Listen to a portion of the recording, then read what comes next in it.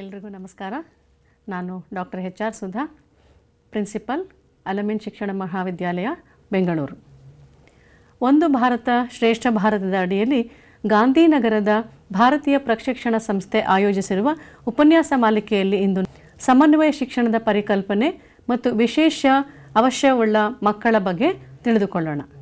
ಈ ದಿನದ ವಿಷಯ ಸಮನ್ವಯ ಶಿಕ್ಷಣದ ಪರಿಕಲ್ಪನೆ ಮತ್ತು ವಿಶೇಷ ಅಗತ್ಯವುಳ್ಳ ಮಕ್ಕಳನ್ನು ಅರ್ಥ ಮಾಡಿಕೊಳ್ಳೋದು.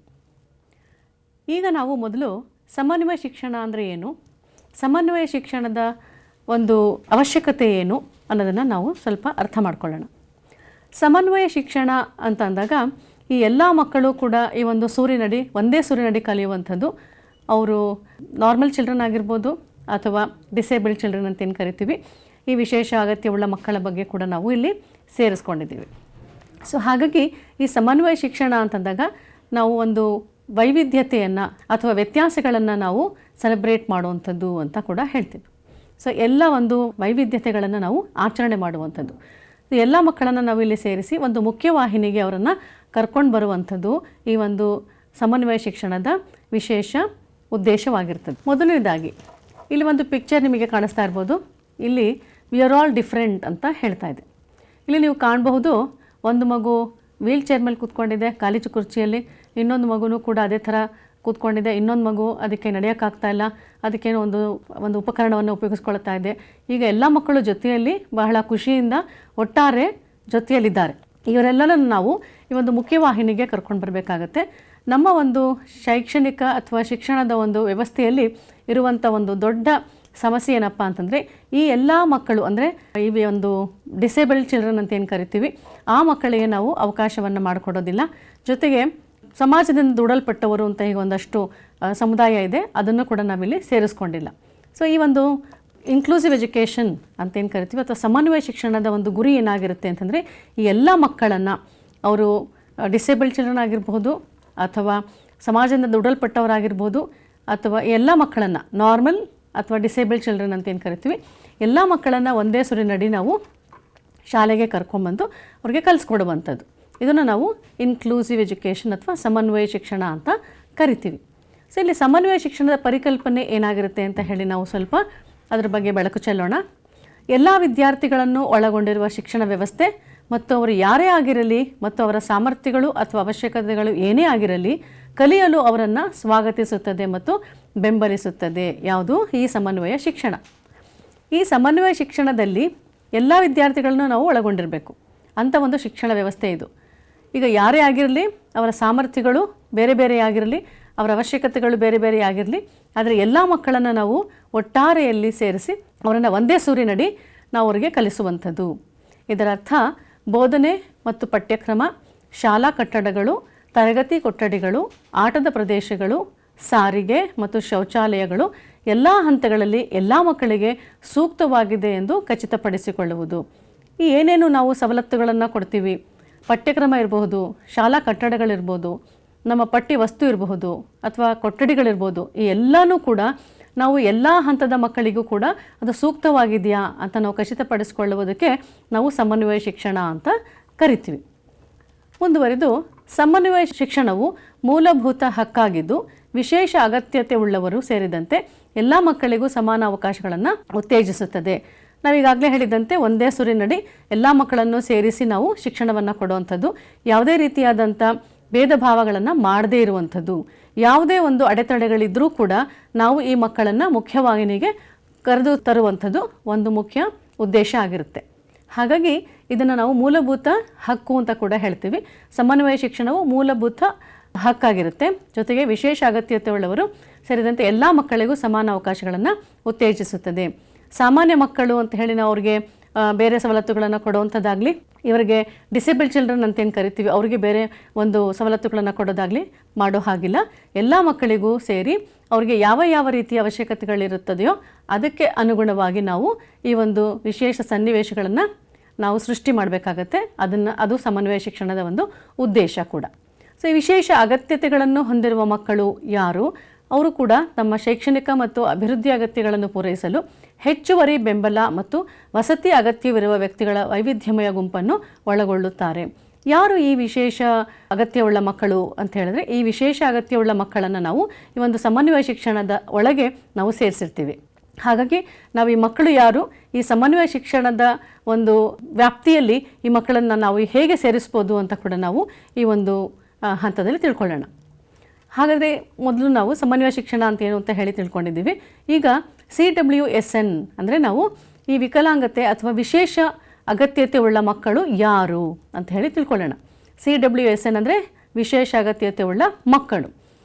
ಈ ಒಂದು CWSN ಅನ್ನೋದು ವಿಕಲಾಂಗತೆ ಅಥವಾ ದುರ್ಬಲತೆ ಹೊಂದಿರುವ ಮಕ್ಕಳನ್ನು ಉಲ್ಲೇಖಿಸಲು ಬಳಸಲಾಗುವ ಪದವಾಗಿದ್ದು, ಅವರ ಶೈಕ್ಷಣಿಕ ಮತ್ತು ಅಭಿವೃದ್ಧಿ ಅಗತ್ಯತೆಗಳನ್ನು ಪೂರೈಸಲು ಹೆಚ್ಚುವರಿ ಬೆಂಬಲ ಮತ್ತು ವಸತಿ ಅಗತ್ಯವಿರುತ್ತದೆ. ಯಾರಪ್ಪ ಇವರು CWSN ಅಂದರೆ, ಈ ಮಕ್ಕಳು ವಿಕಲಾಂಗತೆಯನ್ನು ಇರುವಂಥವರು ಅಥವಾ ದುರ್ಬಲತೆಯನ್ನು ಹೊಂದಿರುವಂಥವರು. ಈ ಒಂದು ಪದವನ್ನು ನಾವು ಇವರಿಗೆ ಬಳಸಲಾಗುತ್ತದೆ ಅಥವಾ ಬಳಸ್ತೀವಿ.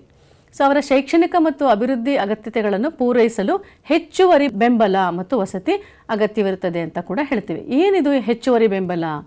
ನಾವು ಅವ್ರಿಗೆ ಹೆಚ್ಚು ಅವಕಾಶಗಳನ್ನು ಮಾಡಿಕೊಡ್ಬೇಕು. ಅದರ ವಸತಿ ಇರ್ಬೋದು ಅಥವಾ ಬೇರೆ ಬೇರೆ ನಿಟ್ಟಿನಲ್ಲಿ ನಾವು ಅವರಿಗೆ ಕೊಡುವಂಥ ಸವಲತ್ತುಗಳು, ಅದನ್ನು ನಾವು ಇನ್ನು ಮುಂದೆ ಮಾತಾಡೋಣ. ಈಗ ಈ ಅಸಾಮರ್ಥ್ಯಗಳು ದೈಹಿಕ, ಅರಿವಿನ, ಸಂವೇದನಾಶೀಲ ಅಥವಾ ಭಾವನಾತ್ಮಕ ಸ್ವಭಾವದವರಾಗಿರ್ಬೋದು.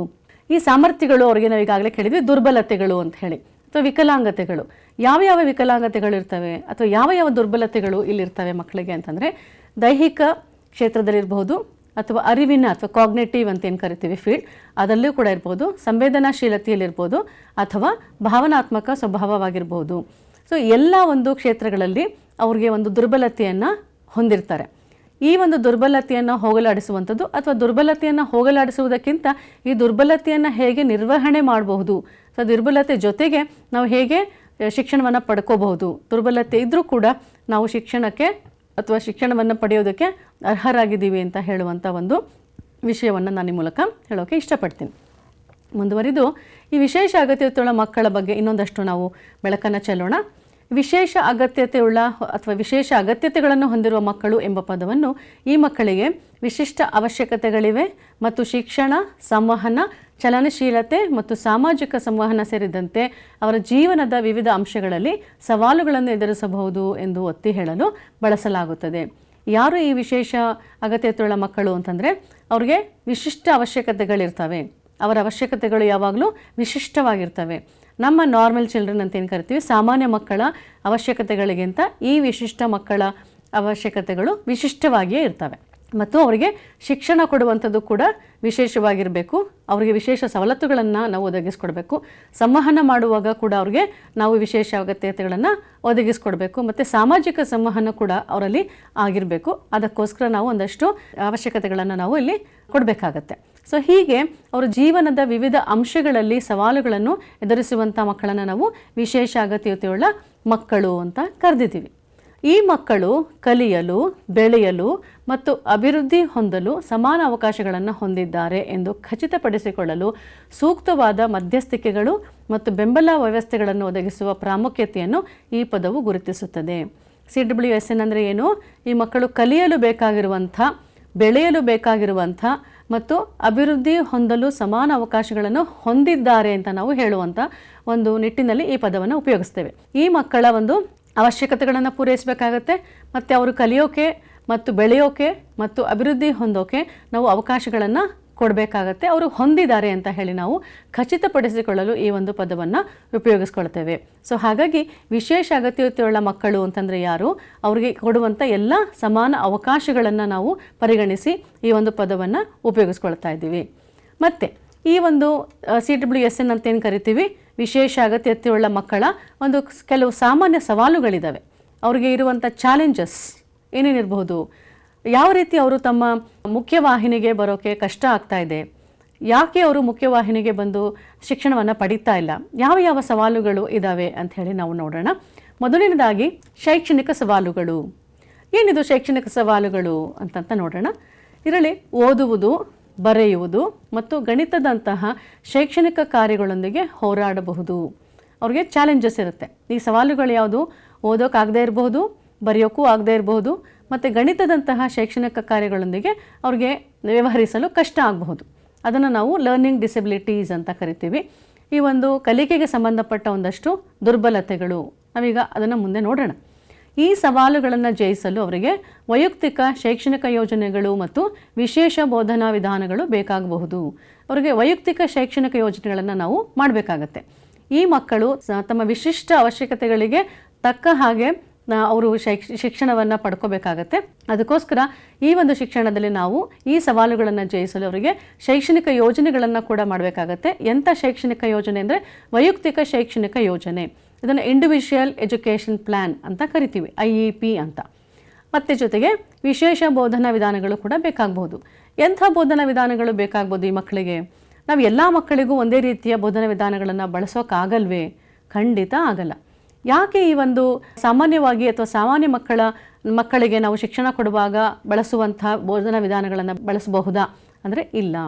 ನಾವು ಅಲ್ಲೇ ಕೂಡ ನಾರ್ಮಲ್ ಅಂದರೆ ಸಾಮಾನ್ಯ ಮಕ್ಕಳಿಗೆ ನಾವು ಶಿಕ್ಷಣವನ್ನು ಕೊಡಬೇಕಾದ್ರೇ ಬೇರೆ ಬೇರೆ ರೀತಿಯ ವಿಧಾನಗಳನ್ನು ಅಳವಡಿಸ್ಕೋಬೇಕಾಗತ್ತೆ.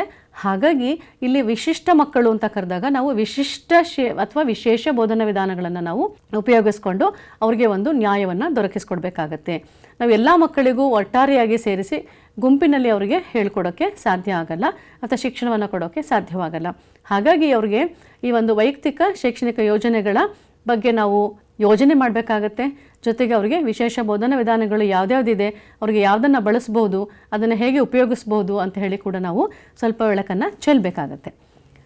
ಮತ್ತು ಸಾಮಾಜಿಕ ಭಾವನಾತ್ಮಕ ತೊಂದರೆಗಳು. ಈ ಶೈಕ್ಷಣಿಕ ಅಥವಾ ಶಿಕ್ಷಣವನ್ನು ಕೊಡುವುದರಲ್ಲಿ ನಮಗೆ ಹಲವಾರು ತೊಂದರೆಗಳನ್ನು ನಾವು ಕಾಣ್ತೀವಿ. ಅಲ್ಲಿ ಎರಡನೇದು ಸಾಮಾಜಿಕ ಮತ್ತು ಭಾವನಾತ್ಮಕ ತೊಂದರೆಗಳು. ಅನೇಕ ಸಾಮಾಜಿಕ ಸಂವಹನ ಮತ್ತು ಭಾವನಾತ್ಮಕ ನಿಯಂತ್ರಣದಲ್ಲಿ ತೊಂದರೆಗಳನ್ನು ಎದುರಿಸ್ತಿದೆ ಯಾವುದು CWSN ಮಕ್ಕಳು. ಈ ಒಂದು ಸಾಮಾಜಿಕ ಸಂವಹನ ಮಾಡೋದ್ರಲ್ಲಾಗಲಿ ಅಥವಾ ಭಾವನಾತ್ಮಕ ನಿಯಂತ್ರಣದಲ್ಲಿ ತೊಂದರೆಗಳನ್ನು ಎದುರಿಸ್ತಾ ಇರ್ತಾರೆ. ಹಾಗಾಗಿ ನಾವು ಸಾಮಾಜಿಕ ಕೌಶಲ್ಯಗಳನ್ನು ಅಭಿವೃದ್ಧಿಪಡಿಸುವಲ್ಲಿ, ಭಾವನೆಗಳನ್ನು ನಿರ್ವಹಿಸುವಲ್ಲಿ ಮತ್ತು ಗೆಳೆಯರು ಮತ್ತು ವಯಸ್ಕರೊಂದಿಗೆ ಸಕಾರಾತ್ಮಕ ಸಂಬಂಧಗಳನ್ನು ನಿರ್ಮಿಸುವಲ್ಲಿ ಅವರಿಗೆ ಬೆಂಬಲ ಕೊಡಬೇಕಾಗಬಹುದು. ನಾವು ಯಾವ ರೀತಿ ಇವರಿಗೆ ಸಹಾಯವನ್ನು ಮಾಡಬಹುದು? ಈ ಒಂದು ವಿಶಿಷ್ಟ ಮಕ್ಕಳನ್ನು ಅಥವಾ ವಿಶಿಷ್ಟ ಮಕ್ಕಳ ಅವಶ್ಯಕತೆಗಳನ್ನು ಅವರು ನಮ್ಮಲ್ಲಿ ಕೇಳ್ತಾ ಇದ್ದಾಗ ನಾವು ಯಾವ ರೀತಿ ಅವರಿಗೆ ಸಹಾಯ ಮಾಡಬಹುದು ಅಂತಂದರೆ ಅವ್ರಿಗೆ ನಾವು ಸಾಮಾಜಿಕ ಕೌಶಲ್ಯಗಳನ್ನು ಅಭಿವೃದ್ಧಿಪಡಿಸುವುದರಲ್ಲಿ ಸಹಾಯ ಮಾಡಬಹುದು. ಇದೆಲ್ಲ ತೊಂದರೆ, ಅವರಿಗೆ ಸಾಮಾಜಿಕವಾಗಿ ಅವರು ಕೌಶಲ್ಯಗಳನ್ನು ಪಡೆದುಕೊಂಡಿರಲ್ಲ. ಅದಕ್ಕೆ ಬೇಕಾದಷ್ಟು ಕಾರಣಗಳಿರ್ತವೆ. ಅವರು ತಮ್ಮ ಸಮಾನ ವಯಸ್ಕರ ಜೊತೆ ಬೆರೆಯಲ್ಲ ಇರಬಹುದು ಅಥವಾ ತಮ್ಮ ನೆರೆಹೊರೆಯವರ ಜೊತೆ ಬೆರೆಯಲ್ಲ ಇರಬಹುದು. ಹೀಗೆ ಅವರಲ್ಲಿ ಸಾಮಾಜಿಕ ಕೌಶಲ್ಯಗಳು ಬಹಳ ಕಡಿಮೆ ಇರ್ತವೆ. ಹಾಗಾಗಿ ನಾವು ಈ ಮಕ್ಕಳನ್ನು ಮುಖ್ಯವಾಹಿನಿಗೆ ತರಬೇಕಾದ್ರೆ ಸಾಮಾಜಿಕ ಕೌಶಲ್ಯಗಳನ್ನು ಕೂಡ ಅಭಿವೃದ್ಧಿಪಡಿಸಬೇಕಾಗತ್ತೆ. ಮತ್ತು ಭಾವನೆಗಳನ್ನು ನಿರ್ವಹಿಸುವಲ್ಲಿ ಯಾವ ರೀತಿ ಭಾವನೆಗಳನ್ನು ಅವರು ನಿರ್ವಹಿಸ್ತಾರೆ? ಅವ್ರಿಗೀಗಾಗಲೇ ಇನ್ಫೀರಿಯಾರಿಟಿ ಕಾಂಪ್ಲೆಕ್ಸ್ ಅಂತ ಹೇಳಿ ಏನು ಕರಿತೀವಿ, ಅದು ಆಗಲೇ ಅವರಲ್ಲಿ ಇರುತ್ತೆ. ಸೊ ಹಾಗಾಗಿ ಅವರಿಗೆ ಕಾನ್ಫಿಡೆನ್ಸ್ ಜಾಸ್ತಿ ಇರಲ್ಲ. ಈ ಮಕ್ಕಳಿಗೆ ನಾವು ಈ ಭಾವನೆಗಳನ್ನು ನಿರ್ವಹಿಸುವಲ್ಲಿ ನಾವು ಸಹಾಯ ಮಾಡಬೇಕಾಗತ್ತೆ. ಮತ್ತು ಗೆಳೆಯರು ಮತ್ತು ವಯಸ್ಕರೊಡನೆ ನಕಾರಾತ್ಮಕ ಸಂಬಂಧಗಳನ್ನು ಅವರು ನಿರ್ಮಿಸ್ಕೊಂಡ್ಬಿಟ್ಟಿರ್ತಾರೆ. ಅವ್ರಿಗೆ ಒಂದು ಒಳ್ಳೆಯ ಅವ್ರ ಬಗ್ಗೆ ಅವ್ರಿಗೆ ಒಂದು ಒಳ್ಳೆಯ ಭಾವನೆ ಇರಲ್ಲ. ಅವ್ರಿಗೆ ಒಂದು ನಕಾರಾತ್ಮಕ ಚಿಂತನೆ ತುಂಬ ಇರುತ್ತೆ. ಹಾಗಾಗಿ ನಾವು ನಮ್ಮ ಜವಾಬ್ದಾರಿ ಏನಾಗಿರಬೇಕಪ್ಪ ಅಂತಂದರೆ ಈ ಒಂದು ತೊಂದರೆಯನ್ನು ನಾವು ತೊಡೆದು ಹಾಕಬೇಕು. ಯಾವ ರೀತಿ ತೊಂದರೆಯನ್ನು ತೊಡೆದು ಹಾಕ್ತೀವಿ ಅಂತಂದರೆ ಈ ಭಾವನೆಗಳನ್ನು ನಿರ್ಮಿಸುವಲ್ಲಿ ಮತ್ತು ಗೆಳೆಯರು ಮತ್ತು ವಯಸ್ಕರೊಡನೆ ಯಾವ ರೀತಿ ಒಂದು ಸಕಾರಾತ್ಮಕ ಸಂಬಂಧಗಳನ್ನು ಬೆಳೆಸ್ಕೋತಾರೆ ಅಥವಾ ಬೆಳೆಸ್ಕೋಬಹುದು ಅವರು ಅಂತ ಹೇಳಿ ನೋಡಿ ನಾವು ಅವರಿಗೆ ಸರಿಯಾದ ಸನ್ನಿವೇಶವನ್ನು ನಾವು ಸೃಷ್ಟಿ ಮಾಡಬೇಕಾಗತ್ತೆ. ಯಾವ ರೀತಿ ಸನ್ನಿವೇಶಗಳನ್ನು ಸೃಷ್ಟಿ ಮಾಡಬಹುದು ಅಂತಂದರೆ ಹೆಚ್ಚಾಗಿ ಅವರಲ್ಲಿ ಒಂದು ಗುಂಪು ಚಟುವಟಿಕೆಗಳಲ್ಲಿ ನಾವು ಅವ್ರನ್ನ ನಿರತರನ್ನಾಗಿ ಮಾಡಬೇಕು. ಆಗ ಅವರಲ್ಲಿ ಒಳ್ಳೆಯ ಭಾವನೆಗಳು ಬೆಳ್ಕೊಳ್ತವೆ ಮತ್ತು ಗೆಳೆಯರು ಮತ್ತು ವಯಸ್ಕರೊಡನೆ ಅವರು ಸಕಾರಾತ್ಮಕ ಸಂಬಂಧಗಳನ್ನು ನಿರ್ಮಿಸ್ತಾರೆ. ಹಾಗಾಗಿ ಈ ಸಾಮಾಜಿಕ ಮತ್ತು ಭಾವನಾತ್ಮಕ ತೊಂದರೆಗಳು ಅವರು ಎದುರಿಸ್ತಾ ಇರ್ತಾರೆ ಅಂತ ಅನ್ನೋದನ್ನು ನಾವು ತಿಳ್ಕೊಬೇಕಾಗತ್ತೆ. ಜೊತೆಗೆ ದೈಹಿಕ ಮಿತಿಗಳು. ಯಾವುದಿದು ದೈಹಿಕ ಮಿತಿಗಳು? ದೈಹಿಕ ಅಸಾಮರ್ಥ್ಯಗಳು ಮಗುವಿನ ಚಲನಶೀಲತೆ ಮತ್ತು ಸ್ವಾತಂತ್ರ್ಯವನ್ನು ನಿರ್ಬಂಧಿಸಬಹುದು. ಯಾವ ರೀತಿ ನಿರ್ಬಂಧನಕ್ಕೆ ಒಳಪಡ್ತಾನೆ ಮಗು ಅಂತಂದರೆ ಅವನ ದೈಹಿಕ ಅಸಾಮರ್ಥ್ಯಗಳು ಇರುವುದರಿಂದ ಅವನ ಚಲನಶೀಲತೆ ಮತ್ತು ಸ್ವಾತಂತ್ರ್ಯಕ್ಕೆ ಧಕ್ಕೆ ಬರ್ಬೋದು. ಅವನು ಚಲನ ಮಾಡೋಕ್ಕೆ ಸಾಧ್ಯವಾಗದೇ ಇರ್ಬೋದು. ಸೊ ಹಾಗಾಗಿ ಅವನು ಚಲಿಸೋಕ್ಕಾಗದೇ ಇದ್ದಾಗ ಅವನ ದೈಹಿಕ ಸಾಮರ್ಥ್ಯಗಳು ಅವನನ್ನು ಈ ಒಂದು ಚಲನೆಗೆ ಅವಕಾಶ ಮಾಡಿಕೊಡದೇ ಇದ್ದಾಗ ಈ ಸ್ವಾತಂತ್ರ್ಯವನ್ನು ಅದು ನಿರ್ಬಂಧಿಸುತ್ತೆ. ಅವನು ಸರಿಯಾದ ರೀತಿಯಲ್ಲಿ ಸ್ವತಂತ್ರವಾಗಿ ಓಡಾಡೋಕ್ಕಾಗಲ್ಲ. ಅದನ್ನು ನಾವು ದೈಹಿಕ ಮಿತಿಗಳು ಅಂತ ಕರಿತೀವಿ. ಅವನಿಗೆ ಯಾವುದೇ ರೀತಿಯಾದಂಥ ದೈಹಿಕ ಪ್ರಾಬ್ಲಮ್ಸ್ ಇರ್ಬೋದು. ಅಂದರೆ ಅವನಿಗೆ ಲೋಕೋಮೋಟರಿ ಆರ್ಗನ್ಸ್ ಅಂತ ಏನು ಕರಿತೀವಿ, ನಡೆಯಲು ಅಥವಾ ಓಡಾಡಲು ಚಲಿಸಲು ಇರುವಂಥ ಅಂಗಾಂಗಗಳೇನಿದೆ ಅಥವಾ ಅಂಗಗಳೇನಿದೆ ಅದು ಅವನಿಗೆ ಸರಿಯಾಗಿ ಕೆಲಸ ಮಾಡದೇ ಇರಬಹುದು. ಹಾಗಾಗಿ ಅವನಿಗೆ ಚಲನೆಗೆ ಅಲ್ಲಿ ತೊಂದರೆ ಉಂಟಾಗ್ತದೆ. ಜೊತೆಗೆ ಮೂಲಸೌಕರ್ಯ ಮತ್ತು ಸಹಾಯಕ ಸಾಧನಗಳು ಶೈಕ್ಷಣಿಕ ಚಟುವಟಿಕೆಗಳಲ್ಲಿ ಅವರ ಭಾಗವಹಿಸುವಿಕೆಯನ್ನು ಹೆಚ್ಚಿಸಬಹುದು. ಈ ಮೂಲಸೌಕರ್ಯಗಳನ್ನು ನಾವು ಸರಿಯಾದ ರೀತಿಯಲ್ಲಿ ಕೊಟ್ಟರೆ ಮತ್ತು ಸಹಾಯಕ ಸಾಧನಗಳು ಅಂತ ಕರಿತೀವಿ. ಏನಿದು ಸಹಾಯಕ ಸಾಧನಗಳು? ಸಹಾಯಕ ಸಾಧನಗಳು ಅಂತಂದರೆ ಅಸಿಸ್ಟಿವ್ ಟೆಕ್ನಾಲಜಿ ಅಂತ ಕರಿತೀವಿ ಅಥವಾ ಸ್ಪೆಸಿಫಿಕ್ಸ್ ಅಂತ ಕರಿತೀವಿ. ಈ ಸಹಾಯಕ ಸಾಧನಗಳೇನಾಗಿರ್ಬೋದು, ಅವ್ರಿಗೆ ಕ್ರಚಸ್ ಕೊಡುವಂಥದ್ದು, ಜೊತೆಗೆ ಅವ್ರಿಗೆ ಇಯರಿಂಗ್ ಇಂಪೇರ್ಡ್ ಅಂತ ಏನು ಕರಿತೀವಿ, ಶ್ರವಣ ಮಾಧ್ಯಮದಲ್ಲಿ ಕಲಿಯೋಕ್ಕಾಗದೇ ಇರುವಂಥ ಮಕ್ಕಳು ಅಥವಾ ಒಂದು ಕೇಳಿಸ್ಕೊಳ್ಳುವ ಒಂದು ನಿಟ್ಟಿನಲ್ಲಿ ಅವ್ರಿಗೆ ಏನಾದರೂ ಪ್ರಾಬ್ಲಮ್ಸ್ ಇದ್ದರೆ ನಾವು ಅವ್ರಿಗೆ ಇಯರ್ಫೋನ್ಸ್ ಕೊಡಬಹುದು ಅಥವಾ ಆ್ಯಂಪ್ಲಿಫೈಯರ್ಸ್ ಅಂತ ಏನು ಹೇಳ್ತೀವಿ ಅದನ್ನು ಕೂಡ ಕೊಡಬಹುದು. ಅಥವಾ ಮಕ್ಕಳಿಗೆ ಏನಾದರೂ ಕಣ್ಣು ಕಾಣಿಸ್ತಾ ಇದ್ದರೆ ಬ್ಲೈಂಡ್ ಅಂತ ಏನು ಕರಿತೀವಿ ಅಂಥ ಮಕ್ಕಳಿಗೆ ನಾವು ದೊಡ್ಡ ಫಾಂಟ್ನಲ್ಲಿ ಕಾಣಿಸುವಂಥದ್ದು ಅಥವಾ ದೊಡ್ಡ ಅಕ್ಷರಗಳಲ್ಲಿ ಇರುವಂಥ ಒಂದಷ್ಟು ಟೆಕ್ಸ್ಟ್ ಬುಕ್ಸ್ ಕೊಡ್ಬೋದು ಅಥವಾ ನೋಟ್ಸ್ ಕೊಡ್ಬೋದು. ಹೀಗೆ ಹಲವಾರು ಸಹಾಯಕ ಸಾಧನಗಳನ್ನು ನಾವಿಲ್ಲಿ ಉಪಯೋಗಿಸ್ಕೊಳ್ಬೋದು. ಸ್ಕ್ರೀನ್ ದೊಡ್ಡದಾಗಿರಬೇಕು, ಆಯಿತಾ. ಅವ್ರಿಗೆ ಇನ್ನೇನಾದರೂ ಕಣ್ಣು ಕಾಣಿಸ್ತಾ ಇದ್ದಾಗ ಕೇಳಿಸ್ಕೊಳ್ಳುವಂಥ ಅವಕಾಶಗಳನ್ನು ನಾವು ಮಾಡಿಕೊಡ್ಬೇಕು. ಅವರಿಗೆ CD-ಗಳನ್ನು ಕಸೆಟ್ಸ್ಗಳನ್ನು ಕೊಡುವಂಥದ್ದು ಇಂಥದ್ದನ್ನೆಲ್ಲ ಮಾಡ್ಬೋದು. ಇಲ್ಲಿ ಸಹಾಯಕ ಸಾಧನಗಳು ನಮಗೆ ಬಹಳ ಮುಖ್ಯವಾಗ್ತವೆ. ಹೀಗೆ ಮೂಲಸೌಕರ್ಯಗಳನ್ನು ಮತ್ತು ಸಹಾಯಕ ಸಾಧನಗಳನ್ನು ನಾವು ಅವರಿಗೆ ಕೊಟ್ಟರೆ ಅವರ ಒಂದು ಭಾಗವಹಿಸುವಿಕೆಯನ್ನು ಹೆಚ್ಚು ಮಾಡಬಹುದು. ಹಾಗಾಗಿ ಈ ಒಂದು ಸಹಾಯಕ ಸಾಧನಗಳು ಅಥವಾ ಯಾವುದೋ ಒಂದು ಮಿತಿಗಳು ಇರೋದ್ರಿಂದ ಅವರಲ್ಲಿ ಈ ಒಂದು ಮುಖ್ಯವಾಹಿನಿಗೆ ಬಂದು ಕಲಿಯೋಕ್ಕೆ ಸಾಧ್ಯವಾಗದೇ ಇರ್ಬೋದು. ಇವೆಲ್ಲ ಕಾರಣಗಳಾಗ್ತವೆ. ಮತ್ತು ಈ CWSNಗಾಗಿ ಅಂತರ್ಗತ ಶಿಕ್ಷಣದ ಪ್ರಯೋಜನಗಳು ಏನೇನೆಲ್ಲ ಪ್ರಯೋಜನಗಳನ್ನು ನಾವು ಮಾಡ್ಬೋದು ಈ ಮಕ್ಕಳಿಗೋಸ್ಕರ, ಅಥವಾ ಅಂತರ್ಗತ ಶಿಕ್ಷಣ ಅಥವಾ ಸಮನ್ವಯ ಶಿಕ್ಷಣ ಅಂತ ಹೇಳಿ ಕರಿತೀವಿ. ಈ ಒಂದು ವರ್ಧಿತ ಸಾಮಾಜಿಕ ಏಕೀಕರಣ ಅಂತ ಕರಿತೀವಿ. ಏನು ಪ್ರಯೋಜನ ಆಗುತ್ತೆ? ನಾವು ಈ ಮಕ್ಕಳನ್ನು ನಮ್ಮ ಸಮನ್ವಯ ಶಿಕ್ಷಣದಲ್ಲಿ ಸೇರಿಸಿದಾಗ, ಮುಖ್ಯವಾಹಿನಿಗೆ ಸೇರಿಸಿದಾಗ ಈ ಒಂದು ವಿಶಿಷ್ಟ ಅಗತ್ಯತೆಯುಳ್ಳ ಮಕ್ಕಳ ಒಂದು ಅವರಿಗೆ ಪ್ರಯೋಜನಗಳೇನಾಗ್ತವೆ ಅಂತಂದರೆ, ಅಂತರ್ಗತ ತರಗತಿಗಳು ಸಾಮಾಜಿಕ ಸಂವಹನ, ಸಹಾನುಭೂತಿ ಮತ್ತು ಅಂಗವೈಕಲ್ಯ ಹೊಂದಿರುವ ಮತ್ತು ಇಲ್ಲದ ವಿದ್ಯಾರ್ಥಿಗಳ ನಡುವೆ ಸ್ವೀಕಾರವನ್ನು ಬೆಳೆಸುತ್ತವೆ. ನಾವೀಗ ನೋಡಿದ್ದೀವಿ ನಮ್ಮ ಒಂದು ತರಗತಿಗಳಲ್ಲಿ ಸಾಮಾನ್ಯ ಮಕ್ಕಳು ಮಾತ್ರ ಇರ್ತಾರೆ. ನಾವಿನ್ನು ಸಮನ್ವಯ ಶಿಕ್ಷಣದ ಒಂದು ಹಂತಕ್ಕೆ ಅಥವಾ ಆ ಒಂದು ಏಳಿಗೆಗೆ ಇರುವಂಥ ಒಂದಷ್ಟು ಕೌಶಲ್ಯಗಳನ್ನಾಗಲಿ ಅಥವಾ ಒಂದಷ್ಟು ಇನ್ಫ್ರಾಸ್ಟ್ರಕ್ಚರ್ ಏನು ಕರಿತೀವಿ ಅದನ್ನು ಕೂಡ ನಾವಿನ್ನೂ ಸರಿಯಾಗಿ ಮಾಡಿಕೊಂಡಿಲ್ಲ. ಸಮನ್ವಯ ತರಗತಿಗಳು ಸಾಮಾಜಿಕ ಸಂವಹನ ಮತ್ತು ಸಹಾನುಭೂತಿ ಮತ್ತು ಅಂಗವೈಕಲ್ಯ ಹೊಂದಿರುವ ಮತ್ತು ಇಲ್ಲದ ವಿದ್ಯಾರ್ಥಿಗಳ ನಡುವೆ, ಅಂಗವೈಕಲ್ಯ ಹೊಂದಿರುವ ಮಕ್ಕಳ ಜೊತೆಗೆ ಮತ್ತು ಅಂಗವೈಕಲ್ಯ ಇಲ್ಲದ ವಿದ್ಯಾರ್ಥಿಗಳ ನಡುವೆ ಸ್ವೀಕಾರವನ್ನು ಬೆಳೆಸುತ್ತದೆ. ಅವರಿಗೆ ಒಬ್ರಿಗೊಬ್ಬರು ಪೂರಕವಾಗಿ ಕೆಲಸ ಮಾಡ್ತಾರೆ. ಒಬ್ರಿಗೊಬ್ಬರು ಅವರ ಪ್ರಾಬ್ಲಮ್ಸ್ ಏನಿದೆ, ಸಮಸ್ಯೆಗಳೇನಿದೆ ಅದನ್ನು ಅರ್ಥ ಮಾಡ್ಕೊಳ್ಳೋಕ್ಕೆ ಪ್ರಯತ್ನ ಮಾಡ್ತಾರೆ. ಹಾಗಾಗಿ ಈ ಒಂದು ರೀತಿಯ ಗುಂಪುಗಳನ್ನು ಮಾಡಿದಾಗ ಅಥವಾ ಈ ಒಂದು ಅಂಗವೈಕಲ್ಯ ಹೊಂದಿರುವ ಮಕ್ಕಳನ್ನು ನಾವು ಮುಖ್ಯವಾಹಿನಿಗೆ ಸೇರಿಸಿದಾಗ ಅಂಗವೈಕಲ್ಯ ಹೊಂದಿಲ್ಲದಂಥ ಮಕ್ಕಳು ಕೂಡ ಅವರ ನಡುವೆ ಒಂದು ಸಾಮಾಜಿಕ ಸಂವಹನ ಏರ್ಪಡುತ್ತೆ. ಸಹಾನುಭೂತಿಯನ್ನು ಕೂಡ ಅವರು ಬೆಳೆಸ್ಕೊಳ್ತಾರೆ. ಇದು ನಮ್ಮ ಬಹುಮುಖ್ಯವಾದ ಒಂದು ಮೌಲ್ಯಗಳು ಅಂತ ಕರಿತೀವಿ. ಈ ಮೌಲ್ಯಗಳನ್ನು ನಾವು ಬೆಳೆಸಿದರೆ ಎಲ್ಲ ಮಕ್ಕಳಿಗೂ ಈ ಒಂದು ಅಂಗವೈಕಲ್ಯ ಹೊಂದಿರುವ ಮಕ್ಕಳು ಅಥವಾ ಅಂಗವೈಕಲ್ಯ ಇಲ್ಲದ ಮಕ್ಕಳು ಇಬ್ಬರೂ ಕೂಡ ಜೊತೆಯಾಗಿ ಸೇರಿ ಅಲ್ಲಿ ಶಿಕ್ಷಣವನ್ನು ಪಡ್ಕೊಳ್ಳೋಕ್ಕೆ ಸಹಾಯ ಆಗತ್ತೆ. ಹಾಗಾಗಿ ಈ ಮೌಲ್ಯಗಳನ್ನು ಬೆಳೆಸುವಂಥ ಒಂದು ಜವಾಬ್ದಾರಿ ಕೂಡ ಈ ಒಂದು ಸಮನ್ವಯ ಶಿಕ್ಷಣದ ಗುರಿಯಾಗಿರ್ತದೆ. ಮತ್ತು ಶೈಕ್ಷಣಿಕ ಪ್ರಗತಿ ಹೇಗಾಗತ್ತೆ? ಈ ಒಂದು ಸಮನ್ವಯ ಶಿಕ್ಷಣದಲ್ಲಿ ಈ ಎಲ್ಲ ಮಕ್ಕಳನ್ನು ನಾವು ಸೇರಿಸಿದಾಗ, ಅಂದ್ರೇನು CWSN ಮಕ್ಕಳು ಅಂತ ಕರ್ತಿದ್ದೀವಲ್ಲ, ಈ ಮಕ್ಕಳನ್ನು ನಾವು ಇಲ್ಲಿ ಸೇರಿಸಿದಾಗ ಏನೇನೆಲ್ಲ ಪ್ರಯೋಜನಗಳಾಗ್ಬೋದು ಅಂತಂದರೆ, ಶೈಕ್ಷಣಿಕ ಪ್ರಗತಿ ಉಂಟಾಗ್ತದೆ. ಯಾವ ರೀತಿ ಶೈಕ್ಷಣಿಕ ಪ್ರಗತಿ ಉಂಟಾಗತ್ತೆ? ನಾವು ಈ ಮಕ್ಕಳನ್ನು ಮುಖ್ಯವಾಹಿನಿಗೆ ಸೇರಿಸಿದಾಗ, ನಮ್ಮ ಯಾವುದೇ ಒಂದು ಡಿಸೆಬಿಲಿಟಿ ಇಲ್ಲದೇ ಇರೋ ಮಕ್ಕಳ ಜೊತೆ ಅವ್ರನ್ನ ಸೇರಿಸಿದಾಗ, ಈಗಾಗಲೇ ಹೇಳಿದ್ದೀವಿ, ಹಲವಾರು ಮೌಲ್ಯಗಳು ಬೆಳ್ಕೊಳ್ತವೆ. ಅವರನ್ನು ಅಕಾಮಡೇಟ್ ಮಾಡುವಂಥದ್ದು, ಜೊತೆಗೆ ಸೇರಿಸ್ಕೊಂಡು ಅವರ ಜೊತೆಯಲ್ಲಿ ಕಲಿಯುವಂಥದ್ದು ಮಾಡ್ತಾರೆ. ಟಾಲರೆನ್ಸ್ ಅಂತ ಏನು ಕರಿತೀವಿ ಅಥವಾ ತಾಳ್ಮೆ ಅಂತ ಏನು ಕರಿತೀವಿ, ಅದೆಲ್ಲ ಇಲ್ಲಿ ನಮ್ಮ ವಿದ್ಯಾರ್ಥಿಗಳಲ್ಲಿ ಬೆಳೆಯುತ್ತೆ. ಹಾಗಾಗಿ ಅವರು ಈ ಒಂದು ಸಮನ್ವಯ ಶಿಕ್ಷಣದಲ್ಲಿ CWSN ಅಂದರೆ ಈ ಮಕ್ಕಳು ತಮ್ಮ ಗೆಳೆಯರಿಂದ ಕಲಿಯಲು ಅವಕಾಶಗಳನ್ನು ಹೊಂದಿರ್ತಾರೆ ಮತ್ತು ಅವರ ನಿರ್ದಿಷ್ಟ ಅಗತ್ಯತೆಗಳಿಗೆ ಅನುಗುಣವಾಗಿ ವಿಭಿನ್ನ ಸೂಚನೆಗಳಿಂದ ಪ್ರಯೋಜನ ಪಡೆಯುತ್ತಾರೆ. ಯಾವ ರೀತಿ ವಿಭಿನ್ನವಾಗಿ ನಾವು ಅವರಿಗೆ ಸಹಾಯ ಮಾಡ್ತೀವಿ ಅಂತಂದರೆ, ಅವರಿಗೆ ಅವಶ್ಯಕತೆಗಳಿಗೆ ಅನುಗುಣವಾಗಿ ನಾವು ಹಲವಾರು ಯೋಜನೆಗಳನ್ನು ಮಾಡ್ತೇವೆ ಮತ್ತು ಹಲವಾರು ಬೇಕಾದಂಥ ಪರಿಸರಗಳನ್ನು ನಾವು ಅವರಿಗೆ ಹೊಂದಿಸ್ಕೊಡ್ತೇವೆ. ಹಾಗಾಗಿ ಶೈಕ್ಷಣಿಕ ಪ್ರಗತಿ ಹೆಚ್ಚಾಗತ್ತೆ. ನಾವು ಸ್ಪೆಷಲ್ ಸ್ಕೂಲ್ ಅಂತೇನು ಕರಿತೀವಿ, ಈ ವಿಶೇಷ ಶಾಲೆಗಳು ಅಥವಾ ವಿಶೇಷ ಕ್ಲಾಸ್ ರೂಮ್ ತರಗತಿಗಳು ಅಂತ ಹೇಳಿ ನಾವು ಅವ್ರನ್ನ ಸೆಗ್ರಿಗೇಟ್ ಮಾಡಿ ಅಥವಾ ಬೇರ್ಪಡಿಸಿ ಅವರಿಗೆ ಅಲ್ಲಿ ಎಜುಕೇಷನ್ ಕೊಟ್ಟರೆ ಮತ್ತೆ ಆ ಮಕ್ಕಳಿಗೆ ಈ ಕೀಳು ಭಾವನೆ, ಕೀಳರಿಮೆ ಅದೆಲ್ಲ ಬರುತ್ತೆ. ಅವ್ರಿಗೆ ಒಂದು ಶೈಕ್ಷಣಿಕ ಪ್ರಗತಿ ಆಗದೇ ಇರ್ಬೋದು. ಯಾಕೆಂದರೆ ಅಲ್ಲಿರೋರೆಲ್ಲ ಡಿಸೇಬಲ್ ಚಿಲ್ಡ್ರನ್ನೇ ಆಗಿರೋದ್ರಿಂದ ಅವ್ರಿಗೆ ಒಂದು ಕೀಳರಿಮೆ ಉಂಟಾಗುತ್ತದೆ. ಅವರ ಒಂದು ಆತ್ಮವಿಶ್ವಾಸಕ್ಕೆ ಇಲ್ಲಿ ಧಕ್ಕೆ ಬರುತ್ತೆ. ಹಾಗಾಗಿ ನಾವು ಇಲ್ಲಿ ಸಮನ್ವಯ ಶಿಕ್ಷಣದಲ್ಲಿ ಈ ಮಕ್ಕಳನ್ನು ನಮ್ಮ ನಾರ್ಮಲ್ ಚಿಲ್ಡ್ರನ್ ಅಂತ ಏನು ಕರಿತೀವಿ ಆ ಮಕ್ಕಳ ಜೊತೆ ಅಥವಾ ಡಿಸೇಬಿಲಿಟಿ ಇಲ್ಲದೇ ಇರುವಂಥ ಮಕ್ಕಳ ಜೊತೆ ಸೇರಿಸಿದಾಗ ಅವರಿಗೆ ಒಂದಷ್ಟು ಒಳ್ಳೆಯ ಒಂದು ಭಾವನೆ ಉಂಟಾಗುತ್ತೆ, ತಮ್ಮ ಬಗ್ಗೆ ಬಹಳ ಧನಾತ್ಮಕವಾದ ಒಂದಷ್ಟು ಕ್ವಾಲಿಟೀಸ್ನ ಅವರು ಬೆಳೆಸ್ಕೊಳ್ತಾರೆ. ಹಾಗಾಗಿ ಈ ಶೈಕ್ಷಣಿಕ ಪ್ರಗತಿ ಇಲ್ಲಿ ಸಾಧ್ಯವಾಗುತ್ತೆ. ಹಾಗಾಗಿ ಸಮನ್ವಯ ಶಿಕ್ಷಣ ಕೂಡ ಬಹಳ ಮುಖ್ಯವಾಗ್ತದೆ. ಮತ್ತು ಸ್ವಾಭಿಮಾನ ಮತ್ತು ಆತ್ಮವಿಶ್ವಾಸವನ್ನು ಬೆಳೆಸುವಲ್ಲಿ ಈ ಒಂದು ಅಂತರ್ಗತ ಅಥವಾ ಸಮನ್ವಯ ಶಿಕ್ಷಣವು ತನ್ನ ಜವಾಬ್ದಾರಿಯನ್ನು ವಹಿಸ್ತದೆ. ಈ ಅಂತರ್ಗತ ಶಿಕ್ಷಣ ಅಥವಾ ಸಮನ್ವಯ ಶಿಕ್ಷಣ ಮತ್ತು CWSN ನಡುವೆ ಸೇರಿದ ಮತ್ತು ಸ್ವಮೌಲ್ಯದ ಪ್ರಜ್ಞೆಯನ್ನು ಉತ್ತೇಜಿಸುತ್ತದೆ. ಅವರ ಒಟ್ಟಾರೆ ವಿಶ್ವಾಸ ಮತ್ತು ಯೋಗಕ್ಷೇಮದ ಮೇಲೆ ಧನಾತ್ಮಕ ಪರಿಣಾಮ ಬೀರುತ್ತದೆ. ಅವರ ವಿಶ್ವಾಸ ಹೆಚ್ಚಾಗ್ತದೆ, ಅವರ ಯೋಗಕ್ಷೇಮ ಕೂಡ ನಾವು ನೋಡ್ಕೊಳ್ಳೋಕ್ಕೆ ಸಾಧ್ಯ ಆಗುತ್ತೆ. ಅವರಿಗೆ ಬೇಕಾಗಿರುವಂಥ ಎಲ್ಲ ಪರಿಕರಗಳನ್ನು, ಬೇಕಾಗಿರುವಂಥ ಒಂದಷ್ಟು ಧನಾತ್ಮಕವಾದ ಪರಿಸರವನ್ನು ನಾವು ಅಲ್ಲಿ ಸೃಷ್ಟಿಸುವುದರಿಂದ ನಾವು ಆ ಮಕ್ಕಳಿಗೆ ಏನು ಸಾಧ್ಯವಾಗುತ್ತೆ ಅಂದರೆ ಸ್ವಮೌಲ್ಯದ ಪ್ರಜ್ಞೆಯನ್ನು ಉತ್ತೇಜಿಸುತ್ತದೆ. ಅವರ ಬಗ್ಗೆ ಅವರಿಗೆ ಸರಿಯಾದ ರೀತಿಯಲ್ಲಿ ಅರ್ಥ ಆಗುತ್ತೆ, ಅವರ ಒಂದು ಸಾಮರ್ಥ್ಯಗಳೇನಿದೆ ಅಂತ ಅವರು ಅರ್ಥ ಮಾಡ್ಕೋತಾರೆ.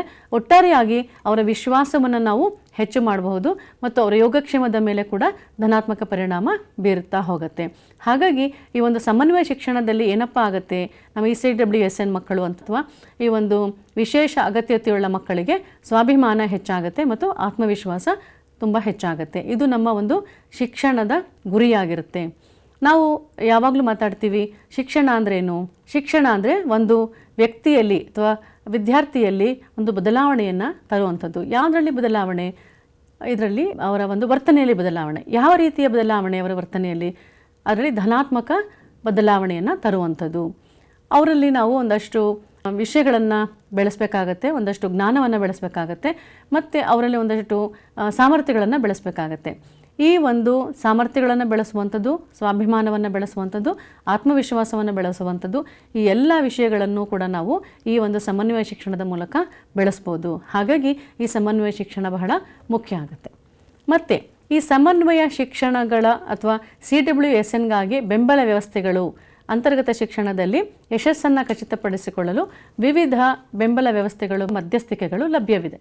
ನಾವು ಏನು ಮಾಡಬೇಕು ಹಾಗಾದರೆ CWSN ಮಕ್ಕಳಿಗೋಸ್ಕರ ಅವರಿಗೆ ಒಂದು ಯಶಸ್ಸನ್ನು ಕಾಣಬೇಕು ಅವರು ಅಂತಂದರೆ ನಾವು ಅದಕ್ಕೆ ಅವರಿಗೆ ಏನೆಲ್ಲ ವ್ಯವಸ್ಥೆಗಳನ್ನು ಕಲ್ಪಿಸ್ಕೊಡ್ಬೇಕು ಅನ್ನೋದು ಬಹಳ ಮುಖ್ಯ ಆಗ್ತದೆ. ಯಾವ ಮಧ್ಯಸ್ಥಿಕೆಗಳು ಲಭ್ಯವಿರಬೇಕು, ಹೇಗೆ ನಾವು ಈ ಮಕ್ಕಳಿಗೆ ಸಹಾಯ ಮಾಡಬಹುದು ಅಂಥೇಳಿ ನಾವು ನೋಡ್ಕೋಬೇಕು. ಹಾಗಾಗಿ ನಾವು ಇಲ್ಲಿ ಮುಂದೆ ಯಾವ ರೀತಿಯ ವ್ಯವಸ್ಥೆಗಳನ್ನು ನಾವು ಈ ಮಕ್ಕಳಿಗೆ ಮಾಡಿಕೊಡಬಹುದು ಅಂಥೇಳಿ ಬೆಳಕು ಚೆಲ್ಲೋಣ. ಮೊದಲನೇದಾಗಿ ವೈಯಕ್ತಿಕ ಶಿಕ್ಷಣ ಯೋಜನೆಗಳು.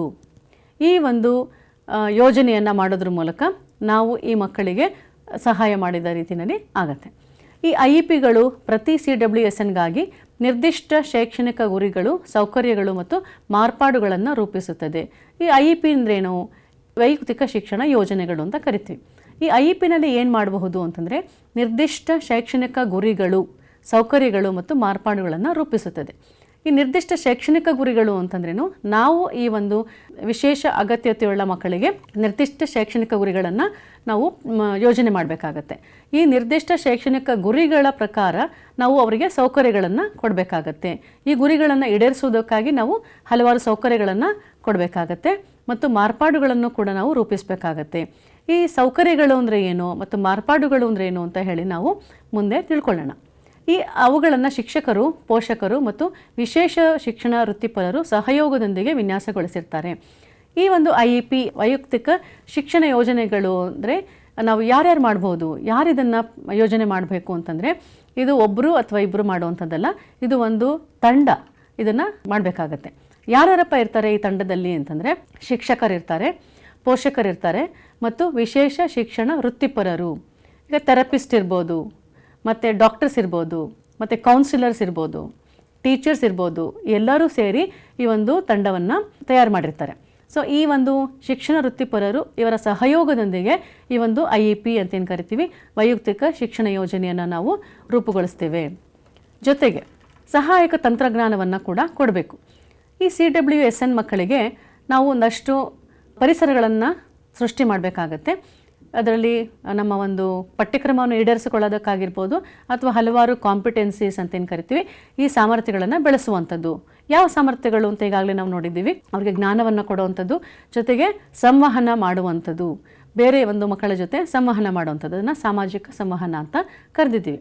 ಸೊ ಈ ಸಹಾಯಕ ತಂತ್ರಜ್ಞಾನಗಳು ಏನು ಮಾಡ್ತವೆ ಅಂತಂದರೆ ಈ ಒಂದು ಸಂವಹನಕ್ಕೆ ಉಪಯೋಗ ಆಗುವಂಥ ಒಂದಷ್ಟು ತಂತ್ರಜ್ಞಾನವನ್ನು ಇದು ಸೃಷ್ಟಿಸುತ್ತದೆ.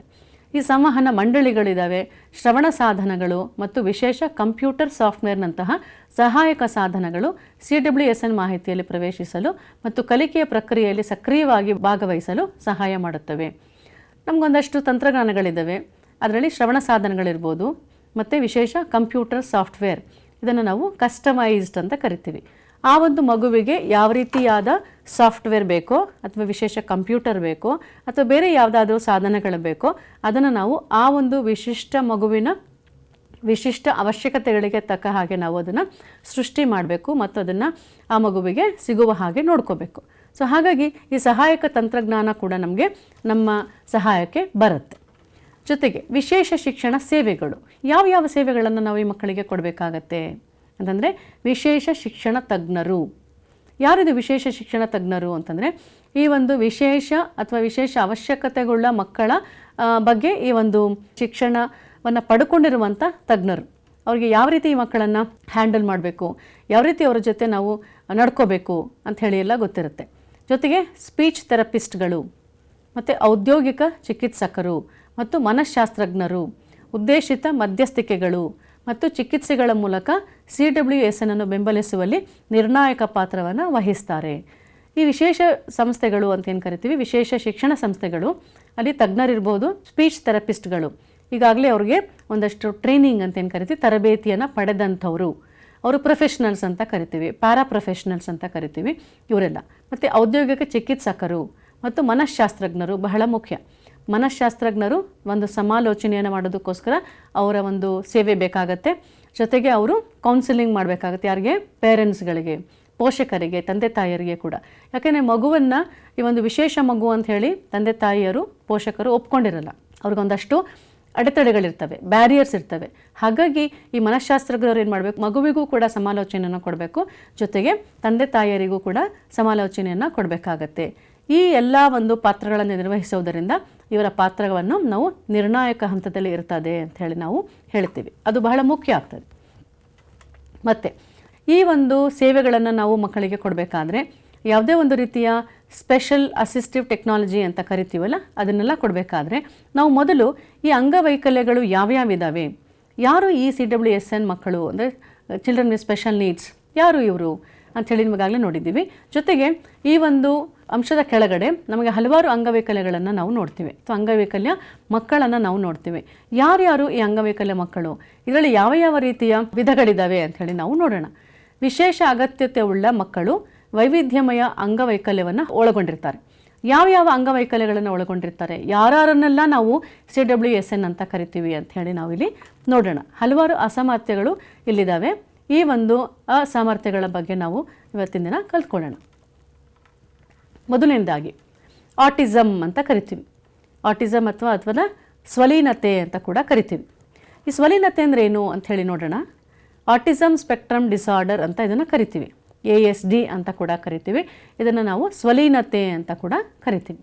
ಏನಪ್ಪ ಇದು ಸ್ವಲೀನತೆ ಅಂದರೆ, ಯಾವ ಗುಣಲಕ್ಷಣಗಳನ್ನು ನಾವಿಲ್ಲಿ ಕಾಣ್ತೀವಿ, ಅಥವಾ ಯಾವ ರೀತಿ ಈ ಒಂದು ಸ್ವಲೀನತೆ ಇರುವಂಥ ಮಗುವನ್ನು ಗುರುತಿಸ್ತೀವಿ ಅನ್ನೋದು ಇಂಪಾರ್ಟೆಂಟ್. ಈಗ ಒಂದಷ್ಟು ಗುಣಲಕ್ಷಣಗಳ ಬಗ್ಗೆ ನಾನು ಮಾತಾಡ್ತಾ ಹೋಗ್ತೇನೆ. ನಾವು ಈ ಸ್ವಲೀನತೆ ಉಳ್ಳ ಮಕ್ಕಳ ಬಗ್ಗೆ ಸ್ವಲ್ಪ ಮಟ್ಟಿಗೆ ಬೆಳಕು ಚೆಲ್ಲೋಣ, ಅರ್ಥ ಮಾಡ್ಕೊಳ್ಳೋಣ. ಯಾರು ಇವರು ಸ್ವಲೀನತೆ ಉಳ್ಳ ಮಕ್ಕಳು ಅಂತಂದರೆ, ASD ಸಾಮಾಜಿಕ ಸಂವಹನ ಕೌಶಲಗಳು ಮತ್ತು ನಡವಳಿಕೆಯ ಮೇಲೆ ಪರಿಣಾಮ ಬೀರುವ ನರ ಸಂಬಂಧಿತ ಅಸ್ವಸ್ಥತೆ ಆಗಿದೆ. ಇದನ್ನು ನ್ಯೂರಲಾಜಿಕಲ್ ಡಿಸಾರ್ಡರ್ ಅಂತ ಕರಿತೀವಿ, ನರ ಸಂಬಂಧಿತ ಅಸ್ವಸ್ಥತೆ. ಯಾವ ರೀತಿ ನರ ಸಂಬಂಧಿತ ಅಸ್ವಸ್ಥತೆ ಅಥವಾ ಯಾವ ಒಂದು ಗುಣಲಕ್ಷಣಗಳನ್ನು ಈ ಮಕ್ಕಳು ತೋರಿಸ್ತಾರೆ ಅಂಥೇಳಿ ನೋಡೋಣ. ಸಾಮಾಜಿಕ ಸಂವಹನದಲ್ಲಿ ಇವ್ರಿಗೆ ಕಷ್ಟ ಆಗ್ತದೆ, ಸರಿಯಾದ ರೀತಿಯಲ್ಲಿ ಅವ್ರಿಗೆ ಸಂವಹನ ಮಾಡೋಕ್ಕೆ ಬರಲ್ಲ, ಮತ್ತು ಸಂವಹನ ಕೌಶಲ್ಯಗಳು ಕೂಡ ಇವರಲ್ಲಿ ಇರಲ್ಲ, ಮತ್ತು ಅವರ ನಡವಳಿಕೆ ಮೇಲೆ ಪರಿಣಾಮ ಬೀರುವಂಥ ಒಂದಷ್ಟು ಅಂಶಗಳು ಇಲ್ಲಿರ್ತವೆ. ಇದನ್ನು ನಾವು ಸ್ವಲೀನತೆ ಅಂತ ಕರಿತೀವಿ. ಮುಖ್ಯವಾಗಿ ಅವರಿಗೆ ಸಾಮಾಜಿಕ ಸಂವಹನದಲ್ಲಿ ಸಮಸ್ಯೆಯನ್ನು ಹೊಂದಿರುವಂಥವರು, ಸಂವಹನ ಕೌಶಲ್ಯಗಳು ಅವರಲ್ಲಿ ಇಲ್ಲದೇ ಇರುವಂಥದ್ದು, ಇವರನ್ನೆಲ್ಲ ನಾವು ASD ಅಥವಾ ಸ್ವಲೀನತೆಯುಳ್ಳ ಮಕ್ಕಳು ಅಂತ ಕರಿತೀವಿ. ಮುಂದುವರಿದು ಈ ಒಂದು ಆಟಿಸಮ್ ಸ್ಪೆಕ್ಟ್ರಮ್ ಡಿಸಾರ್ಡರ್ ಅಂತೇನು ಕರಿತಿದ್ದೀವಿ, ಆ ಮಕ್ಕಳು ಸಾಮಾಜಿಕ ಸಂವಹನಗಳು, ಪುನರಾವರ್ತಿತ ನಡವಳಿಕೆಗಳು ಮತ್ತು ಮೌಖಿಕ ಸಂವಹನದಲ್ಲಿ ತೊಂದರೆಗಳನ್ನು ಹೊಂದಿರಬಹುದು. ಏನಿದು ಮಕ್ಕಳ ಸಾಮಾಜಿಕ ಸಂವಹನಗಳಲ್ಲಿ ಈಗಾಗಲೇ ನಮ್ಗೆ ಗೊತ್ತಿದೆ ಅವರು ಪ್ರಾಬ್ಲಮ್ ಇದೆ ಅಂತ. ಪುನರಾವರ್ತಿತ ನಡವಳಿಕೆಗಳು ಅಂತಂದರೆ ರಿಪಿಟೇಟಿವ್ ಬಿಹೇವಿಯರ್ಸ್ ಅಂತ ಕರಿತೀವಿ. ಮತ್ತೆ ಮತ್ತೆ ಆ ಒಂದು ಬಿಹೇವಿಯರ್ಸ್ನ ತೋರಿಸುವಂಥದ್ದು, ಆ ಒಂದು ವರ್ತನೆಯನ್ನು ತೋರಿಸುವಂಥದ್ದು, ಇವ್ರನ್ನ ನಾವು ಸ್ವಲೀನತೆಯಿಂದ ಕೂಡಿರುವಂಥ ಮಕ್ಕಳು ಅಂತ ಕರಿತೀವಿ. ಜೊತೆಗೆ ಇನ್ನೊಂದಷ್ಟು ಗುಣಲಕ್ಷಣಗಳಿದ್ದಾವೆ, ನೋಡೋಣ. ಸ್ಟೆರಿಯೋಟೈಪ್ಡ್ ಅಥವಾ ಪುನರಾವರ್ತಿತ ಮೋಟಾರ್ ಚಲನೆಗಳು, ವಸ್ತುಗಳ ಬಳಕೆ ಮತ್ತು ಮಾತಿನ ಬಳಕೆ ಉಂಟಾಗುತ್ತೆ. ನಾವು ಎಕೋಲೇಲಿಯಾ ಅಂತ ನಾವು ಕೂಡ ಕರಿತೀವಿ, ಎಕೋಪ್ರ್ಯಾಕ್ಸಿಯಾ ಅಂತ ಕೂಡ ಕರಿತೀವಿ. ಏನಿದು ಎಕೋಲೇಲಿಯಾ, ಎಕೋಪ್ರ್ಯಾಕ್ಸಿಯಾ ಅಂತಂದರೆ ಇಲ್ಲಿ ಪುನರಾವರ್ತಿತ ಚಲನೆಗಳು ಉಂಟಾಗ್ತದೆ. ಅವರು ಮಾತಿನ ಬಳಕೆ, ಪುನರಾವರ್ತಿತ ಮಾತಿನ ಬಳಕೆ ಆದಾಗ ಅದನ್ನು ನಾವು ಎಕೋಲೇಲಿಯಾ ಅಂತ ಕರಿತೀವಿ. ಎಕೋಪ್ರ್ಯಾಕ್ಸಿಯಾ ಅಂತಂದರೆ ಒಂದು ಪುನರಾವರ್ತಿತ ಮೋಟಾರ್ ಚಲನೆಗಳು ಉಂಟಾದಾಗ ಮತ್ತೆ ಮತ್ತೆ ಆ ಒಂದು ವರ್ತನೆಯನ್ನು ಮತ್ತೆ ಮತ್ತೆ ಬಳಸುವಂಥದ್ದು, ಮತ್ತೆ ಮತ್ತೆ ತೋರಿಸುವಂಥದ್ದು. ಇದನ್ನು ನಾವು ಸ್ವಲೀನತೆಯಲ್ಲಿ ಇರುವಂಥ ಒಂದಷ್ಟು ಲಕ್ಷಣಗಳಂತ ನಾವು ತಿಳ್ಕೊಬೇಕಾಗತ್ತೆ. ಮತ್ತು ಸಣ್ಣ ಬದಲಾವಣೆಗಳಲ್ಲಿ ತೀವ್ರ ಸಂಕಟ, ಸ್ಥಿತ್ಯಂತರಗಳ ತೊಂದರೆಗಳು ಮತ್ತು ಕಟ್ಟುನಿಟ್ಟಾದ ಆಲೋಚನಾ ಮಾದರಿಗಳು. ಏನಿದು ಸಣ್ಣ ಬದಲಾವಣೆಗಳಲ್ಲಿ ತೀವ್ರ ಸಂಕಟ ಅಂತಂದರೆ, ಯಾವುದೋ ಒಂದು ಸಣ್ಣ ಅವರ ಒಂದು ರೊಟೀನ್, ಅವರ ದಿನನಿತ್ಯದ ಕೆಲಸಗಳಲ್ಲಿ ಏನಾದರೂ ಸಣ್ಣ ಒಂದು ಬದಲಾವಣೆಯಾದರೂ ಕೂಡ ಅವ್ರಿಗೆ ಸಂಕಟ, ಅದನ್ನು ಸರಿಯಾದ ರೀತಿಯಲ್ಲಿ ನಿರ್ವಹಣೆ ಮಾಡೋಕ್ಕೆ ಬರಲ್ಲ. ಮತ್ತು ಕಟ್ಟುನಿಟ್ಟಾದ ಆಲೋಚನಾ ಮಾದರಿಗಳು, ಒಂದು ಫ್ಲೆಕ್ಸಿಬಿಲಿಟಿ ಅಂತೇನು ಕರಿತೀವಿ, ಆ ಒಂದು ಫ್ಲೆಕ್ಸಿಬಿಲಿಟಿ ಮಕ್ಕಳಲ್ಲಿ ಇರಲ್ಲ. ಮತ್ತು ತೀವ್ರತೆಯಲ್ಲಿ ಅಸಹಜವಾಗಿರುವ ಹೆಚ್ಚು ನಿರ್ಬಂಧಿತ ಸ್ಥಿರ ಆಸಕ್ತಿಗಳು, ಅವರ ಆಸಕ್ತಿಗಳು ಬಹಳ ಸ್ಥಿರವಾಗಿರ್ತವೆ, ಅದನ್ನು ನಾವು ಬದಲಾವಣೆ ಮಾಡೋಕ್ಕೆ ಸಾಧ್ಯವಾಗಿರಲ್ಲ. ಮತ್ತು ಅಸಹಜವಾಗಿರುವ ಹೆಚ್ಚು ನಿರ್ಬಂಧಿತ ಆಸಕ್ತಿಗಳನ್ನು ನಾವಿಲ್ಲಿ ಕಾಣಬಹುದು. ಇದನ್ನು ಆಟಿಸಮ್ ಸ್ಪೆಕ್ಟ್ರಮ್ ಡಿಸಾರ್ಡರ್ ಅಂತ ಕರಿತೀವಿ. ಮತ್ತು ಮುಂದುವರಿದು ಕೈ ಅಥವಾ ದೇಹದ ಚಲನೆಗಳು ಸೇರಿದಂತೆ ಪುನರಾವರ್ತಿತ ನಡವಳಿಕೆಗಳು. ಈ ಒಂದು ಮಗು ತನ್ನ ಕೈಯನ್ನು ಚಲನೆ ಮಾಡುವಂಥದ್ದು, ದೇಹದ ಭಾಗಗಳು ಕೂಡ ಚಲನೆ ಮಾಡುವಂಥದ್ದು, ಇದನ್ನೆಲ್ಲ ನಾವು ಈ ಒಂದು ಆಟಿಸಮ್ ಸ್ಪೆಕ್ಟ್ರಮ್ ಡಿಸಾರ್ಡರ್ನಲ್ಲಿ ನೋಡ್ತೀವಿ. ಮತ್ತು ಮಕ್ಕಳು ಏನು ಮಾಡ್ತಾರೆ, ಕೈ ಚಲನೆಯನ್ನು ಮಾಡ್ತಾರೆ, ಹೀಗೆ ಮಾಡುವಂಥದ್ದು, ರಿಪಿಟೇಟಿವ್ ಬಿಹೇವಿಯರ್ಸ್, ತುಂಬ ಸಲ ಹೀಗೆ ಮಾಡ್ತಾ ಇರುತ್ತೆ ಮಗು. ಆ ಒಂದು ಬಿಹೇವಿಯರ್ನ ನಾವು ಇಲ್ಲಿ ಕಾಣಬಹುದು. ಮತ್ತು ಅಸ್ಪಷ್ಟ ಪ್ರಚೋದಕಗಳೊಂದಿಗೆ ಅಳುವುದು, ನಗು ಅಥವಾ ಕೋಪದಂತಹ ಭಾವನಾತ್ಮಕ ಪ್ರತಿಕ್ರಿಯೆಗಳು. ಈ ಒಂದು ಡಿಸೈರಬಲ್ ಕ್ವಾಲಿಟೀಸ್ ಅಂತೇನು ಕರಿತೀವಿ. ನಾರ್ಮಲ್ ಚಿಲ್ಡ್ರನ್ ಯಾವ ರೀತಿಯ ಒಂದು ಭಾವನೆಗಳನ್ನು ಅಥವಾ ವರ್ತನೆಗಳನ್ನು ವ್ಯಕ್ತಪಡಿಸ್ತಾರೋ ಆ ಥರ ಒಂದು ಭಾವನೆಗಳು ಅಥವಾ ವರ್ತನೆಗಳು ಇವರಲ್ಲಿ ಇರಲ್ಲ. ಅಸ್ಪಷ್ಟ ಪ್ರಚೋದಕಗಳೊಂದಿಗೆ ಅಳುವುದು, ಆ ಪ್ರಚೋದಕಗಳೇನು ಅಂತಲೇ ನಮಗೆ ಗೊತ್ತಾಗಿರಲ್ಲ. ಯಾಕೆ ಮಗು ಅಳ್ತಾ ಇದೆ, ಯಾಕೆ ನಗ್ತಾ ಇದೆ, ಅದಕ್ಕೆ ಪ್ರಚೋದಕ ಏನು ಅಂತ ಹೇಳಿ ಗೊತ್ತಾಗಲ್ಲ. ಸೊ ಇಂಥದ್ದೊಂದಷ್ಟು ಅಸ್ಪಷ್ಟ ಪ್ರಚೋದಕಗಳಿಗೆ ಅವರು ಅನುಕ್ರಿಯೆ ತೋರಿಸುವಂಥದ್ದು. ಮತ್ತು ಅಥವಾ ಕೋಪ ಅಥವಾ ಭಾವನಾತ್ಮಕ ಪ್ರತಿಕ್ರಿಯೆಗಳಿಗೆ ಯಾವ ಒಂದು ಪ್ರಚೋದಕಗಳು ಇದ್ದಾವೆ, ಯಾವ ರೀತಿ ಇವರು ನಗ್ತಾ ಇದ್ದಾರೆ, ಅಳ್ತಾ ಇದ್ದಾರೆ, ಯಾಕೆ ಈ ಒಂದು ವರ್ತನೆಯನ್ನು ತೋರಿಸ್ತಿದ್ದಾರೆ ಅಂತ ನಮಗೆ ಗೊತ್ತಾಗಲ್ಲ. ಅಂತ ಒಂದಷ್ಟು ಬಿಹೇವಿಯರ್ಸ್ನ ಇವರು ತೋರಿಸ್ತಾರೆ. ಜೊತೆಗೆ ಒಂದು ಚಟುವಟಿಕೆಯಿಂದ ಇನ್ನೊಂದಕ್ಕೆ ಪರಿವರ್ತನೆಗಳಿಗೆ ಪ್ರತಿರೋಧ, ಒಂದು ಚಟುವಟಿಕೆಯಿಂದ ಇನ್ನೊಂದು ಚಟುವಟಿಕೆಗೆ ಅದನ್ನು ಅವ್ರನ್ನ ಅಷ್ಟು ಬೇಗ ಕರ್ಕೊಂಡು ಹೋಗೋಕ್ಕಾಗಲ್ಲ. ಪರಿವರ್ತನೆ ಅಥವಾ ಅದಕ್ಕೆ ಟ್ರಾನ್ಸ್ಫರ್ ಅಂತ ಏನು ಕರಿತೀವಿ, ಒಂದು ಚಟುವಟಿಕೆಯಿಂದ ಇನ್ನೊಂದು ಚಟುವಟಿಕೆಗೆ ನಾವು ಅದನ್ನು ಟ್ರಾನ್ಸ್ಫರ್ ಮಾಡೋಕ್ಕಾಗಲ್ಲ. ಅದಕ್ಕೆ ಪ್ರತಿರೋಧ ಯಾವಾಗಲೂ ಇಷ್ಟ ಆಗಲ್ಲ ಅವ್ರಿಗೆ ಬೇಗ ಅದನ್ನು ಚೇಂಜ್ ಮಾಡುವಂಥದ್ದು. ಮತ್ತು ಕೆಲವು ಶಬ್ದಗಳು, ವಾಸನೆಗಳು ಮತ್ತು ಟೆಕ್ಸ್ಚರ್ಗಳಿಗೆ ಸೂಕ್ಷ್ಮತೆ, ಒಂದಷ್ಟು ಶಬ್ದಗಳು ಅವ್ರಿಗೆ ಆಗಲ್ಲ, ಅವ್ರಿಗೆ ಇರಿಟೇಟ್ ಆಗುತ್ತೆ, ಇಷ್ಟ ಆಗಲ್ಲ, ಅವ್ರಿಗೆ ಬೇಗ ಡಿಸ್ಟರ್ಬ್ ಆಗೋಗ್ಬಿಡ್ತಾರೆ. ಸೊ ಯಾವುದೋ ಒಂದು ದಿನನಿತ್ಯದ ಅವರ ದಿನಚರಿಯಲ್ಲಿ ಇರುವಂಥ ಒಂದಷ್ಟು ಶಬ್ದಗಳಿಗೆ ಮಾತ್ರ ಅವರು ಅಡ್ಜಸ್ಟ್ ಆಗಿರ್ತಾರೆ. ಬೇರೆ ಯಾವುದೋ ಶಬ್ದ ಅವ್ರಿಗೆ ಗೊತ್ತಿಲ್ಲದೆ ಇರೋದು ಏನಾದರೂ ಕೇಳಿದ್ರೆ ಅವ್ರಿಗೆ ಡಿಸ್ಟರ್ಬೆನ್ಸ್ ಜಾಸ್ತಿ. ಮತ್ತು ವಾಸನೆಯೂ ಕೂಡ, ಯಾವುದೋ ಒಂದು ವಾಸನೆ ಅವರ ಒಂದು ದಿನಚರಿಯಲ್ಲಿ ಇಲ್ಲದೇ ಇರೋವಂಥದ್ದು ಏನಾದರೂ ವಾಸನೆ ಬಂದರೆ ಅದಕ್ಕೂ ಕೂಡ ಅವ್ರಿಗೆ ಇಷ್ಟ ಆಗಲ್ಲ.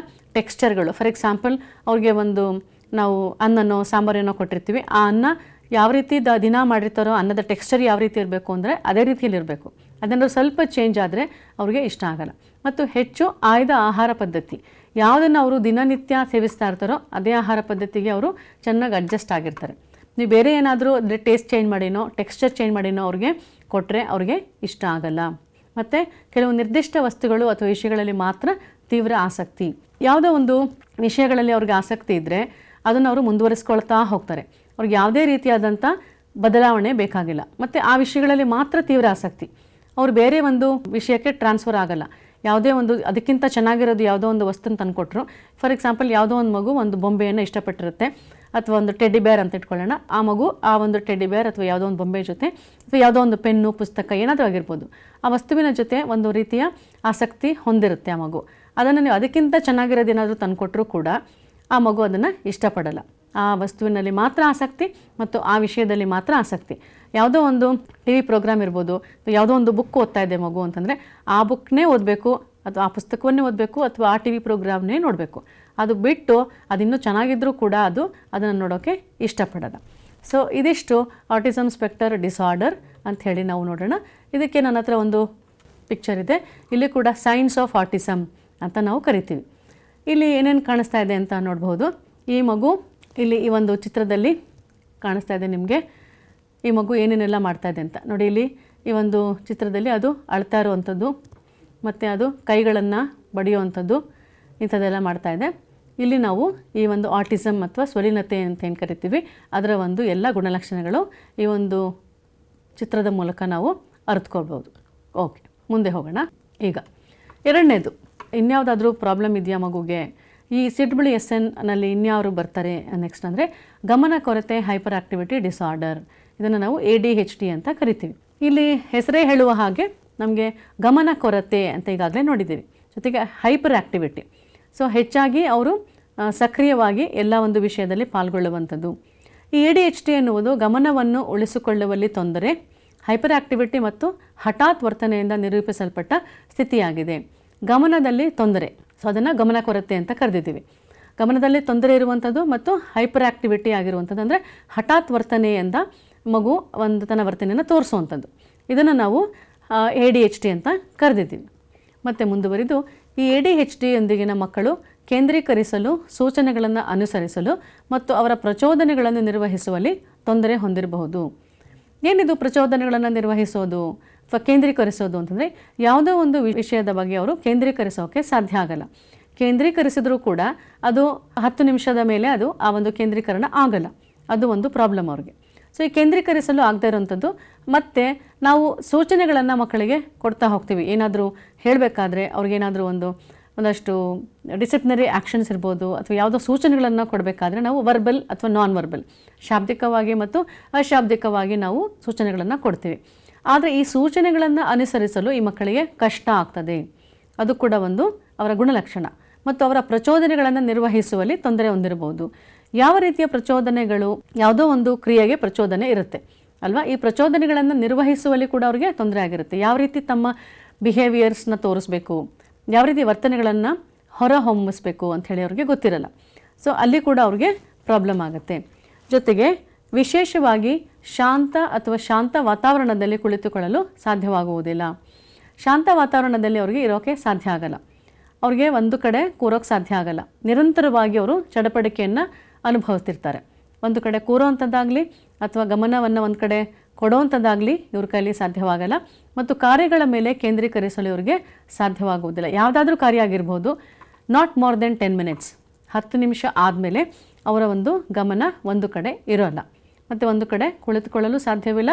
ಯಾವುದೋ ಒಂದು ವಿಷಯದ ಬಗ್ಗೆ ಅಥವಾ ಯಾವುದೋ ಒಂದು ಚಟುವಟಿಕೆಯ ಮೇಲೆ ಅವರು ಹೆಚ್ಚು ಕೇಂದ್ರೀಕರಿಸಲು ಸಾಧ್ಯವಾಗಲ್ಲ. ಅವರ ಅಟೆನ್ಷನ್ ಏನಿರುತ್ತೆ ಅದನ್ನು ಕೇಂದ್ರೀಕರಿಸೋಕ್ಕೆ ಸಾಧ್ಯ ಆಗಲ್ಲ. ಹಲವಾರು ಕಾರ್ಯಕ್ರಮಗಳ ಮೇಲೆ ಅಥವಾ ಹಲವಾರು ಚಟುವಟಿಕೆಗಳ ಮೇಲೆ ಒಂದಾದ ನಂತರ ಇನ್ನೊಂದಕ್ಕೆ ಅವರು ಮೂವ್ ಆಗ್ತಾ ಇರ್ತಾರೆ. ಸೊ ಅದು ಒಂದು ಪ್ರಾಬ್ಲಮ್ ಆಗುತ್ತೆ. ಮತ್ತು ಅತಿಯಾದ ದೈಹಿಕ ಚಲನೆ. ಒಂದು ಮಗು ಒಂದು ಕಡೆ ಕೂರಲ್ಲ ಅಂತ ನಾವು ಈಗಾಗಲೇ ನೋಡಿರ್ತೀವಿ. ಎಷ್ಟೋ ಜನಕ್ಕೆ ಇದು ಒಂದು ಡಿಸಾರ್ಡರ್ ಅಂತ ಗೊತ್ತಿರಲ್ಲ. ಏನು ಗಮನ ಕೊರತೆ ಹೈಪರ್ ಆಕ್ಟಿವಿಟಿ ಡಿಸಾರ್ಡರ್ ಅಂದರೆ ಮಗು ಒಂದು ಕಡೆ ಕೂರದೇ ಇರುವಂಥದ್ದು. ಅವರು ಅದನ್ನು ಸರಿಯಾಗಿ ಅರ್ಥ ಮಾಡ್ಕೊಳ್ಳೋದೇನೆ ಮಗು ಬಹಳ ಆ್ಯಕ್ಟಿವ್, ನನ್ನ ಮಗು ಬಹಳ ಆ್ಯಕ್ಟಿವ್, ಒಂದು ಕಡೆ ಕೂಡಲ್ಲ, ಒಂದು ಕಡೆ ಇರಲ್ಲ, ತುಂಬ ಆ್ಯಕ್ಟಿವ್ ಅಂತ ಹೇಳಿ ಅದನ್ನು ಸರಿಯಾದ ರೀತಿಯಲ್ಲಿ ಅರ್ಥ ಮಾಡ್ಕೊಳ್ಳದೆ ಇಂಥ ಮಾತುಗಳನ್ನು ಹೇಳ್ತಾ ಇರ್ತಾರೆ. ಸೊ ಮಗು ಒಂದು ಕಡೆ ಫೋಕಸ್ ಮಾಡಲಿಲ್ಲ ಅಂತಂದರೆ ಯಾವುದೋ ಒಂದು ಆ್ಯಕ್ಟಿವಿಟಿ ಮೇಲೆ 10 ನಿಮಿಷದವರೆಗೂ ಅಥವಾ 10 ನಿಮಿಷ ಆಗಿದ ತಕ್ಷಣ ಅವರು ಅದಕ್ಕೆ ಡಿಸ್ಟರ್ಬ್ ಆದರು ಅಂದರೆ ಅದಕ್ಕೆ ಆ ಮಗುಗೆ ಈ ಒಂದು ಪ್ರಾಬ್ಲಮ್ ಇದೆ ಅಂತ ಅರ್ಥ. ಸೊ ಅತಿಯಾದ ದೈಹಿಕ ಚಲನೆ, ಅವ್ರು ಒಂದು ಕಡೆ ಕೂರಲ್ಲ, ತುಂಬ ಓಡಾಡ್ತಿರ್ತಾರೆ ಆಯಿತಾ, ತುಂಬ ಡಿಸ್ಟರ್ಬ್ ಮಾಡ್ತಾ ಇರ್ತಾರೆ ಎಲ್ಲರಿಗೂ, ಅದನ್ನು ನಾವಿಲ್ಲಿ ಕಾಣ್ತೀವಿ. ಮತ್ತು ಅತಿಯಾದ ಮಾತು, ತುಂಬ ಮಾತನಾಡ್ತಾರೆ, ಕುಳಿತುಕೊಳ್ಳೋದು ಇಲ್ಲ ಮತ್ತು ಕಡಿಮೆ ಮಾತಾಡೋದು ಇಲ್ಲ, ತುಂಬ ಮಾತಾಡೋವಂಥದ್ದು. ಮತ್ತು ಅವರ ಸರದಿಗಾಗಿ ಕಾಯಲು ಸಾಧ್ಯವಾಗಲ್ಲ. ಅವ್ರಿಗೆ ಹೇಳಿರ್ತೀವಿ ನಾವು, ನಿನ್ನ ಸರದಿ ಇಲ್ಲಿಗೆ ಬಂದ ಮೇಲೆ ನಿನಗೆ ಬುಕ್ ಸಿಗೋವಂಥದ್ದು ಅಥವಾ ನಿನಗೆ ಊಟ ಸಿಗೋವಂಥದ್ದು, ನಿನ್ನ ಸರದಿಗಾಗಿ ನೀನು ಕಾಯಬೇಕು, ಕ್ಯೂನಲ್ಲಿ ನಿಲ್ತ್ಕೋಬೇಕು ಅಂತೆಲ್ಲ, ಅಂಥ ಒಂದು ಕೆಲಸ ಅವರಿಗೆ ಸಾಧ್ಯವಾಗಲ್ಲ. ಮತ್ತು ಯೋಚಿಸದೇ ವರ್ತಿಸುತ್ತಾರೆ, ಅದನ್ನು ಇಂಪಲ್ಸಿವ್ ಬಿಹೇವಿಯರ್ ಅಂತ ಕರಿತೀವಿ. ಹಠಾತ್ ಆಗಿ ಅವರು ಒಂದು ವರ್ತನೆಯನ್ನು ತೋರಿಸುವಂಥದ್ದು, ಯೋಚನೆ ಮಾಡಲ್ಲ, ಯೋಚಿಸದೇ ಅವರು ವರ್ತಿಸ್ತಾ ಇರುವಂಥದ್ದು. ಮತ್ತು ಸಂಭಾಷಣೆಗಳನ್ನು ಅಡ್ಡಿಪಡಿಸುವಂಥದ್ದು. ಸೊ ಯಾರು ಮಾತಾಡ್ತಿದ್ರೆ ಮಧ್ಯದಲ್ಲಿ ಮಾತಾಡೋದು ಅಥವಾ ಅತಿಯಾಗಿ ಮಾತಾಡೋದು ಇಂಥದ್ದೆಲ್ಲ ಅವರು ಮಾಡ್ತಾರೆ. ಮತ್ತು ಮುಂದುವರಿದು ಮೂರನೇದು, ಇನ್ನೇನಪ್ಪ ಈ ಒಂದು ಸಮಸ್ಯೆಗಳಿರ್ತವೆ CWSN ಅಂದರೆ ಇನ್ಯಾರು ಇರ್ಬೋದು ಅಂತಂದರೆ ಬೌದ್ಧಿಕ ಅಸಾಮರ್ಥ್ಯಗಳು ಅಂತ ಕರಿತೀವಿ. ಅಂದರೆ ನಾವು ಇಂಟೆಲೆಕ್ಚುಯಲ್ ಡಿಸೆಬಿಲಿಟಿ ಅಂತ ಕರಿತೀವಿ, ಅದನ್ನು ID ಅಂತ ಕೂಡ ಕರಿತೀವಿ. ಸೊ ಈ ಬೌದ್ಧಿಕ ಅಸಾಮರ್ಥ್ಯಗಳು ಯಾವುದು? ಅಥವಾ ಬೌದ್ಧಿಕ ಕಾರ್ಯನಿರ್ವಹಣೆ ಮತ್ತು ಹೊಂದಾಣಿಕೆ ನಡವಳಿಕೆಗಳಲ್ಲಿ ಮಿತಿಗಳನ್ನು ಒಳಗೊಂಡಿರುವಂಥದ್ದು. ಬೌದ್ಧಿಕ ಕಾರ್ಯನಿರ್ವಹಣೆ ಅಂದ್ರೇನು?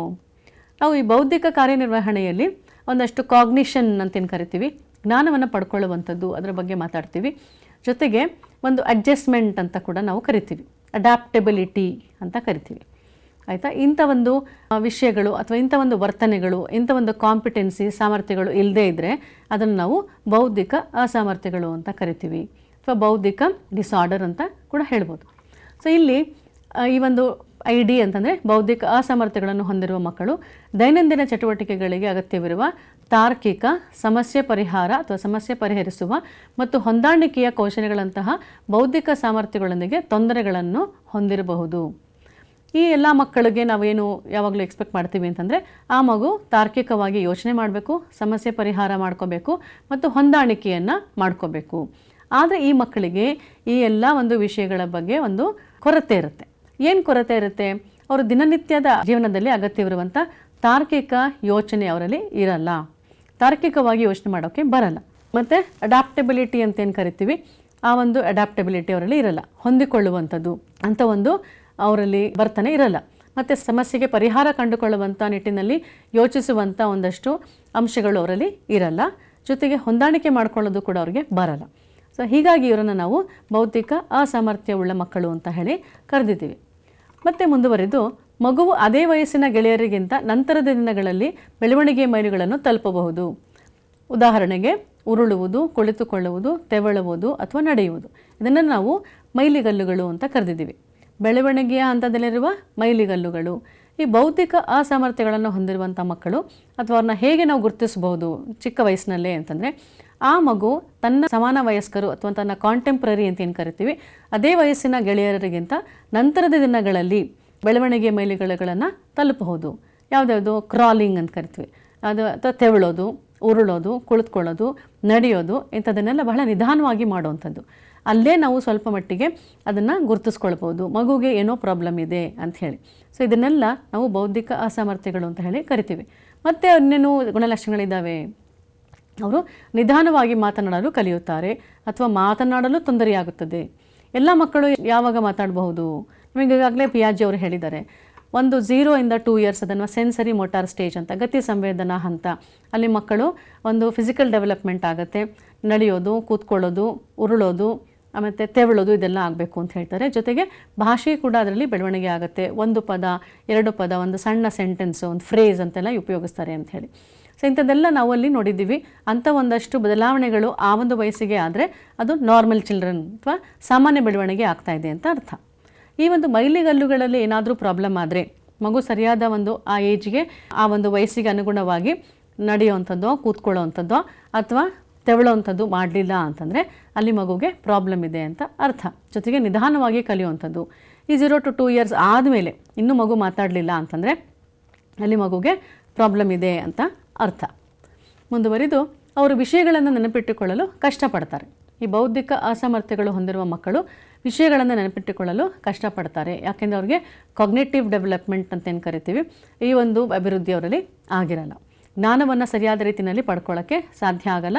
ಅದನ್ನು ವಿಶ್ಲೇಷಣೆ ಮಾಡಲು, ಪ್ರಕ್ರಿಯೆಗೊಳಿಸಲು ಕೂಡ ಅವ್ರಿಗೆ ಸಾಧ್ಯ ಆಗಿರಲ್ಲ. ಅದನ್ನು ಪ್ರಕ್ರಿಯೆಗೊಳಿಸುವಂಥದ್ದು, ಅದನ್ನು ಅಬ್ಸಾರ್ವ್ ಮಾಡಿಕೊಳ್ಳುವಂಥದ್ದು, ಹೀರಿಕೊಳ್ಳುವಂಥದ್ದು ಮತ್ತು ಅದನ್ನು ರಿಟೈನ್ ಮಾಡುವಂಥ ಒಂದು ಕೆಲಸ ಅವರಲ್ಲಿ ಮಾಡೋಕ್ಕಾಗಲ್ಲ. ಅಂಥದ್ದೊಂದು ಕಾಂಪಿಟೆನ್ಸೀಸ್ ಅವರಲ್ಲಿ ಇರಲ್ಲ. ಮತ್ತು ಸಾಮಾಜಿಕ ನಿಯಮಗಳನ್ನು ಅರ್ಥ ಮಾಡಿಕೊಳ್ಳಲು ಅವರಿಗೆ ತೊಂದರೆ ಇದೆ. ಏನೇನು ಸಾಮಾಜಿಕ ನಿಯಮಗಳು? ನಾವು ಮಕ್ಕಳಿಗೆ ಒಂದಷ್ಟು ನಿಯಮಗಳನ್ನು ಹೇಳ್ಕೊಡ್ತೇವೆ ಅಲ್ವಾ? ನೀನು ಯಾವ ರೀತಿ ಇರಬೇಕು, ಸಮಾಜದಲ್ಲಿ ಯಾವ ರೀತಿ ಬದುಕಬೇಕು, ಯಾರ ಜೊತೆ ಯಾವ ರೀತಿ ಬಿಹೇವ್ ಮಾಡಬೇಕು ಅಂತೆಲ್ಲ ಹೇಳ್ಕೊಟ್ಟಿರ್ತೀವಿ. ಇಂಥ ಸಾಮಾಜಿಕ ಪಾಲನೆಗಳನ್ನು ಅವರಿಗೆ ಅರ್ಥ ಮಾಡ್ಕೊಳ್ಳೋಕ್ಕೆ ತೊಂದರೆ ಆಗುತ್ತೆ. ಜೊತೆಗೆ ಅವರ ಕ್ರಿಯೆಗಳ ಫಲಿತಾಂಶಗಳನ್ನು ನೋಡಲು ಅವರಿಗೆ ತೊಂದರೆ ಇದೆ. ತಾನೇನು ಮಾಡ್ತಿದ್ದೀನಿ, ಅವರ ಫಲಿತಾಂಶಗಳು ಯಾವುದೋ ಒಂದು ಆ್ಯಕ್ಟಿವಿಟಿ ಮಾಡಿದಾಗ ಏನಾಗ್ಬೋದು, ಅದರ ಒಂದು ಎಫೆಕ್ಟ್ ಏನಾಗ್ಬೋದು, ಕಾಸ್ ಆ್ಯಂಡ್ ಎಫೆಕ್ಟ್ ರಿಲೇಷನ್ಶಿಪ್ ಅವ್ರಿಗೆ ಗೊತ್ತಿರಲ್ಲ. ನಾನು ಹೀಗೆ ಮಾಡಿದ್ರೆ ಏನಾಗ್ಬೋದು, ನಾನು ಹೀಗೆ ಮಾಡಿದ್ರೆ ಏನಾಗುತ್ತೆ ಅನ್ನೋ ಒಂದು ಪರಿಕಲ್ಪನೆ ಅವರಲ್ಲಿ ಇರಲ್ಲ. ಮತ್ತು ಅವರು ಸಮಸ್ಯೆಗಳನ್ನು ಪರಿಹರಿಸುವಲ್ಲಿ ತೊಂದರೆ ಹೊಂದಿರ್ತಾರೆ. ಯಾವುದೋ ಒಂದು ಸಮಸ್ಯೆಗೆ ಪರಿಹಾರ ಮಾಡುವಂಥದ್ದು ನಾವು ಎಲ್ಲ ಮಕ್ಕಳು ಮಾಡ್ತಾ ಇರ್ತಾರೆ. ಆದರೆ ಈ ಮಕ್ಕಳಿಗೆ ಈ ಒಂದು ನಿಟ್ಟಿನಲ್ಲಿ ಸಮಸ್ಯೆಯನ್ನು ಅವರು ಅನುಭವಿಸ್ತಾ ಇರ್ತಾರೆ. ಮತ್ತು IQ ಪರೀಕ್ಷೆಗಳಲ್ಲಿ ಸರಾಸರಿಗಿಂತ ಕಡಿಮೆ ಅಂಕಗಳು ಬಂದಿರುತ್ತೆ. IQ ಪರೀಕ್ಷೆಗಳು ಅಂದರೆ IQ ಅಂದರೆ ಇಂಟೆಲಿಜೆನ್ಸ್ ಕೋಶೆಂಟ್ ಅಂತ ಕರೆದಿದ್ದೀವಿ, ಬುದ್ಧಿಮತ್ತೆ. ಏನಿರಬೇಕು, ಎಷ್ಟಿರಬೇಕು ಅಂತೆಲ್ಲ ಈಗಾಗಲೇ ನಮ್ಗೆ ಗೊತ್ತಿದೆ. ನಾರ್ಮಲ್ ಚಿಲ್ಡ್ರನ್ ಅಂದರೆ ಎಷ್ಟಿರಬೇಕು ಅಂತ. ಸೊ ಈ ಮಕ್ಕಳಿಗೆ IQ ಪರೀಕ್ಷೆಗಳಲ್ಲಿ ಸರಾಸರಿಗಿಂತ ಕಡಿಮೆ ಅಂಕಗಳು ಬರುತ್ತೆ. ಮತ್ತು ಪರಿಣಾಮಗಳೊಂದಿಗೆ ಕ್ರಿಯೆಯನ್ನು ಸಂಪರ್ಕಿಸಲು ಅಸಮರ್ಥತೆ ಮತ್ತು ಸಮಸ್ಯೆ ಪರಿಹರಿಸುವ ಅಥವಾ ತಾರ್ಕಿಕ ಚಿಂತನೆಯೊಂದಿಗೆ ತೊಂದರೆ ಉಂಟಾಗಿರುವಂಥದ್ದು. ಈ ಒಂದು ತಾರ್ಕಿಕ ಚಿಂತನೆಯಲ್ಲಿ ಕೂಡ ಇವರು ಬಹಳ ಸಮಸ್ಯೆಯನ್ನು ಹೊಂದಿರ್ತಾರೆ. ಜೊತೆಗೆ IQ ಪರೀಕ್ಷೆಗಳಲ್ಲಿ ಅವರ ಒಂದು ಸರಾಸರಿಗಿಂತ ಕಡಿಮೆ ಅಂಕಗಳು ಅವರಿಗೆ ಸಿಗ್ತದೆ. ಜೊತೆಗೆ ಪರಿಣಾಮಗಳೊಂದಿಗೆ ಕ್ರಿಯೆಗಳನ್ನು ಸಂಪರ್ಕಿಸಲು ಅಸಮರ್ಥತೆ ಇರುತ್ತೆ. ಯಾವ ರೀತಿ ಪರಿಣಾಮ ಬರುತ್ತೆ ಈ ಒಂದು ಕ್ರಿಯೆಯನ್ನು ಮಾಡಿದಾಗ ಅಂತ ಈಗಾಗಲೇ ಹೇಳಿದ್ದೀನಿ. ಆ ಒಂದು ವಿಷಯದಲ್ಲಿ ಕೂಡ ಇವರು ಸಮಸ್ಯೆಗಳನ್ನು ಅನುಭವಿಸ್ತಾ ಇರ್ತಾರೆ. ಮತ್ತು ಶಾಲೆಯಲ್ಲಿ ಕಲಿಕೆಯಲ್ಲಿ ತೊಂದರೆ. ಯಾಕೆ ಇವರು ಶಾಲೆಯಲ್ಲಿ ಕಲಿಯೋಕ್ಕೆ ತೊಂದರೆ ಉಂಟು ಮಾಡ್ಕೊಳ್ತಾರೆ ಅಂತಂದರೆ ಅವರಿಗೆ ಒಂದು ಸರಿಯಾದ ರೀತಿಯಲ್ಲಿ ಅರ್ಥ ಆಗಲ್ಲ. ಯಾವುದೇ ಒಂದು ರೀತಿಯ ಈ ಒಂದು ಸಾಮರ್ಥ್ಯಗಳೇನಿದ್ದಾವೆ ಆ ಸಾಮರ್ಥ್ಯಗಳು ಇವರಲ್ಲಿ ಇರೋದಿಲ್ಲ. ಅರ್ಥ ಮಾಡ್ಕೊಳ್ಳೋದಕ್ಕೋಸ್ಕರ ಇರುವಂಥ ಇಂಟೆಲಿಜೆನ್ಸ್ ಇರ್ಬೋದು, ಮತ್ತು ಅಲ್ಲಿ ಬೇಕಾದಂಥ ಒಂದಷ್ಟು ಬೇರೆ ಬೇರೆ ಕಾಂಪಿಟೆನ್ಸೀಸ್ ಏನಿರುತ್ತೆ ಅದು ಅವರಲ್ಲಿ ಇಲ್ಲದೆ ಇರ್ಬೋದು. ಮತ್ತು ಅವರಲ್ಲಿ ಇನ್ನೇನು ಗುಣಲಕ್ಷಣಗಳನ್ನು ಕಾಣ್ತೀವಿ ಅಂತಂದರೆ ಬಟ್ಟೆ ಧರಿಸುವುದು ಅಥವಾ ಸಹಾಯವಿಲ್ಲದೆ ವಿಶ್ರಾಂತಿ ಕೊಠಡಿಗಳನ್ನು ಬಳಸುವುದು ಮುಂತಾದ ದೈನಂದಿನ ಕಾರ್ಯಗಳನ್ನು ಮಾಡಲು ಕೂಡ ಅಸಮರ್ಥತೆ ಇರುತ್ತೆ ಇವರಲ್ಲಿ. ಸೊ ಅವರೇ ಬಟ್ಟೆ ಧರಿಸ್ಕೊಳ್ಳುವಂಥದ್ದು, ಯಾರ ಸಹಾಯವೂ ಇಲ್ಲದೆ ವಿಶ್ರಾಂತಿ ಕೊಠಡಿಯನ್ನು ಬಳಸುವಂಥದ್ದು ಮತ್ತು ಮುಂತಾದ ದೈನಂದಿನ ಕಾರ್ಯಗಳನ್ನು ಮಾಡಲು ಅವರಿಗೆ ಅಸಮರ್ಥತೆ ಇರುತ್ತೆ. ಸೊ ಈ ಒಂದು ನಾರ್ಮಲ್ ಚಿಲ್ಡ್ರನ್ ಅಂತ ಏನು ಕರಿತೀವಿ, ಸಾಮಾನ್ಯ ಮಕ್ಕಳು ಏನು ಮಾಡ್ತಾರೆ, ಅವರ ಬಟ್ಟೆಯನ್ನು ಅವ್ರು ಧರಿಸ್ಕೊಳ್ತಾರೆ. ನಾವು ಮಗುವಿನ ಬೆಳವಣಿಗೆ ಅಥವಾ ವಿಕಾಸ ಅದರಲ್ಲಿ ನಾವು ನೋಡಿದಾಗ ಯಾವ ಹಂತದಲ್ಲಿ ಯಾವ್ಯಾವ ಮೈಲಿಗಲ್ಲುಗಳನ್ನು ಇಲ್ಲಿ ಈಡೇರಿಸ್ಕೊಂಡಿರ್ತಾರೆ ಅಥವಾ ಸಾಧಿಸಿರ್ತಾರೆ ಅಂತ ನೋಡಬೇಕಾಗತ್ತೆ. ಅಲ್ಲಿ ಈ ಮಕ್ಕಳು ನಾವು 0 to 2 years ಅಥವಾ 2 to 7 years ಅಂತೆಲ್ಲ ಪಿಯಾಜೆ ಅವರು ಹೇಳೋದನ್ನು ನಾವು ಅನಲೈಸ್ ಮಾಡಿದಾಗ ಈ ಒಂದು ಸಮಯದಲ್ಲಿ ಒಂದು ಬಾಲ್ಯ ಹಂತ ಅಂತ ಏನು ಕರಿತೀವಿ, ಅಲ್ಲಿಯ ಮಕ್ಕಳು ಬಟ್ಟೆ ಧರಿಸುವುದು, ತಾನೇ ಬಟ್ಟೆ ಧರಿಸುವಂಥದ್ದು, ಸ್ವಯಂ ಸಹಾಯವನ್ನು ನಾವಿಲ್ಲಿ ನೋಡ್ತೀವಿ. ಅವ್ರಿಗವರೇ ಸಹಾಯ ಮಾಡಿಕೊಳ್ಳುವಂಥದ್ದು, ಬಟ್ಟೆ ಧರಿಸ್ಕೊಳ್ಳುವಂಥದ್ದು, ತಲೆ ಬಾಚ್ಕೊಳ್ಳುವಂಥದ್ದು, ಹಲ್ಲುಜ್ಜುವಂಥದ್ದು ಆಯಿತಾ. ಮತ್ತು ಜೊತೆಗೆ ಶೂಲೆಸ್ ಕಟ್ಕೊಂಡು ಸ್ಕೂಲ್ಗೆ ರೆಡಿ ಆಗುವಂಥದ್ದು, ಅವ್ರ ಬ್ಯಾಗ್ ಅವ್ರು ತೊಗೊಳ್ಳುವಂಥದ್ದು, ಲಂಚ್ ಬಾಕ್ಸ್ ತೊಗೊಳ್ಳುವಂಥದ್ದು, ಮತ್ತು ಸ್ಕೂಲ್ಗೆ ಹೋದ್ಮೇಲೆ ಅವ್ರ ಶಾಲೆಯ ಒಂದು ತರಗತಿಗೆ ಹೋಗುವಂಥದ್ದು, ಅವರಿಗೆ ಒಂದು ಮೀಸಲಿಟ್ಟ ಜಾಗದಲ್ಲಿ ಕೂತ್ಕೊಳ್ಳುವಂಥದ್ದು, ಹೀಗೆ ಇಂಥದ್ದೊಂದಷ್ಟು ವಿಷಯಗಳನ್ನು ಅಥವಾ ವರ್ತನೆಗಳನ್ನು ಅವರಾಗವರೇ ಮಾಡ್ಕೋಬೇಕಾಗತ್ತೆ. ಆದರೆ ಈ ಮಕ್ಕಳು ಬೌದ್ಧಿಕ ಅಸಾಮರ್ಥ್ಯದಿಂದ ಬಳಲ್ತಿರುವ ಮಕ್ಕಳು ಈ ಕೆಲಸಗಳನ್ನು ಮಾಡ್ಕೊಳ್ಳೋಕ್ಕೆ ಸಾಧ್ಯ ಆಗಲ್ಲ. ಮತ್ತು ಅವರ ಒಂದು IQ ಎಷ್ಟಪ್ಪ ಇರಬೇಕು, ನಾನು ಈಗಾಗಲೇ ಹೇಳಿದೆ ಸರಾಸರಿಗಿಂತ ಕಡಿಮೆ ಇರುತ್ತೆ ಅಂತಂದೆ. 20ಕ್ಕಿಂತ ಕಡಿಮೆನೂ ಕೂಡ ಇರಬಹುದು. ಈ ಒಂದು ರೇಂಜ್ ಏನಿರುತ್ತೆ 20ರಿಂದ 70ರ ನಡುವೆ ಅವರ ಒಂದು IQ ಇರುತ್ತೆ. ಸೊ ಇವರನ್ನು ನಾವು ಬೌದ್ಧಿಕ ಅಸಾಮರ್ಥ್ಯವುಳ್ಳ ಮಕ್ಕಳು ಅಂತ ಹೇಳಿ ಕರೆದಿದ್ದೀವಿ. ನಂತರ ಕಲಿಕೆಯಲ್ಲಿ ಅಸಮರ್ಥತೆಗಳು, ಇವರನ್ನು ನಾವು ಲರ್ನಿಂಗ್ ಡಿಸಬಿಲಿಟೀಸ್ ಅಂತ ಕರಿತೀವಿ. ಯಾರು ಈ ಲರ್ನಿಂಗ್ ಡಿಸಬಿಲಿಟಿ ಹೊಂದಿರುವಂಥ ಮಕ್ಕಳು, ಯಾರನ್ನ ನಾವು ಕಲಿಕೆಯಲ್ಲಿ ಅಸಮರ್ಥತೆಯುಳ್ಳ ಮಕ್ಕಳು ಅಂತ ಕರಿತೀವಿ ಅಂತ ಹೇಳಿ ನೋಡೋಣ. ಕಲಿಕೆಯಲ್ಲಿ ಅಸಮರ್ಥತೆಗಳು ನಿರ್ದಿಷ್ಟ ಶೈಕ್ಷಣಿಕ ಕೌಶಲ್ಯಗಳನ್ನು ಪಡೆದುಕೊಳ್ಳುವಲ್ಲಿ ಮತ್ತು ಅನ್ವಯಿಸುವಲ್ಲಿನ ತೊಂದರೆಗಳನ್ನು ಉಲ್ಲೇಖಿಸುತ್ತದೆ. ಲರ್ನಿಂಗ್ ಡಿಸಬಿಲಿಟಿ ಅಂದ್ರೇನು, ಕಲಿಕೆಯಲ್ಲಿ ಅಸಮರ್ಥತೆಗಳು ಅಂದರೆ ನಿರ್ದಿಷ್ಟ ಶೈಕ್ಷಣಿಕ ಕೌಶಲ್ಯಗಳನ್ನು ಪಡೆದುಕೊಳ್ಳುವಲ್ಲಿ. ನಾವೀಗಾಗಲೇ ಡಿಸೈಡ್ ಮಾಡಿರ್ತೀವಿ ಈ ಒಂದು ಮಗು, ಈ ಒಂದು ಪ್ರೈಮರಿ ಹಂತದ ಮಗು, 2ನೇ ಕ್ಲಾಸ್ ಮಗು, 3ನೇ ಕ್ಲಾಸ್ ಮಗು, ಹೀಗೆ ಯಾವ್ಯಾವ ಹಂತದಲ್ಲಿ ಯಾವ್ಯಾವ ಕೌಶಲ್ಯಗಳನ್ನು ಪಡೆದುಕೊಂಡಿರ್ತಾರೆ ಅಂಥೇಳಿ ನಮಗೀಗಾಗಲೇ ಗೊತ್ತಿದೆ. ಆ ಒಂದು ನಿರ್ದಿಷ್ಟ ಶೈಕ್ಷಣಿಕ ಕೌಶಲ್ಯಗಳನ್ನು ಪಡೆದುಕೊಳ್ಳುವಲ್ಲಿ ಅವ್ರಿಗೇನಾದರೂ ತೊಂದರೆ ಆದಾಗ ನಾವು ಅವ್ರನ್ನ ಕಲಿಕೆಯಲ್ಲಿ ಅಸಮರ್ಥತೆಯನ್ನು ಹೊಂದಿರುವಂಥ ಮಕ್ಕಳು ಅಥವಾ ಕಲಿಕೆಯಲ್ಲಿ ಸಮಸ್ಯೆಯನ್ನು ಹೊಂದಿರುವಂಥ ಮಕ್ಕಳು ಅಂಥೇಳಿ ನಾವು ಹೇಳ್ತೇವೆ. ಮತ್ತು ಜೊತೆಗೆ ಅವರು ಈ ಒಂದು ಕೌಶಲ್ಯಗಳನ್ನು ಪಡೆದುಕೊಂಡು ಅದನ್ನು ಅನ್ವಯಿಸುವಲ್ಲಿ ಕೂಡ ತೊಂದರೆಗಳಿದ್ದರೆ ಅದನ್ನು ನಾವು ಕಲಿಕೆಯಲ್ಲಿ ಅಸಮರ್ಥತೆ ಅಂತ ಕರಿತೀವಿ. ಇದನ್ನು ನಾವು LD ಅಂತ ಕರಿತೀವಿ. LD ಅಂದ್ರೇನು, ಲರ್ನಿಂಗ್ ಡಿಸಬಿಲಿಟೀಸ್, ಕಲಿಕೆಯಲ್ಲಿನ ಅಸಮರ್ಥತೆಗಳು ಅಂತ ಕರಿತೀವಿ. ಈ LDಯೊಂದಿಗಿನ ಮಕ್ಕಳು ಸರಾಸರಿ ಅಥವಾ ಸರಾಸರಿಗಿಂತ ಹೆಚ್ಚಿನ ಬುದ್ಧಿವಂತಿಕೆಯನ್ನು ಹೊಂದಿದ್ದರೂ ಸಹ ಓದುವಿಕೆ, ಬರವಣಿಗೆ, ಗಣಿತ ಅಥವಾ ಕಲಿಕೆಯ ಇತರ ನಿರ್ದಿಷ್ಟ ಕ್ಷೇತ್ರಗಳಲ್ಲಿ ತೊಂದರೆಗಳನ್ನು ಅನುಭವಿಸುತ್ತಿರಬಹುದು. ಸೊ ಇವ್ರಿಗೆ ಮೊದಲು ಅರ್ಥ ಮಾಡ್ಕೋಬೇಕು, ಸಮ್ ಟೈಮ್ಸ್ ಅವರಿಗೆ ಸರಾಸರಿ ಅಥವಾ ಸರಾಸರಿಗಿಂತ ಹೆಚ್ಚಿನ ಬುದ್ಧಿವಂತಿಕೆ ಇದ್ದರೂ ಕೂಡ ಅವರಿಗೆ ಓದುವುದು, ಬರೆಯುವುದು ಮತ್ತು ಗಣಿತ ಲೆಕ್ಕಗಳನ್ನು ಮಾಡುವುದು ಮತ್ತು ಇತರ ಕ್ಷೇತ್ರಗಳಲ್ಲಿ ಅವರು ತೊಂದರೆಯನ್ನು ಅನುಭವಿಸ್ತಿರ್ತಾರೆ. ಸೊ ಈಗ ನೋಡೋಣ ಯಾವ ರೀತಿಯ ಅಸಮರ್ಥತೆಗಳು ಇಲ್ಲಿ ನಾವು ಕಾಣಬಹುದು ಕಲಿಕೆಯ ಅಸಮರ್ಥತೆಯ ಅಡಿಯಲ್ಲಿ ಅಂತ. 5 ಸಾಮಾನ್ಯ ಕಲಿಕೆಯಲ್ಲಿ ಅಸಮರ್ಥತೆಗಳನ್ನು ಕಾಣ್ಬೋದು. ಈ ಸಾಮಾನ್ಯ ಅಸಮರ್ಥತೆಗಳು ಯಾವ್ದ್ಯಾವುದು ಅಂತಂದರೆ ಡಿಸ್ಲೆಕ್ಸಿಯಾ ಮೊದಲನೇದು, 2ನೇದು ADHD ಈಗಾಗಲೇ ಕಲ್ತ್ಕೊಂಡಿದ್ದೀವಿ, ಡಿಸ್ಕ್ಯಾಲ್ಕುಲಿಯಾ ಅನ್ನೋದು 3ನೇದು, ಡಿಸ್ಗ್ರಾಫಿಯಾ ಮತ್ತು ಡಿಸ್ಪ್ರಾಕ್ಸಿಯಾ. ಈ ಎಲ್ಲ ವಿಷಯಗಳನ್ನು ನಾವು ಇವತ್ತು ತಿಳ್ಕೊಂಡು ಇದರ ಗುಣಲಕ್ಷಣಗಳು ಯಾವ್ಯಾವುದು, ಯಾವ ರೀತಿಯ ಕಲಿಕೆಯ ಅಸಮರ್ಥತೆಗಳು ಇಲ್ಲಿ ಇರ್ತವೆ ಅಂಥೇಳಿ ನೋಡೋಣ. ಮೊದಲನೇದಾಗಿ ಡಿಸ್ಲೆಕ್ಸಿಯಾ. ಈ ಡಿಸ್ಲೆಕ್ಸಿಯಾ ಅಂದ್ರೇನು? ಡಿಸ್ಲೆಕ್ಸಿಯಾವು ಎಲ್ಲ ವಯಸ್ಸಿನ ಜನರ ಮೇಲೆ ಪರಿಣಾಮ ಬೀರುವ ಕಲಿಕೆಯ ಸಾಮರ್ಥ್ಯಗಳಲ್ಲಿ ಪ್ರಥಮ ಸ್ಥಾನದಲ್ಲಿದೆ. ಈ ಒಂದು ರೀತಿಯ ಅಸಮರ್ಥತೆಯನ್ನು ನಾವು ನೋಡೋಣ. ಒಂದು, ಇದು ವ್ಯಕ್ತಿಯ ಓದುವಿಕೆ ಮತ್ತು ಭಾಷಾ ಸಂಸ್ಕರಣಾ ಕೌಶಲ್ಯಗಳ ಮೇಲೆ ಪರಿಣಾಮ ಬೀರುತ್ತದೆ. ಆ ಒಂದು ಮಗು ಒಂದು ಓದುವಿಕೆಯಲ್ಲಿ ಬಹಳ ಸಮಸ್ಯೆಗಳನ್ನು ಕಾಣ್ತಾ ಇರುತ್ತೆ ಮತ್ತು ಭಾಷಾ ಸಂಸ್ಕರಣಾ ಕೌಶಲ್ಯಗಳ ಮೇಲೆ ಕೂಡ ಇದು ಪ್ರಭಾವವನ್ನು ಬೀರ್ತಾ ಇರುತ್ತೆ. ಜೊತೆಗೆ ತಡವಾದ ಮಾತು, ಸ್ಪೀಚ್ ಡಿಲೇಸ್ ಅಂತ ಕರಿತೀವಿ, ನಿಧಾನವಾಗಿ ಇದು ಮಾತನಾಡೋಕ್ಕೆ ಶುರು ಮಾಡುತ್ತೆ. ಇದಿಷ್ಟು ನಮ್ಮ ಈ ಒಂದು ಡಿಸ್ಲೆಕ್ಸಿಯಾ ಗುಣಲಕ್ಷಣಗಳು. ಮುಂದುವರೆದು ಹೊಸ ಶಬ್ದಕೋಶ ಅಥವಾ ಪ್ರಾಸಗಳನ್ನು ಕಲಿಯುವಲ್ಲಿ ತೊಂದರೆ. ಹೊಸ ಶಬ್ದಕೋಶ, ನಾವೊಂದು ಹೊಸ ಶಬ್ದವನ್ನು ನಾವು ಮಕ್ಕಳಿಗೆ ಹೇಳ್ಕೊಡ್ಬೇಕಾದ್ರೆ ಅದು ಇವರು ಸ್ವಲ್ಪ ಕಷ್ಟವನ್ನು ಅನುಭವಿಸ್ತಾರೆ ಮತ್ತು ಪ್ರಾಸಗಳನ್ನು ಕಲಿಯುವಲ್ಲಿ ತೊಂದರೆ. ರೈಮಿಂಗ್ ವರ್ಡ್ಸ್ ಇರ್ಬೋದು, ಪೋಯಮ್ಸ್ ಇರ್ಬೋದು, ಅದನ್ನು ಕಲಿಯೋಕ್ಕೂ ಕೂಡ ಇವ್ರಿಗೆ ತೊಂದರೆ ಆಗ್ತದೆ. ಮತ್ತು ಶ್ರವಣೇಂದ್ರಿಯ ಪ್ರಕ್ರಿಯೆ ಅಸ್ವಸ್ಥತೆ. ಡಿಸ್ಲೆಕ್ಸಿಯಾ ಯಾಕಾಗತ್ತೆ ಅಂತಂದರೆ ಅವರಲ್ಲಿ ಕೇಳಿಸ್ಕೊಳ್ಳುವಂಥ ಒಂದು ಅಂಗ ಇರ್ಬೋದು ಅಥವಾ ಒಂದು ಪ್ರಕ್ರಿಯೆ ಏನು ಅಲ್ಲಿ ನಡೀತಾ ಇಲ್ಲ ಸರಿಯಾಗಿ ಅಂತ ಕೂಡ ಹೇಳ್ಬೋದು. ಅದು ಒಂದು ರೀಸನ್ ಇರ್ಬೋದು. ಮತ್ತು ದೃಶ್ಯ ಸಂಸ್ಕರಣೆಯಲ್ಲಿ ಅಸ್ವಸ್ಥತೆಗಳನ್ನು ಹೊಂದಿರುವಾಗ ದಿಕ್ಕುಗಳನ್ನು ಅರ್ಥ ಮಾಡಿಕೊಳ್ಳುವಲ್ಲಿ ತೊಂದರೆ ಉಂಟಾಗಬಹುದು. ಕಾಗುಣಿತ, ಓದುವ ಗ್ರಹಿಕೆ ಮೇಲೆ ಕೂಡ ಪರಿಣಾಮ ಬೀರುತ್ತೆ. ಈ ಡಿಸ್ಲೆಕ್ಸಿಯಾದಲ್ಲಿ ದೃಶ್ಯ ಸಂಸ್ಕರಣೆ ಮಾಡೋದು ಕೂಡ ಒಂದು ಅಸ್ವಸ್ಥತೆ. ಯಾವ ರೀತಿ ನಾವು ದೃಶ್ಯವನ್ನು ನೋಡಿದಾಗ ಅದನ್ನು ಸಂಸ್ಕರಣೆ ಮಾಡಿ ಅದನ್ನು ಸರಿಯಾದ ರೀತಿಯಲ್ಲಿ ವಿಶ್ಲೇಷಣೆ ಮಾಡಿ ಅರ್ಥ ಮಾಡ್ಕೊಳ್ವಂಥದ್ದು ಇರಬೇಕಾಗತ್ತೆ. ಆದರೆ ಈ ಮಕ್ಕಳಲ್ಲಿ, ಡಿಸ್ಲೆಕ್ಸಿಯಾ ಹೊಂದಿರುವ ಮಕ್ಕಳಲ್ಲಿ ಈ ಒಂದು ಕೆಪಾಸಿಟಿ ಅವರಲ್ಲಿ ಇರಲ್ಲ, ತೊಂದರೆ ಉಂಟಾಗ್ತಿರುತ್ತೆ. ಮತ್ತು ಕಾಗುಣಿತ ಮತ್ತು ಓದುವ ಗ್ರಹಿಕೆಯ ಮೇಲೆ ಪರಿಣಾಮ ಬೀರುತ್ತೆ. ಕಾಗುಣಿತ ಅವರಿಗೆ ಸರಿಯಾಗಿ ಗೊತ್ತಿರಲ್ಲ ಮತ್ತು ಗ್ರಹಿಕೆ ಕೂಡ ಇಲ್ಲಿ ಸರಿಯಾಗಿ ಆಗಲ್ಲ. ಓದುವುದನ್ನು ಅರ್ಥ ಮಾಡ್ಕೊಳ್ಳುವಂಥದ್ದು ಅದನ್ನು ಕೂಡ ಇರಲಿ ಸಾಧ್ಯವಾಗಲ್ಲ. ಮತ್ತು ನೆಕ್ಸ್ಟ್ ಡಿಸ್ಕ್ಯಾಲ್ಕುಲಿಯಾ, ಎರಡನೇದು. ಡಿಸ್ಕ್ಯಾಲ್ಕುಲಿಯಾದಲ್ಲಿ ಏನಾಗುತ್ತೆ? ಏನಿದು ಡಿಸ್ಕ್ಯಾಲ್ಕುಲಿಯಾ ಅಂದರೆ ಡಿಸ್ಕ್ಯಾಲ್ಕುಲಿಯಾ ಎನ್ನುವುದು ಕಲಿಕೆಯ ಅಸಾಮರ್ಥ್ಯವಾಗಿದ್ದು ಅದು ಗಣಿತ ಕೌಶಲ್ಯಗಳ ಮೇಲೆ ಪರಿಣಾಮ ಬೀರುತ್ತದೆ. ಕ್ಯಾಲ್ಕುಲಿಯಾ ಅಂದ್ರೆ ಗೊತ್ತಾಗುತ್ತೆ, ಕ್ಯಾಲ್ಕುಲೇಷನ್ಸ್ ಅಂತ. ಸೊ ಇದು ಯಾವುದೋ ಒಂದು ಗಣಿತ ವಿಷಯಕ್ಕೆ ಸಂಬಂಧಪಟ್ಟದ್ದು ಅಂತ ನಾವು ಅರ್ಥ ಮಾಡ್ಕೊಬೋದು. ಸೊ ಇಲ್ಲೇನಾಗುತ್ತೆ, ಕಲಿಕೆ ಅಸಾಮರ್ಥ್ಯ ಆಗಿರುತ್ತೆ, ಇದು ಗಣಿತ ಕೌಶಲ್ಯಗಳ ಮೇಲೆ ಪರಿಣಾಮ ಬೀರುತ್ತೆ. ಏನಿದು ಗಣಿತದ ಕೌಶಲ್ಯ ಅಂತಂದರೆ ಲೆಕ್ಕಾಚಾರ ಮಾಡುವಂಥದ್ದು, ಕೂಡುವುದು, ಕಳೆಯುವುದು, ವ್ಯವಕಲನ ಅಂತ ಕರಿತೀವಿ, ಮತ್ತು ಭಾಗಿಸುವುದು, ಮತ್ತು ಭಿನ್ನರಾಶಿಗಳನ್ನು ಅರ್ಥ ಮಾಡ್ಕೊಳ್ಳುವಂಥದ್ದು, ಈ ಒಂದು ಸಂಖ್ಯೆಗಳನ್ನು ಅರ್ಥ ಮಾಡ್ಕೊಳ್ಳುವಂಥದ್ದು, ಅಥವಾ ಇನ್ನೊಂದಷ್ಟು ಪರಿಕಲ್ಪನೆಗಳು, ಯಾವುದು ಗಣಿತದಕ್ಕೆ ಸಂಬಂಧಪಟ್ಟ ಪರಿಕಲ್ಪನೆಗಳನ್ನು ಅರ್ಥ ಮಾಡಿಕೊಳ್ಳಲು, ಅಂಕಗಣಿತದ ಲೆಕ್ಕಾಚಾರಗಳನ್ನು ನಿರ್ವಹಿಸಲು ಮತ್ತು ಗಣಿತದ ಸಮಸ್ಯೆಗಳನ್ನು ಪರಿಹರಿಸಲು ಒಬ್ಬ ವ್ಯಕ್ತಿಗೆ ಕಷ್ಟವಾಗಬಹುದು. ಸೊ ಅವನು ಈ ಒಂದು ಫಾರ್ಮುಲೆ ಅಂತೇನು ಕರಿತೀವಿ, ಈ ಒಂದು ಸೂತ್ರಗಳನ್ನು ಜ್ಞಾಪಕ ಇಟ್ಕೊಳ್ಳೋಕೆ ಬರದೇ ಇರ್ಬೋದು, ಅಥವಾ ಅದನ್ನು ಅನ್ವಯ ಮಾಡೋಕ್ಕೆ ಗೊತ್ತಿಲ್ಲದೆ ಇರ್ಬೋದು, ಮತ್ತು ಬೇಸಿಕ್ ಆಪರೇಷನ್ಸ್ ಅಂತೇನು ಕರಿತೀವಿ ಅದನ್ನು ಕೂಡ ಇವರಿಗೆ ಮಾಡೋಕ್ಕೆ ಆಗದೆ ಇರ್ಬೋದು. ಲೆಕ್ಕಾಚಾರಗಳನ್ನು ನಿರ್ವಹಿಸಲು ಇವರಿಗೆ ಸಾಧ್ಯವಾಗಲ್ಲ. ಅವ್ರನ್ನ ನಾವು ಡಿಸ್ಕ್ಯಾಲ್ಕುಲಿಕ್ ಚಿಲ್ಡ್ರನ್ ಅಂತ ಕರಿತೀವಿ.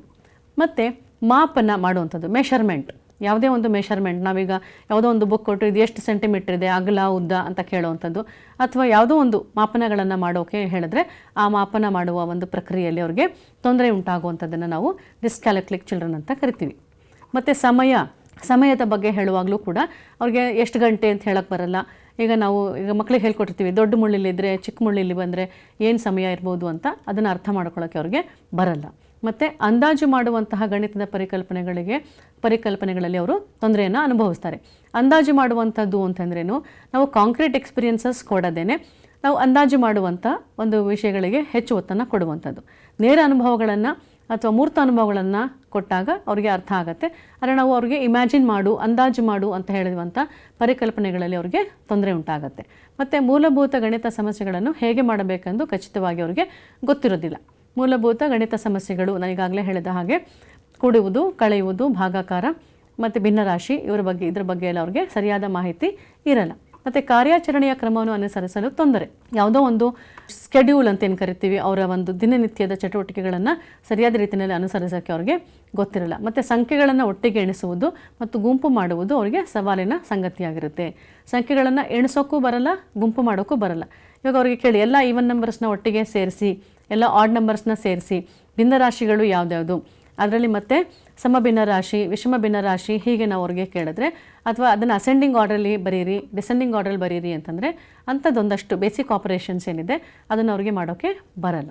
ಸೊ ಇದನ್ನು ನಾವು ಡಿಸ್ಕ್ಯಾಲ್ಕುಲಿಯಾ ಅಂತ ಕರಿತೀವಿ. ಸೊ ಮೂಲಭೂತವಾಗಿ ಮೂಲಭೂತ ಗಣಿತದ ಸಮಸ್ಯೆಗಳನ್ನು ಹೇಗೆ ಮಾಡಬೇಕೆಂದು ಅವ್ರಿಗೆ ಗೊತ್ತಿರಲ್ಲ.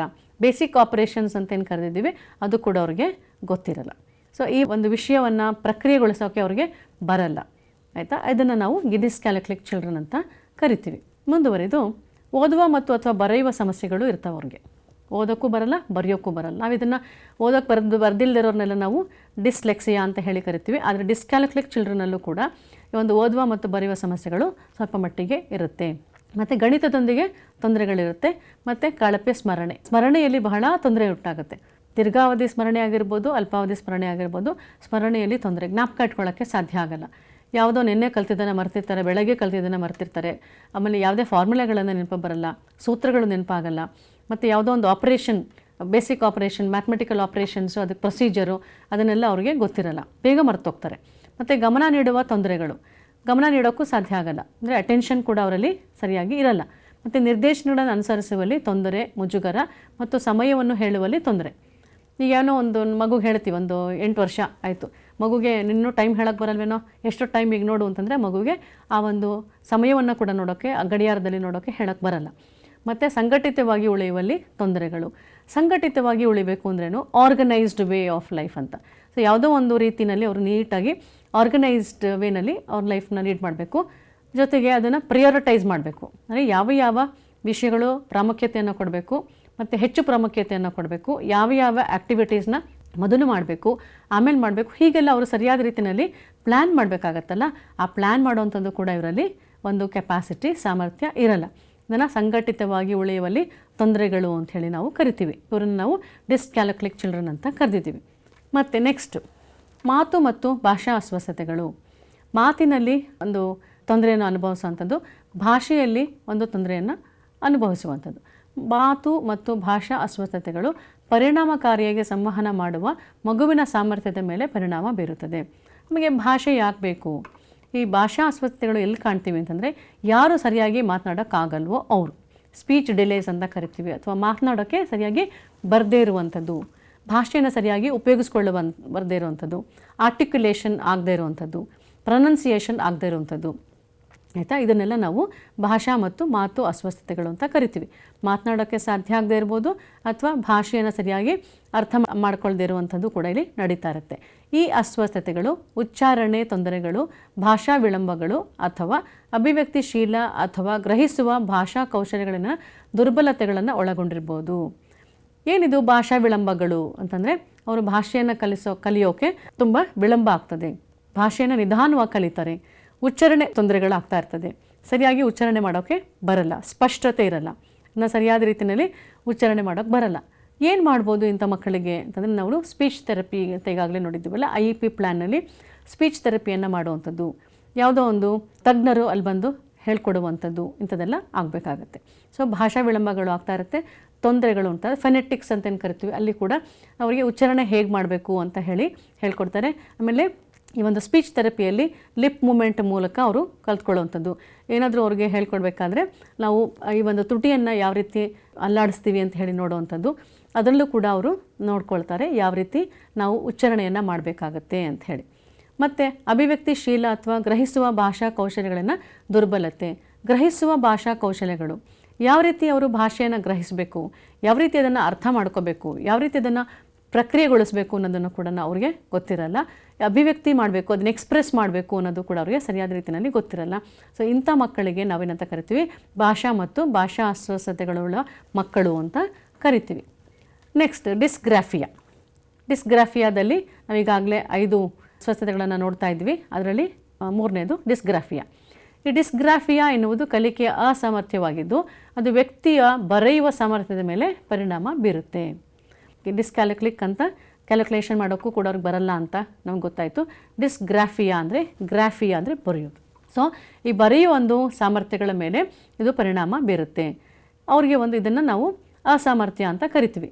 ಏನೇನು ಬರೆಯೋಕ್ಕಾಗಲ್ಲಪ್ಪ ಅವ್ರಿಗೆ ಅಂತಂದರೆ, ದುಂಡಾಗಿ ಬರೆಯೋಕ್ಕಾಗದೇ ಇರೋವಂಥದ್ದು, ಅವರ ಕಾಗುಣಿತ ನೀಟಾಗಿ ಕಾಣಿಸ್ದೇ ಇರೋವಂಥದ್ದು, ನೀಟ್ನೆಸ್ ಇರಲ್ಲ, ಸರಿಯಾದ ರೀತಿಯಲ್ಲಿ ಬರೆಯೋಕ್ಕಾಗಲ್ಲ, ಏನೋ ಒಂದು ಕನ್ಫ್ಯೂಷನ್, ವರ್ಡ್ಗೆ ಅಥವಾ ಲೆಟರ್ಗೆ ಕನ್ಫ್ಯೂಷನ್ ಆಗ್ತಾ ಇರೋವಂಥದ್ದು. ಇದು ಕಾಗುಣಿತ, ಕಳಪೆ ಕೈ ಬರಹ ಅಥವಾ ಕಾಗದದ ಮೇಲೆ ಆಲೋಚನೆಗಳನ್ನು ಹಾಕುವಲ್ಲಿ ತೊಂದರೆ ಉಂಟಾಗಬಹುದು. ಆ ತೊಂದರೆ ಯಾವ ರೀತಿ ಪ್ರಕಟವಾಗುತ್ತೆ ಅಂತಂದರೆ, ಮಗು ತನ್ನ ಆಲೋಚನೆಗಳನ್ನು ಸರಿಯಾದ ರೀತಿಯಲ್ಲಿ ಒಂದು ರಿಟರ್ನ್ ಫಾರ್ಮಲ್ಲಿ ಹಾಕೋಕ್ಕೆ, ಅದನ್ನು ಟ್ರಾನ್ಸ್ಫರ್ ಮಾಡೋಕ್ಕೆ ಬರಲ್ಲ, ಬರವಣಿಗೆಯಲ್ಲಿ ಬರೆಯೋಕ್ಕೆ ಆಗಲ್ಲ. ಮತ್ತು ಕಳಪೆ ಬರಹ, ಕಳಪೆ ಕೈ ಬರಹ ಅಂದ್ರೇನು, ಹ್ಯಾಂಡ್ ರೈಟಿಂಗ್ ಚೆನ್ನಾಗಿಲ್ಲ ಅಂತ ಅರ್ಥ. ಅವ್ರೇನೋ ಬರೆದಿರ್ತಾರೆ, ಆದರೆ ಅರ್ಥನೇ ಆಗಿರಲ್ಲ, ನಿಮಗೆ ಸರಿಯಾಗಿ ಬರೆಯೋಕ್ಕೆ ಬರಲ್ಲ. ಆ ಲೈನ್ಗಳ ಮಧ್ಯೆ ಬರೀಬೇಕು ಅಥವಾ ಹೀಗೆ ಬರೀಬೇಕು ಹಾಗೆ ಬರೀಬೇಕು ಅಂತ ನಾವು ಅವ್ರಿಗೆ ದುಂಡಾಗಿ ಬರೆಯೋದು ಹೇಗೆ ಅಂತ ಹೇಳ್ಕೊಟ್ಟಿರ್ತೀವಿ. ಆ ಒಂದು ಕೆಪಾಸಿಟಿ ಆ ಮಗುಗೆ ಇರಲ್ಲ. ಸೊ ಕಾಗುಣಿತದಲ್ಲಿ ಕಷ್ಟ ಮತ್ತು ಕಳಪೆ ಕೈ ಬರಹ ಇರುತ್ತೆ, ಮತ್ತು ಕಾಗದದ ಮೇಲೆ ಆಲೋಚನೆಗಳನ್ನು ಅವರು ಸರಿಯಾದ ರೀತಿಯಲ್ಲಿ ಅದನ್ನು ಎಕ್ಸ್ಪ್ರೆಸ್ ಮಾಡೋಕ್ಕೆ ಅವ್ರಿಗೆ ಬರಲ್ಲ. ಮತ್ತು ಲಿಖಿತ ಅಭಿವ್ಯಕ್ತಿಯೊಂದಿಗೆ ತೊಂದರೆ. ನಾವೇನಾದರೂ ಅವ್ರಿಗೆ ಡಿಕ್ಟೇಷನ್ ಹೇಳಿದ್ರೆ ಬರೆಯೋಕ್ಕೆ ಬರಲ್ಲ, ಅಥವಾ ಯಾವುದೋ ಒಂದು ವಿಷಯವನ್ನು ಬರೆದುಕೊಂಡು ಬಾ ಅಂದರೆ ಅವ್ರಿಗೆ ಕಷ್ಟ ಆಗುತ್ತೆ, ಬರೆಯೋಕ್ಕೆ ಅಲ್ಲಿ ಪ್ರಾಬ್ಲಮ್ ಆಗಿರುವಂಥದ್ದು. ಅವ್ರಿಗೆ ಸ್ಪೆಲ್ಲಿಂಗ್ ಮಿಸ್ಟೇಕ್ ಮಾಡ್ಬೋದು, ಅಥವಾ ದುಂಡಾಗಿ ಬರೀದೇ ಇರ್ಬೋದು, ನೀಟ್ನೆಸ್ ಮೇಂಟೈನ್ ಮಾಡದೇ ಇರ್ಬೋದು, ಅಥವಾ ಸರಿಯಾದ ರೀತಿಯಲ್ಲಿ ಪ್ರೆಷರ್ ಹಾಕಿ ನಾವು ಬರೀಬೇಕು ಅಂತ ಹೇಳ್ತೀವಲ್ಲ, ಅದನ್ನು ಕೂಡ ಆಗಿರಲ್ಲ. ಒಂದು ಲೆಟರ್ಗೆ ಸರಿಯಾಗಿ ಬರೀತಾರೆ, ಇನ್ನೊಂದು ಲೆಟರ್ ಸರಿಯಾಗಿ ಬರ್ದಿರಲ್ಲ, ಪ್ರೆಷರ್ ಕೂಡ ಅದು ವೇರಿ ಆಗ್ತಾ ಇರುತ್ತೆ. ಅದನ್ನು ನಾವು ಡಿಸ್ಗ್ರಾಫಿಯಾ ಅಂತ ಕರಿತೀವಿ. ಮತ್ತು ಗೊಂದಲಮಯ ಕೈ ಬರಹ, ಆ ಕೈ ಬರಹ ಏನು ಬರೆದಿರ್ತಾರೆ ಅದು ಗೊಂದಲಕ್ಕೊಳಪಟ್ಟಿರುತ್ತದೆ, ಮತ್ತು ಬರೆಯಲು ಬಹಳ ಸಮಯ ಹಿಡಿಯುತ್ತದೆ. ಯೂಶಲಾಗಿ ನಾವು ಒಂದು ಸ್ಪೀಡ್ ಗೊತ್ತಿರುತ್ತೆ, ಮಗು ನಾವೇನಾದರೂ ಒಂದು ಡಿಕ್ಟೇಷನ್ ಮಾಡ್ತಾ ಇದ್ದಾಗ, ನೋಟ್ಸ್ ಕೊಟ್ಟಾಗ ಅವ್ರಿಗೆ ಇಷ್ಟು ಸಮಯದಲ್ಲಿ ಇಷ್ಟನ್ನು ಬರೀತಾರೆ ಅಂಥೇಳಿ ಗೊತ್ತಿರುತ್ತೆ. ಆದರೆ ಈ ಮಕ್ಕಳು ಬಹಳ ನಿಧಾನವಾಗಿ ಬರೆಯುವಂಥದ್ದು. ಅವರು ಎಲ್ಲ ಮಕ್ಕಳು ಏನು ಬರೀತಾರೆ, ಒಂದು ಆ್ಯಾವ್ರೇಜ್ ಸ್ಪೀಡಲ್ಲಿ ಈ ಮಕ್ಕಳು ಅದನ್ನು ತುಂಬ ಹೆಚ್ಚು ಸಮಯ ತೆಗೆದುಕೊಂಡು ಬರೆಯುವಂಥದ್ದು. ಮತ್ತು ಸ್ಪಷ್ಟ ವಾಕ್ಯ ರಚನೆಯಲ್ಲಿ ಆಲೋಚನೆಗಳನ್ನು ವ್ಯಕ್ತಪಡಿಸಲು ಹೆಣಗಾಡುವುದು. ಮತ್ತು ಕಳಪೆ ವ್ಯಾಕರಣ ಕೂಡ ಕಳಪೆಯಾಗಿರುತ್ತದೆ. ಸರಿಯಾದ ರೀತಿಯಲ್ಲಿ ಅವ್ರಿಗೆ ವಾಕ್ಯ ಜೋಡಣೆ ಆಗಲಿ ಅಂಥದ್ದೊಂದು ವಿಷಯದಲ್ಲಿ ಅವ್ರಿಗೆ ಆ ಒಂದು ಸಾಮರ್ಥ್ಯ ಇರೋದಿಲ್ಲ. ಬರವಣಿಗೆಯಲ್ಲಿ ಮತ್ತು ಆಲೋಚನೆಗಳನ್ನು ಸಂಘಟಿಸುವ ತೊಂದರೆಗಳು ಅಂತ ಈಗಾಗಲೇ ನೋಡಿದ್ದೀವಿ. ಈ ಒಂದು ಸಂಘಟಿಸುವಂಥ ಒಂದು ಕೆಪಾಸಿಟಿ ಅವರಲ್ಲಿ ಇರಲ್ಲ. ಏನೇನೋ ವಿಷಯ ಇರುತ್ತೆ, ಆದರೆ ಅದನ್ನು ಹೇಳುವುದಕ್ಕೆ ಅವ್ರಿಗೆ ಭಾಳ ಈಸಿ ಆಗ್ತದೆ. ನೀವು ಹೇಳಿ ನೋಡೋಣ ಏನು ಅಂತ ಹೇಳಿ ಯಾವುದೋ ಒಂದು ಪ್ರಶ್ನೆ ಕೇಳಿದ್ರೆ ಅವರು ಹೇಳ್ತಾರೆ, ಆದರೆ ಅದನ್ನು ಬರವಣಿಗೆಯಲ್ಲಿ ನೀವು ತೋರಿಸಿ ಅಥವಾ ಅದನ್ನು ಬರವಣಿಗೆಗೆ ನೀವು ಟ್ರಾನ್ಸ್ಫರ್ ಮಾಡಿ ಅಂತಂದರೆ ಅವರಿಗೆ ಬರಲ್ಲ. ಸೊ ಆಲೋಚನೆಗಳು, ಅವರ ಒಂದು ವಿಷಯ ವಸ್ತು ಏನಿರುತ್ತೆ ಅದನ್ನು ಸರಿಯಾದ ರೀತಿಯಲ್ಲಿ ಬರವಣಿಗೆ ರೂಪದಲ್ಲಿ ಅವರಿಗೆ ಅದನ್ನು ತೋರಿಸೋಕೆ ಬರಲ್ಲ, ಅಭಿವ್ಯಕ್ತಿಗೊಳಿಸೋಕೆ ಬರಲ್ಲ. ಮತ್ತು ಪುಟಗಳು, ಅಧ್ಯಾಯಗಳು ಮತ್ತು ಪುಸ್ತಕಗಳನ್ನು ಸಂಘಟಿಸುವ ತೊಂದರೆಗಳು. ಅಧ್ಯಾಯಗಳು ಯಾವ್ದ್ಯಾವುದು, ಯಾವ ಪುಟದಲ್ಲಿ ಅದು ಇದ್ದಾವೆ, ಯಾವ ಪುಸ್ತಕದಲ್ಲಿದ್ದಾವೆ ಅಂತೆಲ್ಲ ನೋಡೋಕ್ಕೆ ಅವ್ರಿಗೆ ಸಾಧ್ಯವಾಗಲ್ಲ. ಅದು ಕೂಡ ಒಂದು ಡಿಸ್ಗ್ರಾಫಿಯಾದ ಗುಣಲಕ್ಷಣಗಳು. ಮತ್ತು ಡಿಸ್ಪ್ರ್ಯಾಕ್ಸಿಯಾ ಅಂತ ಕರಿತೀವಿ. ಡಿಸ್ಪ್ರ್ಯಾಕ್ಸಿಯಾವು ನರವೈಜ್ಞಾನಿಕ ಅಸ್ವಸ್ಥತೆಯಾಗಿರುತ್ತೆ. ಅದು ವ್ಯಕ್ತಿಯ ಚಲನೆಯನ್ನು ಯೋಜಿಸುವ ಮತ್ತು ಸಂಘಟಿಸುವ ಸಾಮರ್ಥ್ಯದ ಮೇಲೆ ಪರಿಣಾಮ ಬೀರುತ್ತದೆ. ವ್ಯಕ್ತಿಯ ಚಲನೆ, ಸೊ ಚಲನೆ ಯಾವ ರೀತಿ ಆಗಬೇಕು, ಮೋಟಾರ್ ಕೌಶಲ್ಯಗಳು ಅಂತ ಹೇಳಿ ಕರಿತೀವಿ. ಈ ಚಲನೆ ಸರಿಯಾದ ರೀತಿಯಲ್ಲಿ ಆಗದೇ ಇರುವಂಥದ್ದು. ಈಗ ಉದಾಹರಣೆ ಏನು ಡಿಸ್ಪ್ರ್ಯಾಕ್ಸಿಯಾಗೆ, ಉದಾಹರಣೆಗೆ ಬರವಣಿಗೆ ಮತ್ತು ಶೂಲೇಸ್ಗಳನ್ನು ಕಟ್ಟುವುದರ ಮೇಲೆ, ಹಾಗೆ ಸಮತೋಲನ ಮತ್ತು ಸಮನ್ವಯದಂತಹ ಮೋಟಾರ್ ಕೌಶಲ್ಯಗಳ ಮೇಲೆ ಪರಿಣಾಮ ಬೀರಬಹುದು. ಅವ್ರಿಗೆ ಒಂದು ಮೂಮೆಂಟ್ ಅಂತೇನು ಕರೆದಿದ್ದೀವಿ, ಶೂಲೇಸ್ಗಳನ್ನು ಕಟ್ಟುವಂಥದ್ದು, ಬರವಣಿಗೆ ಮಾಡುವಂಥದ್ದು ಕೂಡ ಅದಕ್ಕೆ ಸ್ಕಿಲ್ ಇರಬೇಕು. ಸರಿಯಾದ ರೀತಿಯಲ್ಲಿ ಪೆನ್ ಹಿಡ್ಕೋಬೇಕು, ಪ್ರೆಷರ್ ಎಷ್ಟು ಬೇಕೋ ಹಾಕಬೇಕು, ಅದನ್ನೆಲ್ಲ ಸರಿಯಾಗಿ ಅವ್ರು ಬರೆದಾಗ ಅದು ಬರವಣಿಗೆ ಉಂಟಾಗುತ್ತೆ. ಅದು ಚಲನೆಗೆ ಅವಕಾಶ ಮಾಡಿಕೊಟ್ಟಿರಲ್ಲ. ಸಮತೋಲನವಾದ ಚಲನೆ ಅಥವಾ ಫೈನ್ ಮೋಟಾರ್ ಸ್ಕಿಲ್ಸ್ ಅಂತೇನು ಕರಿತೀವಿ, ಉತ್ತಮ ಮೋಟಾರ್ ಕೌಶಲ್ಯಗಳು ಕೂಡ ಇವರಲ್ಲಿ ಇರಲ್ಲ. ಸೊ ಹಾಗಾಗಿ ಈ ಒಂದು ಪ್ರಾಬ್ಲಮ್ನಿಂದ ಬಳಲ್ತಿರ್ತಾರೆ. ಮುಂದುವರಿದು ಅದನ್ನು ನಾವು ಸಂವೇದನಾ ದುರ್ಬಲತೆಗಳು ಅಂತ ಕರಿತೀವಿ. ಸಂವೇದನಾ ದುರ್ಬಲತೆಗಳು ಅಂದ್ರೇನು, ಸಂವೇದನಾ ಅಂದ್ರೇನು, ಸೆನ್ಸರಿ ಡಿಸಬಿಲಿಟೀಸ್ ಅಂತ ಕರಿತೀವಿ ಇದನ್ನು. ಸೆನ್ಸರಿ ಅಂದ್ರೇನು, ಸೆನ್ಸ್ ಆರ್ಗನ್ಸ್ಗೆ ಸಂಬಂಧಪಟ್ಟದ್ದು. ಯಾವುದದು ಸೆನ್ಸ್ ಆರ್ಗನ್ಸ್ ಅಂದರೆ ಜ್ಞಾನೇಂದ್ರಿಯಗಳು. ಯಾವ ಜ್ಞಾನೇಂದ್ರಿಯಗಳು? 5 ಜ್ಞಾನೇಂದ್ರಿಯಗಳು ನಮ್ಮಲ್ಲಿರ್ತವೆ. ಈ ಜ್ಞಾನೇಂದ್ರಿಯಗಳು ಸರಿಯಾದ ರೀತಿಯಲ್ಲಿ ಕೆಲಸ ಮಾಡಲಿಲ್ಲ ಅಂದರೆ ಅದನ್ನು ನಾವು ಸಂವೇದನಾ ದುರ್ಬಲತೆಗಳು ಅಂತ ಕರಿತೀವಿ. ಅದರಲ್ಲಿ ನಾವು ಕೆಲವನ್ನು ಇಲ್ಲಿ ಮಾತಾಡೋಣ. ಸಂವೇದನಾ ದುರ್ಬಲತೆಗಳಲ್ಲಿ ದೃಷ್ಟಿ ದೋಷಗಳು, ಕುರುಡುತನ ಅಥವಾ ಕಡಿಮೆ ದೃಷ್ಟಿ ಅಂತ ಕರಿತೀವಿ, ಮತ್ತು ಶ್ರವಣ ದೋಷಗಳು, ಕಿವುಡುತನ ಅಥವಾ ಶ್ರವಣ ನಷ್ಟ ಇವುಗಳು ಸೇರಿವೆ. ಈ ಒಂದು ಸಂವೇದನಾ ದುರ್ಬಲತೆ ಹೊಂದಿರುವ ಮಕ್ಕಳಿಗೆ ಪರಿಣಾಮಕಾರಿಯಾಗಿ ಸಂವಹನ ಮಾಡಲು ಹೆಚ್ಚುವರಿ ಬೆಂಬಲ ಮತ್ತು ವಿಶೇಷ ಮಧ್ಯಸ್ಥಿಕೆಗಳು ಬೇಕಾಗಬಹುದು. ಈ ಒಂದು ಸಂವೇದನಾ ದುರ್ಬಲತೆ ಅಂತಂದರೆ ಕಣ್ಣು ಕಾಣಿಸದೇ ಇರ್ಬೋದು, ಸರಿಯಾಗಿ ಕಿವಿ ಕೇಳಿಸದೇ ಇರಬಹುದು. ಇವರುಗಳನ್ನು ನಾವೇನಂತ ಕರಿತೀವಿ, ಸಂವೇದನಾ ದೌರ್ಬಲ್ಯತೆಯುಳ್ಳ ಮಕ್ಕಳು ಅಂತ ಕರಿತೀವಿ. ಯಾವ ಒಂದು ಸೆನ್ಸ್ ಆರ್ಗನ್ಸ್ ಇಲ್ಲಿ ಸರಿಯಾಗಿ ಕೆಲಸ ಮಾಡ್ತಾ ಇಲ್ಲ ಅಂದರೆ ಕಣ್ಣು, ಅದು ನಮ್ಗೆ ಗೊತ್ತಿದೆ ಸೆನ್ಸ್ ಆರ್ಗನ್ ಅಂತ. ಕಣ್ಣು ಸರಿಯಾಗಿ ಕೆಲಸ ಮಾಡಲಿಲ್ಲ ಅಂದರೆ ಅದನ್ನು ನಾವು ಕುರುಡುತನ ಅಥವಾ ಕಡಿಮೆ ದೃಷ್ಟಿ ಅಂತ ಕರಿತೀವಿ. ನಮ್ಮ ಕಿವಿ ಸರಿಯಾಗಿ ಕೆಲಸ ಮಾಡಲಿಲ್ಲ ಅಂತಂದರೆ, ಕಿವಿ ಕೇಳಿಸ್ತಾ ಇಲ್ಲ ಅಂತಂದರೆ ನಾವು ಈ ಕಿವಿಯ ಒಂದು ದೋಷ ಇರಬಹುದು, ಶ್ರವಣ ದೋಷ ಇರಬಹುದು ಅಂತ ಗೊತ್ತಿದೆ ನಮಗೆ. ಸೊ ಹಾಗಾದರೆ ಈ ಒಂದು ಗುಣಲಕ್ಷಣಗಳನ್ನು ನಾವು ನೋಡೋಣ. ಯಾವ ರೀತಿ ಮಗು ಕಷ್ಟಪಡುತ್ತೆ ಅಥವಾ ಯಾವ ರೀತಿಯ ಗುಣಲಕ್ಷಣಗಳು ಇರುತ್ತೆ ಅಂತಂದರೆ, ಇಲ್ಲಿ ಟೀಚರು ಆ ಮಗುವಿಗೆ ಕೈನ ಹಿಡ್ಕೊಂಡು ಸ್ವಲ್ಪ ಏನೋ ಹೇಳ್ಕೊಡ್ತಾ ಇದ್ದಾರೆ. ಇದನ್ನು ನೀವೇನು ಅಂತ ಗೆಸ್ ಮಾಡ್ಬೋದಾ? ಇದು ಬ್ರೈಲ್ ಲಿಪಿ. ಬ್ರೈಲ್ ಈಗಾಗಲೇ ಗೊತ್ತಿದೆ. ಈ ಒಂದು ಕಣ್ಣು ಕಾಣಿಸ್ತಾ ಇರುವಂಥ ಮಕ್ಕಳಿಗೆ, ಅಂಧ ಮಕ್ಕಳಿಗೆ ನಾವು ಅವರಿಗೆ ಎಜುಕೇಟ್ ಮಾಡಬೇಕಾದ್ರೆ, ಶಿಕ್ಷಣ ಕೊಡಬೇಕಾದ್ರೆ ಬ್ರೈಲ್ ಲಿಪಿಯನ್ನು ಉಪಯೋಗಿಸ್ಕೊಳ್ತೀವಿ. ಸೊ ಇಲ್ಲಿ ಟೀಚರು ಆ ಮಗುವಿಗೆ ಬ್ರೈಲ್ ಲಿಪಿಯನ್ನು ಹೇಳ್ಕೊಡ್ತಾ ಇದ್ದಾರೆ. ಅಂದರೆ ಅವರಿಗೆ ಸ್ಪರ್ಶದ ಮೂಲಕ ಅವರು ಕಲ್ತ್ಕೊಳ್ತಾ ಇದ್ದಾರೆ. ಮುಂದುವರೆದು ನೋಡೋಣ ದೃಷ್ಟಿಹೀನ ಮಕ್ಕಳು ಯಾರು ಅಂತ. ದೃಷ್ಟಿಹೀನ ಮಕ್ಕಳು ಕಳಪೆ ಅರಿವಿನ ಶಕ್ತಿಯನ್ನು ಹೊಂದಿರಬಹುದು. ಈ ದೃಷ್ಟಿಹೀನ ಮಕ್ಕಳಂದರೆ ಅವ್ರಿಗೆ ಸರಿಯಾದ ರೀತಿಯಲ್ಲಿ ಅವರ ಒಂದು ಕಣ್ಣು ಕೆಲಸ ಮಾಡ್ತಾ ಇಲ್ಲ. ಒಂದು ಕಣ್ಣು ಕೆಲಸ ಮಾಡದೇ ಇರೋದ್ರಿಂದ ಅವರಿಗೆ ಅರಿವಿನ ಶಕ್ತಿ ತುಂಬ ಕಳಪೆಯಾಗಿ ಕೆಲಸ ಮಾಡ್ತದೆ, ಸರಿಯಾಗಿ ಅದು ಕೆಲಸ ಮಾಡ್ತಾ ಇರಲ್ಲ, ಕಾಗ್ನಿಷನ್ ಆಗಲ್ಲ ಅವರಲ್ಲಿ. ಮತ್ತು ವೈಟ್ ಬೋರ್ಡ್ ಅಥವಾ ಬ್ಲ್ಯಾಕ್ ಬೋರ್ಡ್ನಲ್ಲಿರುವಂತೆ ದೂರದಲ್ಲಿರುವ ವಸ್ತುಗಳನ್ನು ನೋಡಲು ಸಾಧ್ಯವಾಗುವುದಿಲ್ಲ. ದೂರದ ವಸ್ತುಗಳನ್ನು ಅವ್ರು ನೋಡೋಕ್ಕೆ ಸಾಧ್ಯವಾಗಲ್ಲ. ಅದು ಬ್ಲ್ಯಾಕ್ ಬೋರ್ಡ್ ಆಗಿರ್ಬೋದು, ವೈಟ್ ಬೋರ್ಡ್ ಆಗಿರ್ಬೋದು. ಈ ಒಂದು ಪ್ರಾಬ್ಲಮ್ ಅವರಲ್ಲಿ ಇರ್ತದೆ. ಮತ್ತು ಓದಲು ಕಲಿಯಲು ಮತ್ತು ತರಗತಿಯಲ್ಲಿ ಭಾಗವಹಿಸಲು ತೊಂದರೆ. ಓದೋಕ್ಕೆ ಸಾಧ್ಯ ಆಗಲ್ಲ, ಯಾಕೆಂದರೆ ಅವ್ರಿಗೆ ಕಾಣಿಸ್ತಾ ಇರಲ್ಲ. ಜೊತೆಗೆ ವಸ್ತುಗಳ ಮೇಲೆ ಕೇಂದ್ರೀಕರಿಸಲು ಅಥವಾ ಅವುಗಳನ್ನು ಅನುಸರಿಸಲು ಸಾಧ್ಯವಾಗುವುದಿಲ್ಲ. ವಸ್ತುಗಳ ಮೇಲೆ ಕೇಂದ್ರೀಕರಿಸಬೇಕಾದ್ರೆ ನಾವು ನೋಡಬೇಕಾಗತ್ತೆ, ನಾವು ನೋಡಿ ಅದನ್ನು ಒಂದು ಕೇಂದ್ರೀಕರಣ ಮಾಡೋಕ್ಕೆ ಸಾಧ್ಯ ಆಗುತ್ತೆ. ಹಾಗಾಗಿ ಈ ವಸ್ತುಗಳ ಮೇಲೆ ಕೇಂದ್ರೀಕರಣ ಸಾಧ್ಯವಾಗಲ್ಲ. ಮತ್ತು ಇನ್ನೇನು ಮಾಡ್ಬೋದು ಇವರು ದೃಷ್ಟಿಹೀನ ಮಕ್ಕಳು ಅಂದರೆ, ಆಗಾಗ್ಗೆ ಈಗ ಕಣ್ಣು ಮುಚ್ತಾ ಇರುವಂಥದ್ದು, ರೆಪ್ಪೆಗಳನ್ನು ಹೊಡಿತಾ ಇರುವಂಥದ್ದು, ಕಣ್ಣು ಮುಚ್ತಾ ಇರುವಂಥದ್ದು, ಇದನ್ನು ಕೂಡ ಅವರು ಮಾಡ್ತಾರಂತೆ. ಮತ್ತು ಸಾಮಾನ್ಯವಾಗಿ ಕಣ್ಣು ಮಿಟುಕಿಸುವಂಥದ್ದು, ಕಣ್ಣು ಮುಚ್ಚಿ ಕುಳಿತುಕೊಳ್ಳುವಂಥದ್ದು ಇರ್ಬೋದು, ಅಥವಾ ಹೀಗೆ ಕಣ್ಣನ್ನು ಮಿಟುಕಿಸುವಂಥದ್ದು ಇರ್ಬೋದು. ಈ ದೃಷ್ಟಿಹೀನ ಮಕ್ಕಳು ಇದನ್ನು ಮಾಡ್ತಾ ಇರ್ತಾರೆ. ಮತ್ತು ಪರಿಧಿಯಲ್ಲಿ ವಸ್ತುಗಳನ್ನು ನೋಡುವುದು ಕಷ್ಟ, ಪೆರಿಫರಿ ಅಂತ ಕರಿತೀವಿ. ಈ ಎಂಡಲ್ಲಿ ಏನಿದೆ ಅದರಲ್ಲಿ ಹಿಂಗೆ ನೋಡೋಕ್ಕೆ ಅವ್ರಿಗೆ ಕಷ್ಟ ಆಗ್ಬೋದು. ಮತ್ತು ವಸ್ತುಗಳನ್ನು ನೋಡುವಾಗ ದೃಷ್ಟಿ ಮಂದವಾಗುವಂಥದ್ದು, ವಸ್ತುಗಳನ್ನು ನೋಡ್ತಾ ಇರಬೇಕಾದ್ರೆ ಅವ್ರಿಗೆ ಸರಿಯಾದ ರೀತಿಯಲ್ಲಿ ಕಾಣಿಸ್ತಾ ಇರಲ್ಲ. ಮತ್ತು ಕತ್ತಲು ಕೋಣೆಗಳಲ್ಲಿ ಹೊಂದಿಕೊಳ್ಳುವಲ್ಲಿ ತೊಂದರೆ, ಡಾರ್ಕ್ ರೂಮ್ಸ್ ಅಂತೇನು ಕರಿತೀವಿ, ಅಲ್ಲಿ ಹೋಗಿ ಅವರು ಕೆಲಸ ಮಾಡೋಕ್ಕೆ, ಅಂದರೆ ಲೈಟ್ ಇಲ್ಲ ಅಂದರೆ, ಬೆಳಕಿಲ್ಲ ಅಂದರೆ ಅವ್ರಿಗೆ ಕಷ್ಟ ಆಗುತ್ತೆ. ಎಲ್ಲರಿಗೂ ಕಷ್ಟ ಆಗುತ್ತೆ, ಇವ್ರಿಗೆ ಇನ್ನೂ ಹೆಚ್ಚು ಕಷ್ಟಗಳನ್ನು ಅನುಭವಿಸ್ತಾರೆ. ಮತ್ತು ಹತ್ತಿರದ ಅಥವಾ ದೂರದ ವಸ್ತುಗಳ ಮೇಲೆ ಕೇಂದ್ರೀಕರಿಸುವಲ್ಲಿ ತೊಂದರೆಗಳು, ಇವುಗಳನ್ನು ಒಣ ಕಣ್ಣುಗಳು ಅಥವಾ ತುರಿಕೆ, ಉರಿ ಅಂತೆಲ್ಲ ಅವರು ಆಮೇಲೆ ಕಣ್ಣಿಂದ ನೀರು ಬರುವಂಥದ್ದು, ಇಂಥದ್ದಲ್ಲಿ ಒಂದಷ್ಟು ಪ್ರಾಬ್ಲಮ್ ಅವ್ರಿಗೆ ಇರುತ್ತೆ. ಸೊ ಒಣ ಕಣ್ಣುಗಳು ಮತ್ತು ತುರಿಕೆ ಉಂಟಾಗುವಂಥದ್ದು ಮತ್ತು ಡ್ರೈ ಐಸ್ ಅಂತ ಕರಿತೀವಿ. ಇಂಥದ್ದೆಲ್ಲ ಒಂದಷ್ಟು ಪ್ರಾಬ್ಲಮ್ಗಳನ್ನು ಈ ದೃಷ್ಟಿಹೀನ ಮಕ್ಕಳು ಅನುಭವಿಸ್ತಾರೆ. ನೋಡಿ ಇಲ್ಲಿ ಇವ್ರೇನು ಮಾಡ್ತಾಯಿದ್ದಾರೆ, ನೀವು ಗೆಸ್ ಮಾಡ್ಬೋದಾ ಏನದು ಅಂತ? ಇದನ್ನು ಸೈನ್ ಲ್ಯಾಂಗ್ವೇಜ್ ಅಂತ ಕರಿತೀವಿ. ಅವರು ಅವ್ರಿಗೆ ಏನೋ ಹೇಳ್ಕೊಡ್ತಾ ಇದ್ದಾರೆ. ದೃಶ್ಯ ಮಾಧ್ಯಮದಲ್ಲಿ ಅಥವಾ ಅಂಧ ಮಕ್ಕಳಿಗೆ ಇದನ್ನು ಮಾಡಬಹುದಾ? ಇಲ್ಲ, ಯಾಕೆಂದರೆ ಮಗು ನೋಡ್ತಾ ಇದೆ, ಆ ಟೀಚರ್ ಏನು ಮಾಡ್ತಾ ಇದ್ದಾರೆ ಅಂತ ಅದು ನೋಡ್ತಾ ಇದೆ, ಅದ್ರ ಮೂಲಕ ಅದು ಕಲಿತಾ ಇದೆ. ಇದನ್ನು ಸೈನ್ ಲ್ಯಾಂಗ್ವೇಜ್ ಅಂತ ಕರಿತೀವಿ. ಯಾರು ಈ ಮಕ್ಕಳು ಈ ಸೈನ್ ಲ್ಯಾಂಗ್ವೇಜ್ ಮೂಲಕ ಕಲಿಯುವಂಥವ್ರು ನೋಡೋಣವಾ? ಇವ್ರನ್ನ ನಾವು ಶ್ರವಣದೋಷ ಮಕ್ಕಳು ಅಂತ ಕರಿತೀವಿ.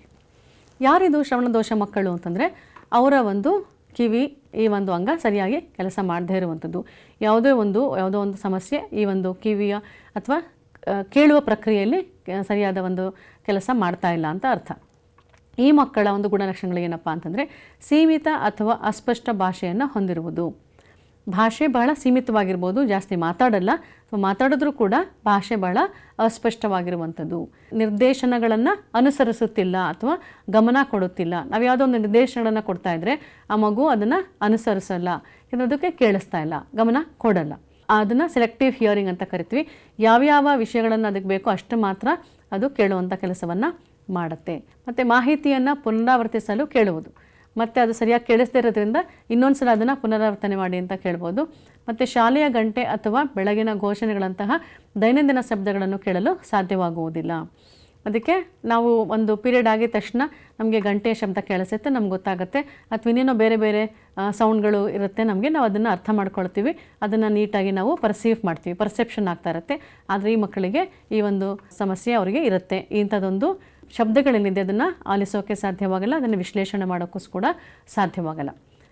ಮುಂದುವರಿದು ದೈಹಿಕ ಅಸಾಮರ್ಥ್ಯಗಳು. ಈ ದೈಹಿಕ ಅಸಾಮರ್ಥ್ಯಗಳು ಯಾವುದು? ಯಾರು ಮಕ್ಕಳು ಈ ಒಂದು ದೈಹಿಕ ಅಸಾಮರ್ಥ್ಯಗಳಿಂದ ಬಳಲ್ತಿರ್ತಾರೆ? ಯಾರನ್ನ ನಾವು ದೈಹಿಕ ಅಸಾಮರ್ಥ್ಯ ಹೊಂದಿರುವಂಥ ಮಕ್ಕಳು ಅಂತ ಕರಿತೀವಿ ಅಂತ ನೋಡೋಣ. ದೈಹಿಕ ಅಸಾಮರ್ಥ್ಯಗಳು ಚಲನಶೀಲತೆ, ಸಮನ್ವಯ ಅಥವಾ ದೈಹಿಕ ಕಾರ್ಯನಿರ್ವಹಣೆಯ ಮೇಲೆ ಪರಿಣಾಮ ಬೀರುವ ದುರ್ಬಲತೆಗಳನ್ನು ಹೊಂದಿರುತ್ತದೆ. ಈ ಸರಿಯಾದ ರೀತಿಯಲ್ಲಿ ಚಲನೆ ಮಾಡದೇ ಇರುವಂಥ ಮಕ್ಕಳು, ಅವರಿಗೆ ಲೋಕೋಮೋಟ್ರಿ ಪ್ರಾಬ್ಲಮ್ಸ್ ಅಂತ ಕರಿತೀವಿ.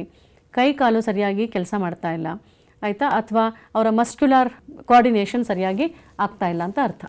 ಸೊ ಈ ಒಂದು ಮಕ್ಕಳು ಯಾರ್ಯಾರಪ್ಪ ಅಂತಂದರೆ ಸೆರೆಬ್ರಲ್ ಪಾಲ್ಸಿ ಮತ್ತು ಮಸ್ಕ್ಯುಲರ್ ಡಿಸ್ಟ್ರೋಫಿ ಮತ್ತು ಸ್ಪೈನಾ ಬಿಫಿಡಾ ಅಥವಾ ಅಂಗಗಳ ವ್ಯತ್ಯಾಸಗಳಂತಹ ಪರಿಸ್ಥಿತಿಗಳು ಈ ವರ್ಗಕ್ಕೆ ಸೇರಬಹುದು.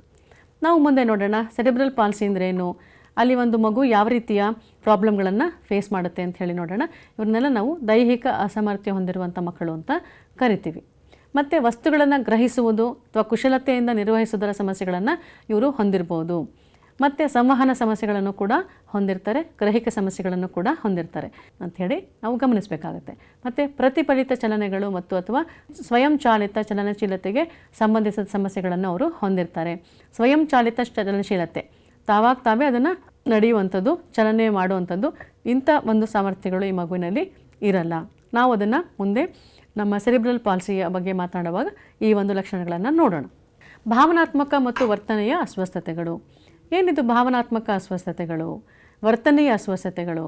ಭಾವನಾತ್ಮಕ ಮತ್ತು ನಡವಳಿಕೆಯ ಅಸ್ವಸ್ಥತೆಗಳು, ಆತಂಕದ ಅಸ್ವಸ್ಥತೆಗಳು, ಖಿನ್ನತೆ, ನಡವಳಿಕೆ ಅಸ್ವಸ್ಥತೆಗಳು ಅಥವಾ ಭಾವನಾತ್ಮಕ ಅಡಚಣೆಗಳಂಥ ಪರಿಸ್ಥಿತಿಗಳನ್ನು ಒಳಗೊಂಡಿರುತ್ತದೆ. ಭಾವನಾತ್ಮಕವಾಗಿ ಮತ್ತು ವರ್ತನೆಯ ಒಂದು ರೀತಿ, ಯಾವ ರೀತಿ ವರ್ತಿಸಬೇಕು ಅನ್ನೋದು ಕೂಡ ಅವರಿಗೆ ಗೊತ್ತಿರಲ್ಲ, ಭಾವನೆಗಳನ್ನು ಹೇಗೆ ನಿರ್ವಹಣೆ ಮಾಡಬೇಕು ಅಂತಲೂ ಗೊತ್ತಿರಲ್ಲ. ಇವರನ್ನೆಲ್ಲ ನಾವು ಭಾವನಾತ್ಮಕ ಮತ್ತು ವರ್ತನೆಯ ಅಸ್ವಸ್ಥತೆ ಹೊಂದಿರುವಂಥ ಮಕ್ಕಳು ಅಂಥೇಳಿ ಕರಿತೀವಿ. ಮುಂದುವರಿದು ಅಭಿವೃದ್ಧಿಯಲ್ಲಿ ಅಸಮರ್ಥತೆ ಮತ್ತು ಅಸಾಮರ್ಥ್ಯಗಳು.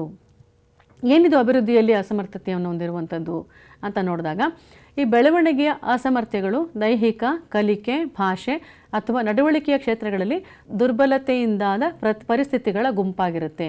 ಈ ಒಂದು ದುರ್ಬಲತೆಗಳು ಆದ ಒಂದು ಗುಂಪು, ದುರ್ಬಲತೆಗಳ ಗುಂಪುಗಳು ಇಲ್ಲಿ ಸೇರಿದಾಗ ಅಲ್ಲಿ ಅಭಿವೃದ್ಧಿಯಲ್ಲಿ ಅಸಮರ್ಥತೆ ಅಂದರೆ ಒಂದು ಬೆಳವಣಿಗೆಯ ಹಂತದಲ್ಲಿ ಆಗುವಂಥ ಮೈಲಿಗಲ್ಲುಗಳನ್ನು ಸಾಧಿಸುವಲ್ಲಿ ಏನಾದರೂ ತೊಂದರೆಯಾದರೆ ಅದನ್ನು ನಾವು ಅಭಿವೃದ್ಧಿಯಲ್ಲಿ ಅಸಮರ್ಥತೆ ಅಂತ ಕರಿತೀವಿ. ಈ ಪರಿಸ್ಥಿತಿಗಳು ಬೆಳವಣಿಗೆಯ ಅವಧಿಯಲ್ಲಿ ಪ್ರಾರಂಭವಾಗುತ್ತದೆ ಮತ್ತು ದಿನನಿತ್ಯದ ಕಾರ್ಯನಿರ್ವಹಣೆಯ ಮೇಲೆ ಪರಿಣಾಮ ಬೀರಬಹುದು. ಈ ಒಂದು ಪ್ರಾಬ್ಲಮ್ಸ್ ಅಥವಾ ಈ ಸಮಸ್ಯೆಗಳು ಯಾವಾಗ ಉಂಟಾಗ್ತವೆ ಅಂತಂದರೆ ಬೆಳವಣಿಗೆಯ ಅವಧಿಯಲ್ಲಿ. ಮಗು ಯಾವಾಗ ಬೆಳವಣಿಗೆ ಆಗ್ತಾ ಇರುತ್ತೆ ಅಂತ ಹೇಳಿ ನಮಗೆ ಈಗಾಗಲೇ ಗೊತ್ತಿದೆ. ಆ ಒಂದು ಹಂತದಲ್ಲಿ ಈ ಒಂದು ಅಭಿವೃದ್ಧಿಯಲ್ಲಿ ಅಸಮರ್ಥತೆ ಉಂಟಾಗುವಂಥ ಒಂದು ಚಾನ್ಸಸ್ ಜಾಸ್ತಿ ಇರುತ್ತೆ. ಯಾವಾಗಲಾದರೂ ಬರ್ಬೋದು ಇಂಥದ್ದೊಂದಷ್ಟು ಪ್ರಾಬ್ಲಮ್ಸು. ಮತ್ತು ಬೆಳವಣಿಗೆಯ ಅಸಾಮರ್ಥ್ಯವು ದೀರ್ಘಕಾಲದ ಪರಿಸ್ಥಿತಿಗಳ ವೈವಿಧ್ಯಮಯ ಗುಂಪಾಗಿದ್ದು ಪ್ರೌಢಾವಸ್ಥೆಯ ಮೊದಲು ಉದ್ಭವಿಸುವ ಮಾನಸಿಕ ಅಥವಾ ದೈಹಿಕ ದುರ್ಬಲತೆಗಳನ್ನು ಹೊಂದಿರುತ್ತದೆ. ಯೂಶಲಾಗಿ ಪ್ರೌಢಾವಸ್ಥೆಗೆ ಹೋಗೋಕ್ಕೆ ಮುಂಚೆ ಈ ಒಂದು ಪ್ರಾಬ್ಲಮ್ಸ್ ಏನಿದೆ, ಈ ಒಂದು ಗುಂಪು ಪರಿಸ್ಥಿತಿಗಳು ಅಲ್ಲಿ ಉದ್ಭವಿಸ್ತವೆ. ಮತ್ತು ಅದರಲ್ಲಿ ನಾವು ಸೆರಿಬ್ರಲ್ ಪಾಲ್ಸಿಯ ಬಗ್ಗೆ ಮಾತಾಡೋಣ. ಈ ಸೆರಿಬ್ರಲ್ ಪಾಲ್ಸಿ ಅಂದರೆ ಡೆವಲಪ್ಮೆಂಟಲ್ ಡಿಸಾರ್ಡರ್ ಅಂತ ಕರಿತೀವಿ. ಇಲ್ಲಿ ಏನಾಗ್ಬೋದು ಅಥವಾ ಫಿಸಿಕಲ್ ಡಿಸೆಬಿಲಿಟಿಯಲ್ಲಿ ಕೂಡ ಇದನ್ನು ಮಾತಾಡ್ತೀವಿ. ಸೆರಿಬ್ರಲ್ ಪಾಲ್ಸಿ ಅಂತ ನಾವು ಅದನ್ನು CP ಅಂತ ಕರಿತೀವಿ ಎನ್ನುವುದು ಅಸ್ವಸ್ಥತೆಗಳ ಗುಂಪಾಗಿದ್ದು ಅದು ಸಮತೋಲನ ಮತ್ತು ಚಲಿಸುವ ಭಂಗಿಯನ್ನು ಮತ್ತು ನಿರ್ವಹಿಸುವ ವ್ಯಕ್ತಿಯ ಸಾಮರ್ಥ್ಯದ ಮೇಲೆ ಪರಿಣಾಮ ಬೀರುತ್ತದೆ. ಸೊ ಚಲನೆಯಲ್ಲಿ ಪ್ರಾಬ್ಲಮ್ ಆಗುವಂಥದ್ದು ಮತ್ತು ಪೋಸ್ಚರ್ ಅಂತೇನು ಕರಿತೀವಿ, ಭಂಗಿಯಲ್ಲಿ ಪ್ರಾಬ್ಲಮ್ ಆಗಿರುವಂಥದ್ದು.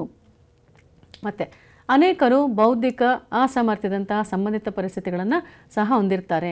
ಬೌದ್ಧಿಕ ಅಸಾಮರ್ಥ್ಯತೆ ಕೂಡ ಇಲ್ಲಿ ಸೆರೆಬ್ರಲ್ ಪಾಲ್ಸಿಯಲ್ಲಿ ಕಾಣಿಸ್ಬೋದು. ಮತ್ತು ದೃಷ್ಟಿ, ಶ್ರವಣ ಅಥವಾ ಮಾತಿನ ಸಮಸ್ಯೆಗಳು ಕೂಡ ಇಲ್ಲಿ ಕಾಣಿಸ್ಬೋದು. ಮತ್ತು ಬೆನ್ನುಮೂಳೆಯಲ್ಲಿ ಕೂಡ ಇದು ಸಮಸ್ಯೆಗಳನ್ನು ನಾವು ನೋಡ್ಬೋದು. ಸೊ ಸೆರೆಬ್ರಲ್ ಪಾಲ್ಸಿ ಅಂತಂದರೆ ನಡೆಯೋಕ್ಕೆ ಅವಕಾಶ ಆಗದೇ ಇರುವಂಥದ್ದು, ಚಲನೆಗೆ ಅವಕಾಶ ಆಗದೇ ಇರುವಂಥದ್ದು, ಜೊತೆಗೆ ಅವರ ಒಂದು ಭಂಗಿಯಲ್ಲಿ ಸಮಸ್ಯೆ ಇದ್ದರೆ ಅದನ್ನು ಸೆರೆಬ್ರಲ್ ಪಾಲ್ಸಿ ಅಂತಾರೆ. ಇದಿಷ್ಟು ಸೆರೆಬ್ರಲ್ ಪಾಲ್ಸಿಯಲ್ಲಿರುವಂಥ ಗುಣಲಕ್ಷಣಗಳು. ಇಲ್ಲಿ ನಾನೊಂದು ನಿಮಗೆ ಚಿತ್ರವನ್ನು ತೋರಿಸ್ತಾ ಇದ್ದೇನೆ. ಇಲ್ಲಿ ಸೆರೆಬ್ರಲ್ ಪಾಲ್ಸಿಯಿಂದ ಬಳಲ್ತಿರುವ ಮಗುವು ಯಾವ ರೀತಿಯ ಒಂದಷ್ಟು ವರ್ತನೆಯನ್ನು ತೋರಿಸ್ತದೆ ನೋಡಿ. ಇಲ್ಲಿ ಕೂಡ ನಿಮಗೆ ಈ ಒಂದು ಪಿಕ್ಚರ್ ಹೇಳುತ್ತೆ. ಇಲ್ಲಿ ನಾವು ಬ್ಲಾಕ್ ಮಾಡಿರುವಂಥ ಒಂದಷ್ಟು ನಿಮಗೆ ಪಿಕ್ಚರ್ಸ್ ಕಾಣಿಸ್ತಾ ಇದೆ. ಮೊದಲನೇ ಚಿತ್ರದಲ್ಲಿ ಬಲಗೈ ಮತ್ತು ಬಲಗಾಲನ್ನು ನಾವು ಸ್ವಲ್ಪ ಶೇಡೆಡ್ ಪಿಕ್ಚರ್ಸ್ ಅದು. ಸೊ ಅಲ್ಲಿ ಬಲಗೈ ಮತ್ತು ಬಲಗಾಲು ಸರಿಯಾದ ರೀತಿಯಲ್ಲಿ ಚಲನೆ ಮಾಡೋಕ್ಕೆ ಆಗ್ತಾಯಿಲ್ಲ. ಬಲಗೈ ಮತ್ತು ಬಲಗಾಲು ಸರಿಯಾದ ರೀತಿಯಲ್ಲಿ ಅದು ನಿಯಂತ್ರಣ ಮಾಡೋಕ್ಕೆ ಸಾಧ್ಯವಾಗಲ್ಲ. ಮತ್ತು ಎರಡನೇ ಚಿತ್ರದಲ್ಲಿ ನೀವು ಕಾಣಬಹುದು, ಎರಡೂ ಕಾಲುಗಳಿಗೆ ಅಲ್ಲಿ ಪ್ರಾಬ್ಲಮ್ ಆಗಿದೆ, ಮಗು ಚಲನೆ ಸರಿಯಾಗಿ ಮಾಡೋಕ್ಕೆ ಸಾಧ್ಯವಾಗಲ್ಲ. ಮತ್ತು ಮೂರನೇ ಚಿತ್ರದಲ್ಲಿ ಮಗುವಿನ ಎರಡು ಕೈಗಳು ಮತ್ತು ಎರಡು ಕಾಲುಗಳು, ಪೀಜಲ್ ಅಂತ ಕರಿತೀವಿ ಅಥವಾ ಕ್ವಾಡ್ರಿಪ್ಲಿಜಿಕ್ ಅಂತ. ಇಲ್ಲಿ ಮಗು ತನ್ನ ಎರಡು ಕೈ ಮತ್ತು ಎರಡು ಕಾಲು, ನಾಲ್ಕು ಅಂಗಗಳು ಇಲ್ಲಿ ಸರಿಯಾಗಿ ಕೆಲಸ ಮಾಡ್ತಿಲ್ದಿರೋದ್ರಿಂದ ಇದನ್ನು ನಾವು ಚಲನೆಗೆ ಸಮಸ್ಯೆ ಉಂಟಾಗುತ್ತೆ ಅಂಥೇಳಿ ನಾವು ಕರಿಬೋದು. ಮತ್ತು ಇಲ್ಲಿ ಏನೇನು ಅಕಾಮಡೇಷನ್ಸ್ ಮಾಡ್ಬೋದು, ಏನೇನು ಮಾಡಿಫಿಕೇಷನ್ಸ್ ಮಾಡ್ಬೋದು ಅಂತ ನೋಡೋಣ. ಏನಿದು ಅಕಾಮಡೇಷನ್ಸ್ ವರ್ಸಸ್ ಮಾಡಿಫಿಕೇಷನ್ ಅಂದರೆ ನಾವಿಲ್ಲಿ ಹೊಂದಾಣಿಕೆಗಳನ್ನು ಮಾಡಬೇಕಾಗತ್ತೆ. ಒಂದಷ್ಟು ಹೊಂದಾಣಿಕೆಯನ್ನು ಮಾಡೋದು ಅಂತಂದ್ರೇನು, ನಾವು ಒಂದಷ್ಟು ರೀತಿಯ ಪರಿಕರಗಳನ್ನು ಮಕ್ಕಳಿಗೆ ಕೊಡಬೇಕು. ನಾವೀಗಾಗಲೇ ಮಾತಾಡಿದ್ದೀವಿ. ಸಮನ್ವಯ ಶಿಕ್ಷಣದಲ್ಲಿ ನಾವು ಎಲ್ಲ ರೀತಿಯ ಒಂದಷ್ಟು ಮಾಡಿಫಿಕೇಷನ್ಸ್ ಮಾಡಬೇಕಾಗತ್ತೆ, ಒಂದಷ್ಟು ಪರಿಕರಗಳನ್ನು ಮಕ್ಕಳಿಗೆ ಕೊಡಬೇಕಾಗತ್ತೆ. ಎಲ್ಲ ಮಕ್ಕಳನ್ನು ಒಂದೇ ಸುರಿನಡಿ ನಾವು ಕಲಿಸ್ಬೇಕಾಗತ್ತೆ. ಅದು ವೈವಿಧ್ಯಮಯ ಮಕ್ಕಳನ್ನು ನಾವು ಕರೆದುಕೊಂಬರುವಂಥದ್ದು ಮತ್ತು ಆ ಒಂದು ವೈವಿಧ್ಯತೆಯನ್ನು ಆಚರಣೆ ಮಾಡುವಂಥದ್ದು. ಸೊ ಸೆಲೆಬ್ರೇಟಿಂಗ್ ದ ವೆರೈಟಿ ಅಂತ ಕರಿತೀವಿ, ಡಿಫ್ರೆನ್ಸಸ್ ಅಂತ ಹೇಳ್ತೀವಿ. ಸೊ ಎಲ್ಲ ರೀತಿಯ ಮಕ್ಕಳನ್ನು ನಾವಿಲ್ಲಿ ಸೇರಿಸ್ಕೊಂಡಾದಮೇಲೆ ಅವ್ರಿಗೆ ಬೇಕಾದಂಥ ಪರಿಕರಗಳನ್ನು ಕೊಡುವಂಥದ್ದು, ಅವ್ರಿಗೆ ಬೇಕಾದಂಥ ಸವಲತ್ತುಗಳನ್ನು ನಾವು ಸೃಷ್ಟಿ ಮಾಡುವಂಥದ್ದು ನಮ್ಮ ಕರ್ತವ್ಯ ಆಗಿರುತ್ತೆ. ಈ ಒಂದು ನಿಟ್ಟಿನಲ್ಲಿ ಈ ಮಕ್ಕಳಿಗೆ ಅಂದರೆ ವಿಶಿಷ್ಟ ಅಗತ್ಯತೆಯುಳ್ಳ ಮಕ್ಕಳಿಗೆ ನಾವು ಅವರಿಗೆ ಹೊಂದಾಣಿಕೆಯನ್ನು ಮಾಡ್ಕೊಳ್ಳೋಕ್ಕೆ ಅವಕಾಶ ಮಾಡಿಕೊಡ್ಬೇಕು. ಆ ಹೊಂದಾಣಿಕೆ ಅಂತ ಹೇಳಿ ಮಾತಾಡಿದಾಗ ಅದರಲ್ಲಿ 2 ಅಂಶಗಳನ್ನು ನಾವು ಕಾಣಬೇಕಾಗತ್ತೆ. ಮೊದಲನೇದು ಅಕಾಮಡೇಷನ್ ಅಂತ ಕರಿತೀವಿ, ಸುಗಮತೆ ಅಂತ ಕೂಡ ಇದನ್ನು ನಾವು ಕರಿತೀವಿ. ಎರಡನೇದು ಮಾಡಿಫಿಕೇಷನ್ ಅಥವಾ ಮಾರ್ಪಾಡಿಸುವಿಕೆ ಅಂತ ಕರಿತೀವಿ. ಏನಿದು ಮಾಡಿಫಿಕೇಷನ್ ಮತ್ತು ಅಕಾಮಡೇಷನ್ ಅಂದರೆ ಸುಗಮತೆ ಮತ್ತು ಮಾರ್ಪಾಡಿಸುವಿಕೆ ಅಂತ ಹೇಳಿ ನಾವು ನೋಡೋಣ. ಮೊದಲನೇದಾಗಿ ಅನುಕೂಲತೆ ಅಂತಲೂ ಕೂಡ ಕರಿತೀವಿ, ಅದನ್ನು ಸುಗಮತೆ ಅಂತ ಕೂಡ ನಾವು ಹೇಳ್ತೀವಿ. ಏನಿದು ಸುಗಮತೆ ಅಂತಂದರೆ ಪರಿಸರದಲ್ಲಿನ ಬದಲಾವಣೆಗಳನ್ನು ಇದು ಉಲ್ಲೇಖಿಸುತ್ತದೆ. ಸೊ ಯಾವ ರೀತಿ ನಾವು ಸುಗಮತೆ ಮಾಡ್ತೀವಿ ಅಂತಂದರೆ ಮಗು ಶಿಕ್ಷಕರು ಉದ್ದೇಶಗಳನ್ನು ಹಾಗೆ ಇಟ್ಕೊಂಡು ಮಗುವಿಗೆ ಆ ಒಂದು ಉದ್ದೇಶಗಳನ್ನು ಈಡೇರಿಸೋದಕ್ಕೋಸ್ಕರ ಮಾಡುವಂಥ ಒಂದಷ್ಟು ಅನುಕೂಲಗಳು. ಸೊ ಅನುಕೂಲಗಳಲ್ಲಿ ನಾವು ಅನುಕೂಲಗಳನ್ನು ನಾವು ಕೊಡುವುದರಲ್ಲಿ ಬದಲಾವಣೆಯನ್ನು ಕಾಣ್ತೇವೆ. ಯಾವ ರೀತಿ ಅನುಕೂಲಗಳು ಮಗುಗೆ ಬೇಕೋ ಆ ಒಂದು ಉದ್ದೇಶಗಳನ್ನು ಈಡೇರಿಸ್ಕೊಳ್ಳೋದಕ್ಕೆ ಅದನ್ನು ನಾವು ಸುಗಮತೆ ಅಂತ ಹೇಳಿ ಕರೆದಿದ್ದೀವಿ.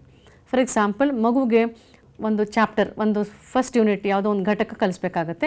ಎಲ್ಲ ಮಕ್ಕಳು ಅದನ್ನು ಕಲಿತಾ ಇರ್ತಾರೆ, ಈ ಮಗುನೂ ಕೂಡ ಅದನ್ನು ಕಲಿಬೇಕಾಗತ್ತೆ. ಆದರೆ ಮಗುಗೆ ಫಾರ್ ಎಕ್ಸಾಂಪಲ್ ಅವನು ಕಣ್ಣು ಕಾಣಿಸ್ತಾ ಇಲ್ಲ, ಬ್ಲೈಂಡ್ ಚೈಲ್ಡ್, ಕಣ್ಣು ಕಾಣಿಸ್ತಾ ಇಲ್ಲ, ಆದರೆ ಆ ಮಗುಗೆ ಆ ವಿಷಯವನ್ನು ಹೇಳ್ಕೊಡ್ಬೇಕು. ಆದರೆ ಅವನು ಇಂಟೆಲಿಜೆಂಟ್ ಇದ್ದಾನೆ. ನಾವೇನು ಮಾಡ್ಬೋದು, ಅವನಿಗೆ ಕೇಳಿಸುವುದರ ಮೂಲಕ ಕಲಿಸ್ಬೋದು. ಅವನಿಗೆ ನಾವು ಕ್ಯಾಸೆಟ್ಗಳನ್ನು ಉಪಯೋಗಿಸ್ಕೋಬೋದು, ಅಥವಾ ಅವನಿಗೆ ಹೆಚ್ಚು ಶ್ರವಣ ಮಾಧ್ಯಮದಲ್ಲಿ ಹೆಚ್ಚು ಕೆಲಸಗಳ ಅಥವಾ ಪಾಠವನ್ನು ಮಾಡಬೇಕು. ಮತ್ತು ಅವನಿಗೆ ಸರಿಯಾಗಿ ಕಂಪ್ಲೀಟಾಗಿ ಅವನು ಬ್ಲೈಂಡ್ ಅಂತಂದರೆ ನೀವು ಇಂಥದ್ದೊಂದಷ್ಟು ಅವಕಾಶಗಳನ್ನು ಮಾಡಬೇಕಾಗತ್ತೆ. ಅಥವಾ ಸ್ವಲ್ಪ ಅವನಿಗೆ ಕಾಣಿಸ್ತಾ ಇದೆ ಅಂತಂದರೆ, ಅಥವಾ ಸಣ್ಣ ಅಕ್ಷರಗಳು ಅವನಿಗೆ ಕಾಣಿಸ್ತಾ ಇಲ್ಲ ಅಂದರೆ ಅಕ್ಷರಗಳನ್ನು ದೊಡ್ಡದಾಗಿ ತೋರಿಸುವಂಥದ್ದು, ಅಥವಾ ಬ್ರೈಲ್ ಲಿಪಿಯನ್ನು ಅವನಿಗೆ ಕೊಡುವಂಥದ್ದು. ಸರಿಯಾಗಿ ಅವನಿಗೆ ಕಾಣಿಸ್ತಾನೆ ಇಲ್ಲ ಅಂದರೆ ಬ್ರೈಲ್ ಲಿಪಿ ಅಂದರೆ ಸ್ಪರ್ಶದ ಮೂಲಕ ಅವನು ಬ್ರೈಲ್ ಲಿಪಿಯನ್ನು ಕಲ್ತ್ಕೊಳ್ತಾನೆ. ಹೀಗೆ ನಾವು ಅನುಕೂಲತೆಯನ್ನು ಮಾಡಿಕೊಡ್ಬೇಕಾಗತ್ತೆ. ಅದನ್ನು ನಾವು ಸುಗಮತೆ ಅಂತ ಕರಿತೀವಿ. ನಾವೇನು ವಿಷಯಗಳು ಹೇಳ್ಕೊಡ್ಬೇಕು ಅಂತಿದ್ದೀವೋ ಅಥವಾ ನಮ್ಮ ಉದ್ದೇಶಗಳನ್ನು ನಾವೀಗಾಗಲೇ ಫಿಕ್ಸ್ ಮಾಡಿದ್ದೀವೋ ಅದನ್ನು ಅವನು ಖಂಡಿತ ಈಡೇರಿಸ್ತಾನೆ. ಅದಕ್ಕೆ ನಾವು ಒಂದಷ್ಟು ಪರಿಕರಗಳನ್ನು ನಾವು ಕಲ್ಪಿಸ್ತೀವಿ. ಮುಂದುವರಿದು ಮಾರ್ಪಾಡುಗಳು ಅಂದರೆ ಏನು? ಇಲ್ಲಿ ನಾವು ಹೊಂದಾಣಿಕೆ ಅಂತ ಈಗಾಗಲೇ ಕರೆದಿದ್ದೀವಿ.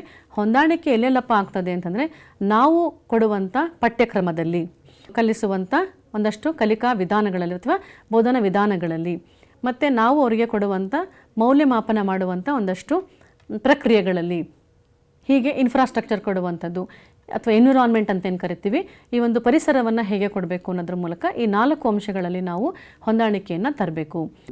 ದೇ ಆರ್ ಡಿಸೇಬಲ್ಡ್ ಚಿಲ್ಡ್ರನ್ ಅಂದರೆ ಅವ್ರಿಗೆ ವಿಶಿಷ್ಟ ವ್ಯಕ್ತಿಗಳಾದರೂ ಕೂಡ, ವಿಶಿಷ್ಟ ಅಗತ್ಯತೆಗಳನ್ನು ಬಯಸಿದ್ರೂ ಕೂಡ ಅವರು ನಮ್ಮ ಮುಖ್ಯವಾಹಿನಿಗೆ ಬಂದು ಅಲ್ಲಿ ಬೇರೆಯ ಮಕ್ಕಳ ಜೊತೆ ತನ್ನ ಒಂದು ಫುಲ್ ಕಾನ್ಫಿಡೆನ್ಸಲ್ಲಿ, ಒಂದು ಒಳ್ಳೆಯ ಆ್ಯಟಿಟ್ಯೂಡ್ನಲ್ಲಿ ಅವರು ಬೆಳೀತಾ ಹೋಗ್ತಾರೆ. ಸೊ ಒಳ್ಳೆಯ ವ್ಯಾಲ್ಯೂಸ್ನ ಕೂಡ ಅವರು ಬೆಳೆಸ್ಕೊಳ್ತಾರೆ. ಹಾಗಾಗಿ ನಾವು ಸುಗಮತೆಯನ್ನು ನಾವು ಇಲ್ಲಿ ಉಪಯೋಗಿಸ್ಕೋಬೇಕಾಗತ್ತೆ. ಮಾರ್ಪಾಡುಗಳು ಅಂದ್ರೇನು? ಮತ್ತು ಅದೇ 4 ಅಂಶಗಳಲ್ಲಿ ಅಂದರೆ ನಾವು ಉಪಯೋಗಿಸುವಂಥ ಪಠ್ಯಕ್ರಮ ಇರ್ಬೋದು, ನಾವು ಬಳಸುವಂಥ ಅಸೆಸ್ಮೆಂಟ್ ಪ್ರಾಕ್ಟೀಸಸ್ ಅಥವಾ ಸ್ಟ್ರಾಟಜೀಸ್ ಅಂತ ಏನು ಕರಿತೀವಿ, ಮೌಲ್ಯಮಾಪನ ಮಾಡುವಂಥ ಒಂದಷ್ಟು ಅಂಶಗಳಿರಬಹುದು. ಜೊತೆಗೆ ನಾವು ಉಪಯೋಗಿಸುವಂಥ ಅಥವಾ ನಾವು ಕೊಡುವಂಥ ಎನ್ವಿರಾನ್ಮೆಂಟ್ ಅಂತ ಏನು ಕರಿತೀವಿ ಇರಬಹುದು, ಅಥವಾ ನಮ್ಮ ಇನ್ಸ್ಟ್ರಕ್ಷನಲ್ ಸ್ಟ್ರಾಟಜಿ, ನಾವು ಪಾಠ ಮಾಡುವಂಥ ವಿಧಾನಗಳಾಗಿರ್ಬೋದು. ಹೀಗೆ ಎಲ್ಲ ಅಂಶಗಳನ್ನು ನಾವು ಗಣನೆಗೆ ತೆಗೆದುಕೊಂಡು ಅವ್ರಿಗೆ ನಾವು ಮಾರ್ಪಾಡುಗಳನ್ನು ಮಾಡಬೇಕಾಗತ್ತೆ. ಯಾವುದೋ ಒಂದು ಮಗು ಇಂಟೆಲೆಕ್ಚುಯಲ್ ಡಿಸೇಬಲ್ಡ್ ಚಿಲ್ಡ್ರನ್ ಅಂತ ಕರೆಯೋಣ. ಸೊ ಆ ಮಗು ಬೌದ್ಧಿಕವಾಗಿ ತೊಂದರೆಯನ್ನು ಉಂಟು ಮಾಡ್ಕೊಂಡಿದೆ, ಅದಕ್ಕೆ ಇಂಟೆಲಿಜೆನ್ಸ್ ಕೋಶೆಂಟ್ ಭಾಳ ಕಡಿಮೆ ಇದೆ, IQ ತುಂಬ ಕಡಿಮೆ ಇದೆ. ಹಾಗಾಗಿ ನಾವು ಆ ಮಕ್ಕಳಿಗೆ ಈ ಒಂದು ಸಾಮಾನ್ಯ ಉದ್ದೇಶಗಳನ್ನು ಇಟ್ಕೊಳ್ಳೋಕ್ಕೆ ಸಾಧ್ಯ ಆಗಲ್ಲ. ಈಗಾಗಲೇ ನಾವು ಮಾತಾಡಿದ್ದೀವಿ, IEP ಅಂದ್ರೇನು, ಇಂಡಿವಿಜುವಲ್ ಎಜುಕೇಷನ್ ಪ್ಲ್ಯಾನ್. ಆ ಮಗುವಿಗೆ ನಾವು ಏನು ಬೇಕು, ಅವನ ಅವಶ್ಯಕತೆ ಏನು ಅಂತ ನೋಡಿಕೊಂಡು ನಾವೊಂದು ಪ್ಲ್ಯಾನ್ ಮಾಡಿದ್ದೀವಿ ಒಂದು ತಂಡದ ಮೂಲಕ. ಸೊ ಹಾಗಾಗಿ ಆ ತಂಡ ಏನು ಹೇಳುತ್ತೆ, ಇಷ್ಟು ವಿಷಯಗಳನ್ನು ಅವನಿಲ್ಲಿ ಕಲಿಬೇಕು, ಆದರೆ ಅವನಿಗೆ ಯಾವ ಅಸಿಸ್ಟಿವ್ ಟೆಕ್ನಾಲಜಿ ನೀವು ಕೊಡಬೇಕು ಅಂಥೇಳಿ. ಅದೇ ಥರ ಮಾರ್ಪಾಡುಗಳನ್ನು ಮಾಡಿದಾಗ ಅವನು ಎಷ್ಟು ವಿಷಯವನ್ನು ಕಲ್ತ್ಕೊಳ್ತಾನೆ, ಪಠ್ಯಕ್ರಮ ಅಷ್ಟನ್ನೇ ಕಲಿಯಲ್ಲ ಖಂಡಿತ. ಅವನಿಗೆ ನಾವೇನು ಮಾಡ್ತೀವಿ, ಒಂದು ಡೈಲ್ಯೂಟೆಡ್ ಕರಿಕ್ಯುಲಮ್ ಅಂದರೆ ನಾವು ಈ ಒಂದು ಕರಿಕ್ಯುಲಮ್ನ ನಾವು ಸ್ವಲ್ಪ ಕಡಿಮೆ ಮಟ್ಟಕ್ಕೆ ಕೊಡ್ತೀವಿ, ಅವನಿಗೆ ಕಡಿಮೆ ಚಾಪ್ಟರ್ಸ್ನ ಕೊಡ್ತೀವಿ, ಆದರೆ ಅವನು ಈ ಒಂದು ಎಲ್ಲ ಮಕ್ಕಳ ಜೊತೆ ಕಲಿತಾನೆ. ಸೊ ಅವನು ಎಲ್ಲ ಮಕ್ಕಳ ಜೊತೆ ಇರುವಂಥದ್ದು ಭಾಳ ಇಂಪಾರ್ಟೆಂಟ್ ಆಗ್ತದೆ. ಅವನಿಗೆ ಒಂದು ಒಳ್ಳೆಯ ಭಾವನೆಯನ್ನು ಬೆಳೆಸೋಕ್ಕೆ ನಮಗೆ ಸಾಧ್ಯವಾಗ್ತದೆ. ಹಾಗಾಗಿ ನಾವು ಮಾರ್ಪಾಡುಗಳನ್ನು ಮಾಡಬೇಕು. ಏನೆಂದೆಲ್ಲ ಮಾರ್ಪಾಡುಗಳನ್ನು ಮಾಡಬಹುದು ಅಂದರೆ ಅವನ ಕರಿಕ್ಯುಲಮ್ನಲ್ಲಿ ಮಾರ್ಪಾಡುಗಳನ್ನು ಮಾಡ್ಬೋದು. ನಾವೇನು ಪಠ್ಯಕ್ರಮ ಇಟ್ಕೊಂಡಿದ್ದೀವಿ ಆ ಪಠ್ಯಕ್ರಮದಲ್ಲಿ ಒಂದಷ್ಟು ಮಾರ್ಪಾಡುಗಳನ್ನು ಮಾಡಿ ಆ ಕ್ಲಿಷ್ಟಕರವಾದ ಒಂದಷ್ಟು ಸಂಗತಿಗಳನ್ನು ಅಥವಾ ಕಾನ್ಸೆಪ್ಟ್ಸ್ಗಳನ್ನು ನಾವು ತೆಗಿಬಹುದು. ಮತ್ತು ಈಸಿಯಾಗಿರುವಂಥದ್ದು ಸರಳವಾದ ಒಂದಷ್ಟು ಪರಿಕಲ್ಪನೆಗಳಲ್ಲಿ ಸೇರಿಸಬಹುದು. ಹೀಗೆ ನಾವು ಈ ಮಾರ್ಪಾಡುಗಳನ್ನು ಮಾಡ್ಬೋದು, ಇಲ್ಲಿಗೆ ಪಠ್ಯಕ್ರಮ ಅಂತ ಹೇಳಿ ನಾವು ಕರೆದಾಗ. Next assessment strategies. ನಾವು ಅವನ್ನ ಮೌಲ್ಯಮಾಪನ ಮಾಡೋದು ಹೇಗೆ ಅಂತಂದರೆ, ಎಲ್ಲ ಮಕ್ಕಳ ಜೊತೆ ಇವನನ್ನು ಕೂಡ ನಾವು ಮೌಲ್ಯಮಾಪನ ಮಾಡಲ್ಲ, ಅವನಿಗೆ ಬೇರೆಯಾದ ರೀತಿಯಲ್ಲಿ ಮೌಲ್ಯಮಾಪನ ಮಾಡ್ತೀವಿ. ಈ ಮಗುವಿಗೆ ನಾವು ಎಸ್ಸೆ ಟೈಪ್ನಲ್ಲಿ ಬರಿ ಅಂತ ಹೇಳಿರ್ತೀವಿ, ಅಥವಾ ದೊಡ್ಡ ದೊಡ್ಡ ಆನ್ಸರ್ಸ್ನ 4 ಬರಿ ಅಂತ ಹೇಳಿರ್ತೀವಿ. ಈ ಮಗುಗೆ ನಾವು ಮಲ್ಟಿಪಲ್ ಚಾಯ್ಸ್ ಇರ್ಬೋದು ಅಥವಾ ಆಬ್ಜೆಕ್ಟಿವ್ ಟೈಪ್ ಕ್ವೆಶನ್ಸ್ ಅಂತ ಏನು ಕರಿತೀವಿ, ಅಂಥ ಒಂದು ಪ್ರಶ್ನೆಗಳನ್ನು ಕೊಟ್ಟು ಅವನಿಗೆ ಕಡಿಮೆ ಅಂಕಕ್ಕೆ ನಾವು ಅವನಿಗೆ ಟೆಸ್ಟ್ ಅಥವಾ ಎಕ್ಸಾಮ್ಸ್ ಮಾಡಬಹುದು. ಅಥವಾ ಇಲ್ಲಿ ಹೈಯರ್ ಆರ್ಡರ್ ಥಿಂಕಿಂಗ್ ಸ್ಕಿಲ್ಸ್ ಅಂತ ಏನು ಕರಿತೀವಿ, ಹಾರ್ಟ್ಸ್ ಅಂತ, ನಾವು ಆ ಒಂದು ಉದ್ದೇಶಗಳನ್ನು ಮನಸ್ಸಿನಿಟ್ಕೊಂಡು ನಾವು ಇಲ್ಲಿ ಮೌಲ್ಯಮಾಪನ ಮಾಡಿದರೆ ಇಲ್ಲಿ ನಾರ್ಮಲ್ ಚಿಲ್ಡ್ರನ್ಗೆ ಈ ಮಕ್ಕಳಿಗೆ ನಾವೇನು ಮಾಡ್ಬೋದು, ಮಾರ್ಪಾಡುಗಳನ್ನು ಮಾಡಿ ಅವ್ರಿಗೆ ಬೇರೆ ಲೋಯರ್ ಆರ್ಡರ್ ಥಿಂಕಿಂಗ್ ಸ್ಕಿಲ್ಸ್ ಅಂದರೆ ಲಾಟ್ಸ್ ಅಂತ ಏನು ಕರಿತೀವಿ ಅದನ್ನು ನಾವಿಲ್ಲಿ ಉಪಯೋಗಿಸ್ಕೋಬೋದು. ಹಾಗೆ ಒಂದು ಟೈಮ್ ಇರ್ಬೋದು, ಅಥವಾ form of the question paper ಇರ್ಬೋದು, ಅಥವಾ ನಾವು ಕ್ರೈಟೀರಿಯಾ ಏನು ಇಟ್ಕೊಂಡಿರ್ತೀವಿ ಮಕ್ಕಳನ್ನು ಅಸೆಸ್ ಮಾಡೋಕ್ಕೆ, ಅದರಲ್ಲಿ ಕೂಡ ನಾವು ಒಂದಷ್ಟು ಬದಲಾವಣೆಗಳನ್ನು ಮಾಡ್ಕೋಬೋದು when it comes to assessment.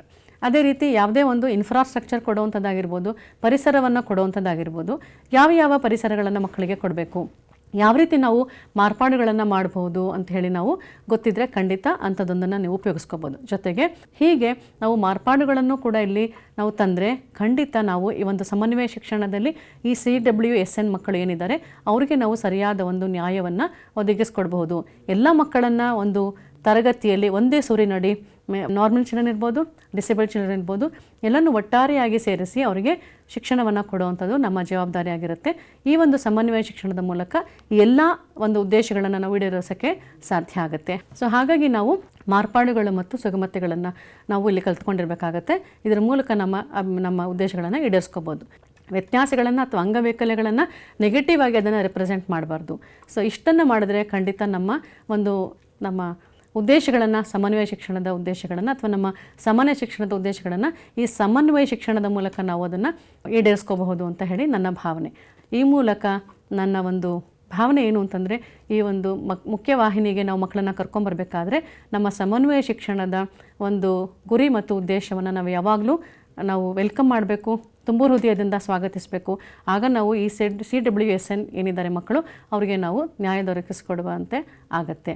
ಇಲ್ಲಿವರೆಗೂ ನಾವು ಈ ಒಂದು ಸಮನ್ವಯ ಶಿಕ್ಷಣ ಅಂದ್ರೇನು, ಸಮನ್ವಯ ಶಿಕ್ಷಣದಲ್ಲಿ CWSN ಅಂದರೆ ವಿಶಿಷ್ಟ ಅಗತ್ಯತೆಯುಳ್ಳ ಮಕ್ಕಳಿಗೆ ನಾವು ಯಾವ ರೀತಿ ನಾವು ಪರಿಕರಗಳನ್ನು ಕೊಡಬೇಕು, ಯಾವ ರೀತಿ ಅವರನ್ನು ಮುಖ್ಯವಾಹಿನಿಗೆ ಕರ್ಕೊಂಡ್ಬಂದು ಅವರಿಗೆ ಶಿಕ್ಷಣವನ್ನು ಕೊಡಬೇಕು ಅನ್ನೋದ್ರ ಬಗ್ಗೆ ನಾವೀಗಾಗಲೇ ಮಾತಾಡಿದ್ದೀವಿ. ಅದು ನಿಮಗೆಲ್ಲ ಉಪಯೋಗ ಆಗುತ್ತೆ ಅಂತ ಭಾವಿಸ್ತೇನೆ.